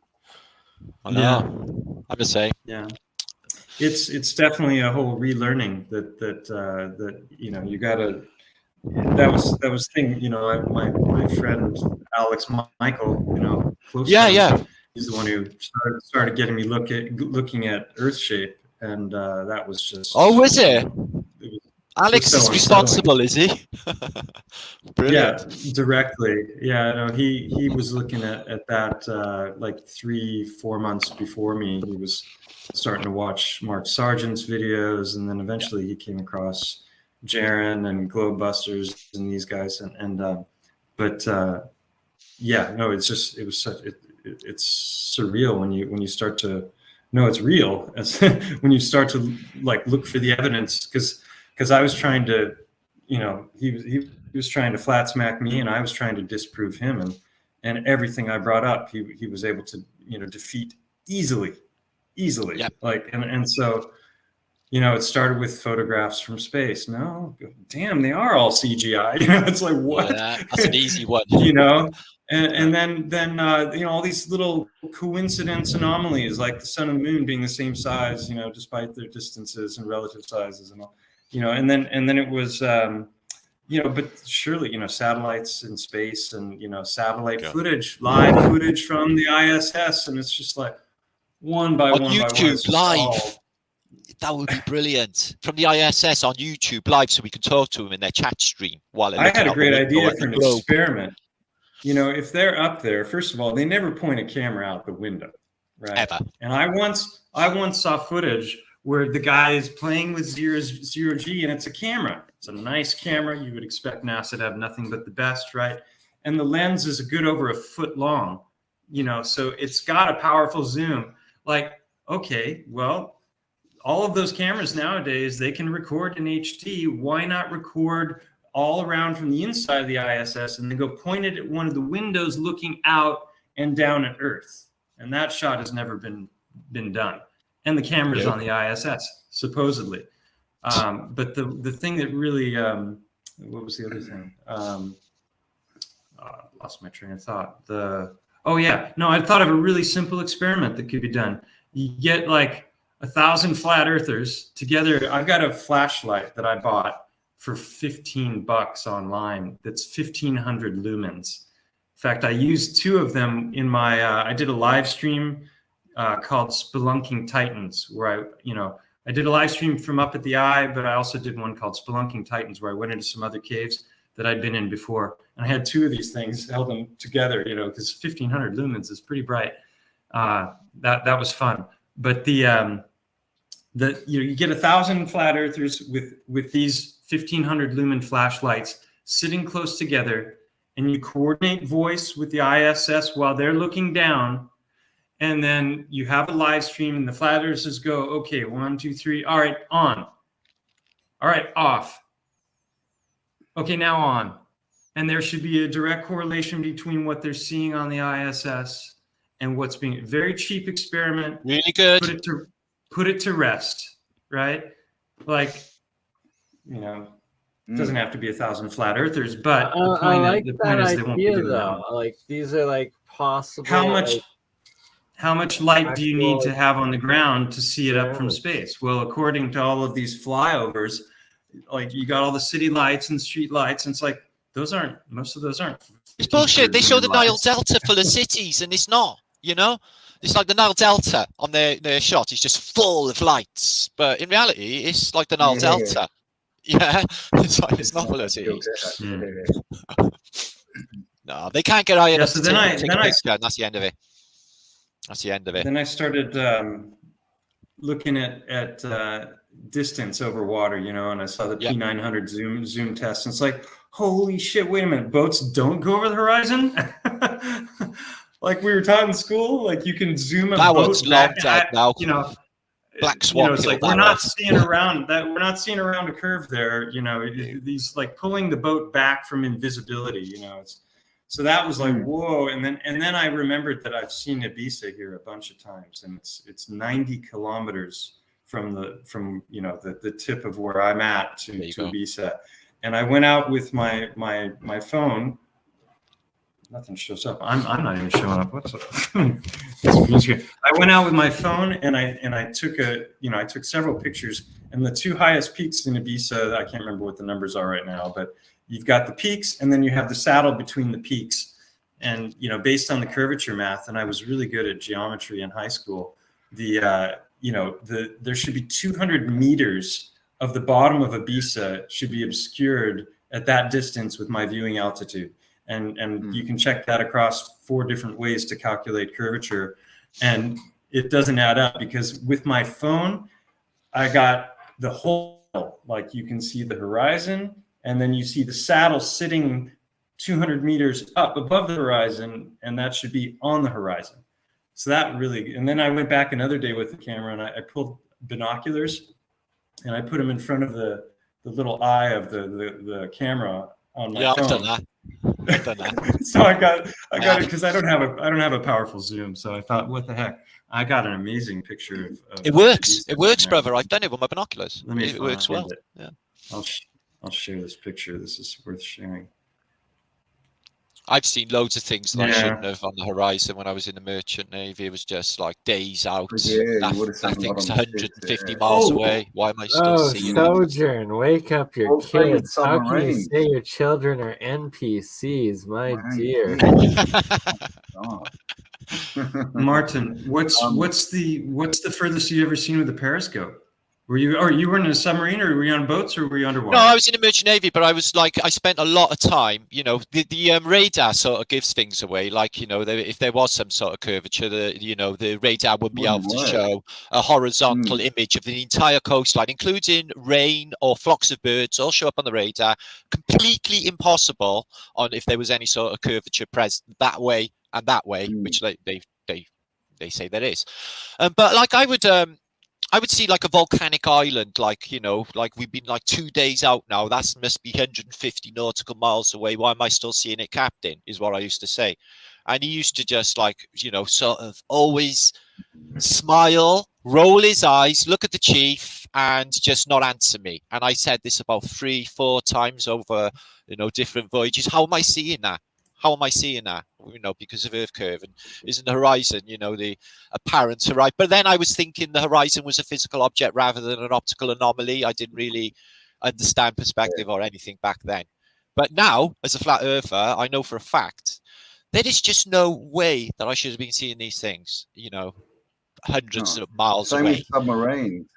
The way that submarines track with their radar. Yeah, and the periscope depth has to remain a constant. Yeah. So yeah, and which same as planes, they don't pull the nose tip down. 10 things that have never been said. Succumb to big passengers.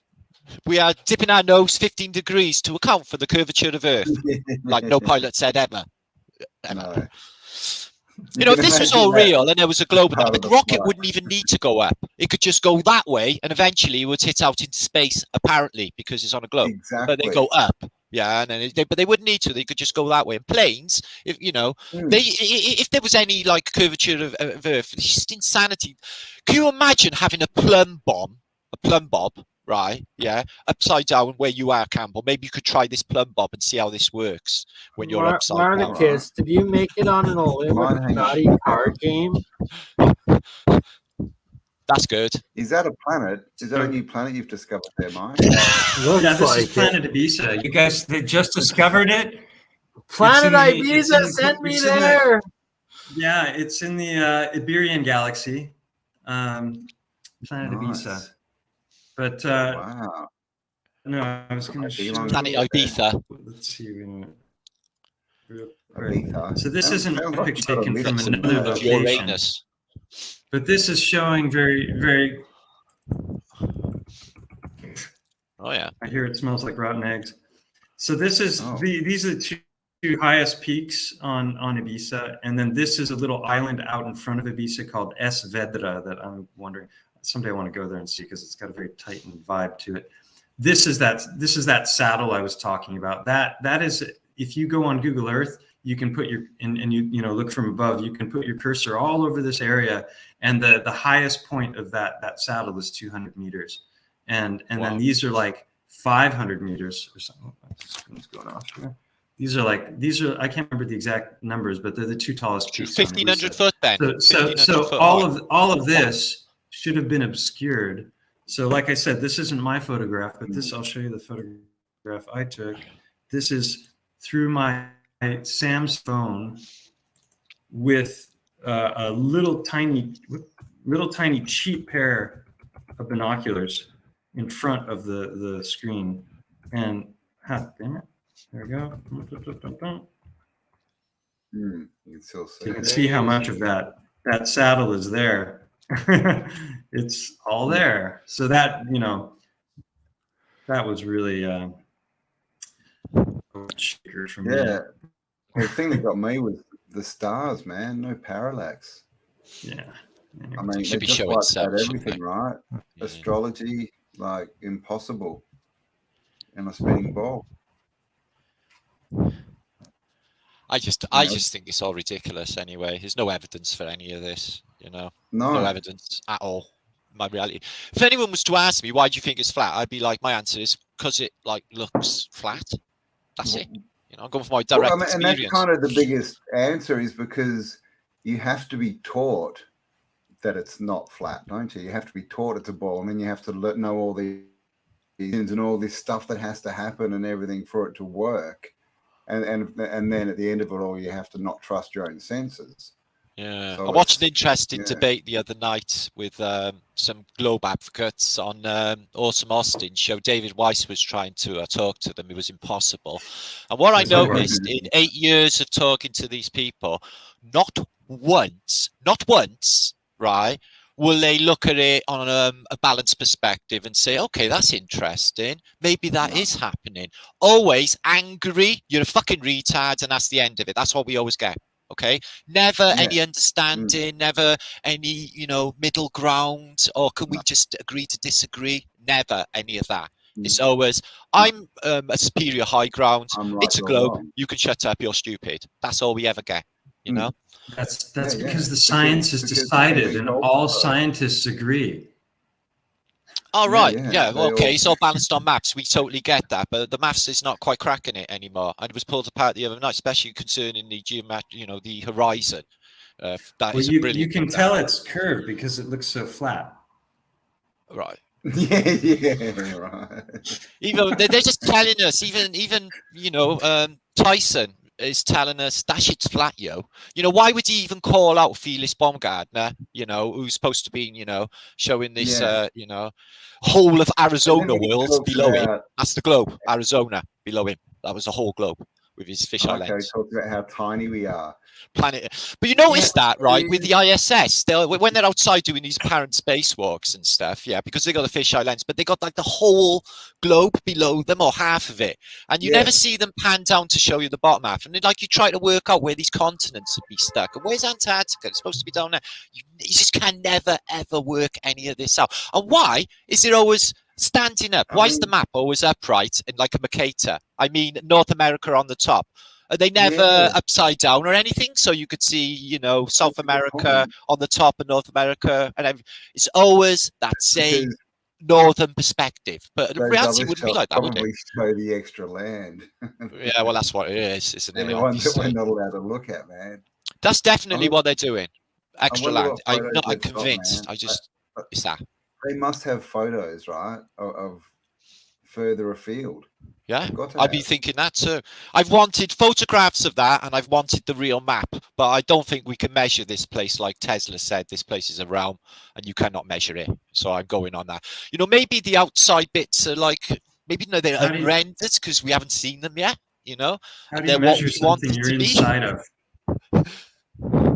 Maybe. How do you measure something you're inside of? Well, this is a point, How do you isn't it? measure They can't something really The biggest one as well is the pressure system, isn't it? It's like they've invented like this vacuum in space, and like you're supposed to have this air next to it. I asked AI. I said, "Is it possible?" When I was talking to AI, and I said, "How do you have, or can you have a low pressure system, or a contained pressure system next to a low pressure system?" And it said yes. Right. Well, that's not the case. Big answer, and at the very end, it kind of went, "But you need a container." But you need a container. Yeah, well, fuck you know. But this is what they do. Because I thought it would have said that. They say that the atmosphere goes out to the moon now. Yeah, that's right. I pulled a guy on it. It was like trying to space me out, man. He was like trying to like show how superior he was in spacey knowledge. It was like, mate, the moon's supposed to be in Earth's atmosphere, and he got his air off with me and literally Googled it. And he went, "The moon is thought to be in." Okay, sorry. It's like, yeah, I know. So, but they only done that 2 years ago. They did that. Yeah, they did that because they had to cover up for some other thing that would have exposed the lie. What was it they were trying to cover up? I can't remember.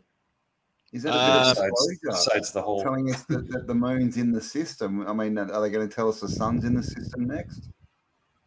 Well, they say like there's supposed to be some atmospheric drag with the ISS, isn't there? They got literally boosters underneath it. Oh no, apparently every 6 months or so, they have to put on these boosters and put her higher up in low Earth orbit because basically it gets friction from atoms of matter from our atmosphere out there where the ISS is at 240 miles away. It would have a fuck load more than that. If all of this is just wank if it was even up there.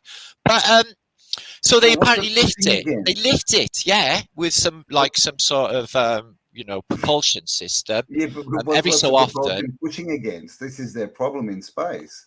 Well, I got a video that I put on my channel, a guy in NASA talking about, somebody literally asks him that question in a NASA museum, and he tried to explain it with the module, the moon landing module behind him. He said, "Oh, well, the gas expands and causes a propulsion or causes an outward push as the gas expands, but in a vacuum, how can we understand how a gas would operate in a vacuum? We all look like we've seen vacuum bells, no sound, vibrations limited. It's a vacuum.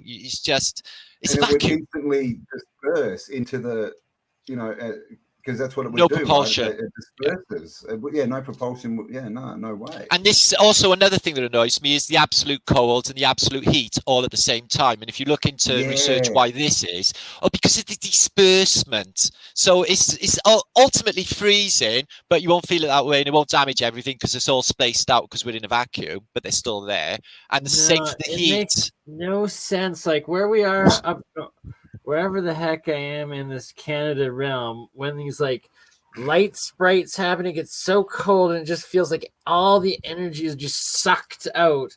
And then like within a few hours, we get this Chinook thing and it goes from like minus 40 Celsius to plus 15 Celsius in the middle of the night, and all the snow starts melting, and it's weird.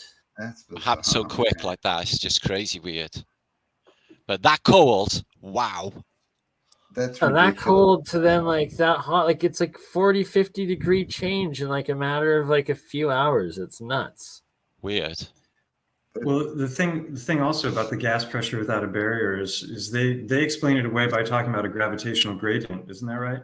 Yeah, that's right. Where it's like the further away from you get, the weaker gravity gets. And I said, okay, well, that's a pretty damn delicate equilibrium there between the pressurized atmosphere and the vacuum of space, no matter how strong the vacuum is. But the vacuum is pulling from all sides at the same time in their model. So even if it was a weaker vacuum, eventually it should suck that out. Okay, fine. So even if you accept the delicate equilibrium idea of that, what about all the holes they're punching in that equilibrium by sending rockets to space? Why wouldn't all of the atmosphere of the Earth follow after the rocket as it's exiting into space? That makes no sense whatsoever. I've never heard anybody actually say that. Or how is it still burning as it's leaving it? And like what's really weird and what I've been watching now are some of these intercontinental missiles or whatnot, but these just giant plasma vortexes that like open up around them, and like people think they're UFOs, but it's like they're acknowledged launched internet or intercontinental ballistic missiles that like either the US or Russia test, but you see them and it's like they're these weird, like, just looks like portals almost opening up whatever the heck it is doing, and like it freaks everyone out that are around it. It looks like you're looking at a boat on the water, like those ones, and then it gets like the big kind of actually goes around it. Yeah, so it's almost like it's hitting. It's like splitting through above, something. Right? Waters above. Well, the Go Fast rocket, you guys have all seen that, right? The Go Fast rocket flying straight up. Yep. The first amateur rocket to go to space, right, or closer, and that thing is spinning, as and then it just like it comes to a slow, sloshy stop, and you can hear it almost sounds like water sounds, and then it starts to fall, but it's not hitting the firmament. It's not, it's just like, and then it comes to stop and then starts to fall down. I saw a presentation by Udo Landucci on Globusters some years back where he was talking, and he was, he had the NASA documents on screen and looking at what they talk about atmospheric distribution when it comes to the noble gases, and then up at the, I guess it's the Kármán line, where the firmament probably is, but at that crossover point. They say is the largest quantities of sulfur hexafluoride in the world, right? And why it's 4 times denser than air. So I don't know why sulfur hexafluoride would be above the air if it's 4 times denser, considering. So I think it has to do with the dome and electromagnetics, and that, maybe some kind of superconducting, like it sticks to the firmament or something. Yeah, but it's I think it's being generated by plasma, like thinking of the Primer fields and those magnets. And there's the confinement ring, and then there's the confinement dome, and then it's showing all the different flows of the arrows of the electromagnetic movement. And then that can actually create both heat. The plasma physics can create both heat or ice, hot or cold. So it can go either direction. So that could explain the firmament. It could explain the outer ring. All of that stuff can be explained through the plasma physics model. But the interesting thing, and I don't know whether that would explain the sulfur hexafluoride, in the upper atmosphere. But the fact is that it's 4 times denser than air. It immediately extinguishes all flame. So there's no possibility of combustion in the presence of sulfur hexafluoride. And they put it in like fire extinguishers, and they shoot it at flames, and the flame just instantly goes out. It's that stuff that if you breathe it in, it makes you talk really deep. It's like the opposite of, the laughing gas that makes people sound like cartoon characters. So that's a really fascinating thing, is that the prevalence of that stuff up there. So that would make sense. Like if the Go Fast rocket hit that gas, it would immediately extinguish its propulsion. It's 4 times denser than air, so that would be kind of water-like, but not as dense as water, right? And it just kind of comes to this sloshy stop, and then there's that stuff that we've seen, where it looks like they're skipping across water, like the wake of a boat or the firmament. So that might just be the way, and maybe that's what keeps it. Maybe that layer is there to prevent from propulsion technology doing something to the firmament, but that's obviously. Massive. Yeah, well, we've got Operation Fishbowl and things like this, right? When they were literally shooting nukes at the firmament. So was the reason they didn't get through because they were being extinguished before they could hit it properly. But yeah, well, and those definitely do look like they exploded against the surface and emanated outward in a ring. There's no doubt about that when you look at it. But I suppose you could argue that fireworks look the same way, and they're not hitting something; they're just, exploding. Indeed. Yeah, just excuse me. All right, so how's everyone going? We've been live for 4 hours. I know. Holy dooly. Yeah, I'm gonna have to be going to bed pretty soon. It is 7:30 a.m. on New Year's Eve day here in Calgary, and I got to do New Year's Eve all over again when I wake up tonight and stream a rave party. Yeah, is that what it is? A dance party? Yeah, right. Dance party with my friend KY Smooth from the Science of Sound. And that reminds me, we're going to have both the YouTube back for Science of Sound, Stellium and Martin, and go on more about like the throat singing and like the different aspects of everything that you guys were talking about earlier. I was listening outside having a smoke when you guys were specifically talking about that, and I forgot to bring it up until now. I went to look for my ocarina. I couldn't find it. So. Oh, no. You saved all our ears. Well, or was that the bad one or the good one? I'm sorry, I didn't. Rude, dude. No, was I rude? Sorry, I thought we were talking about the kazoo angry thingy that you don't. Might be a maestro on the ocarina. So let's set out. Gentlemen, it's been a real pleasure. Yeah. I need to go as well. So cool. Wonderful talking with you all. This is fun. Thank you for the invite. Let's set our intention for 20. Till next time. Yes. What is it? Our intention is 2023. Graham Cancock and us before the end of it all, and Michael Tellinger. We're going to be doing a few of them. Well, that'd be good. We set our visions a little bit higher for a greater day, but yeah, they'll do for a little thing. That'll do for a little bit. The first 3 months, we want world peace by the end of 2023. That's what we want. We want realm-wide peace. Yeah, bomb them into peace. That was what they do. Yeah, exactly. Put love on the bomb. We love you. Realm-wide peace. That sounds good. Peace and love. Keep your hearts soft, everybody. They work better that way. Unlike those petrified ones to the side there. Those are not very soft. You don't want that. Keep your hearts soft. Thanks for the invite, Campbell. Bye, guys. Hanging out with you guys. No hearts of coal. Just love. Okay, Mike's gone. Thanks for being here, Mike.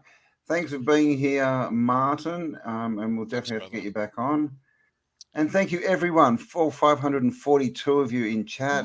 Thank you for being here and spending some time with us. We love you all. And have an amazing New Year's Eve wherever you are. And we will see you all in the new year. Well, Bernie might see you in New Year's Eve. Wherever you are in the realm, we'll see you sometime in the future. And we love you. Love you all. Happy New Year. Much love. All right, guys. Take it easy. Bye for now. On the next one. Woohoo. Bye.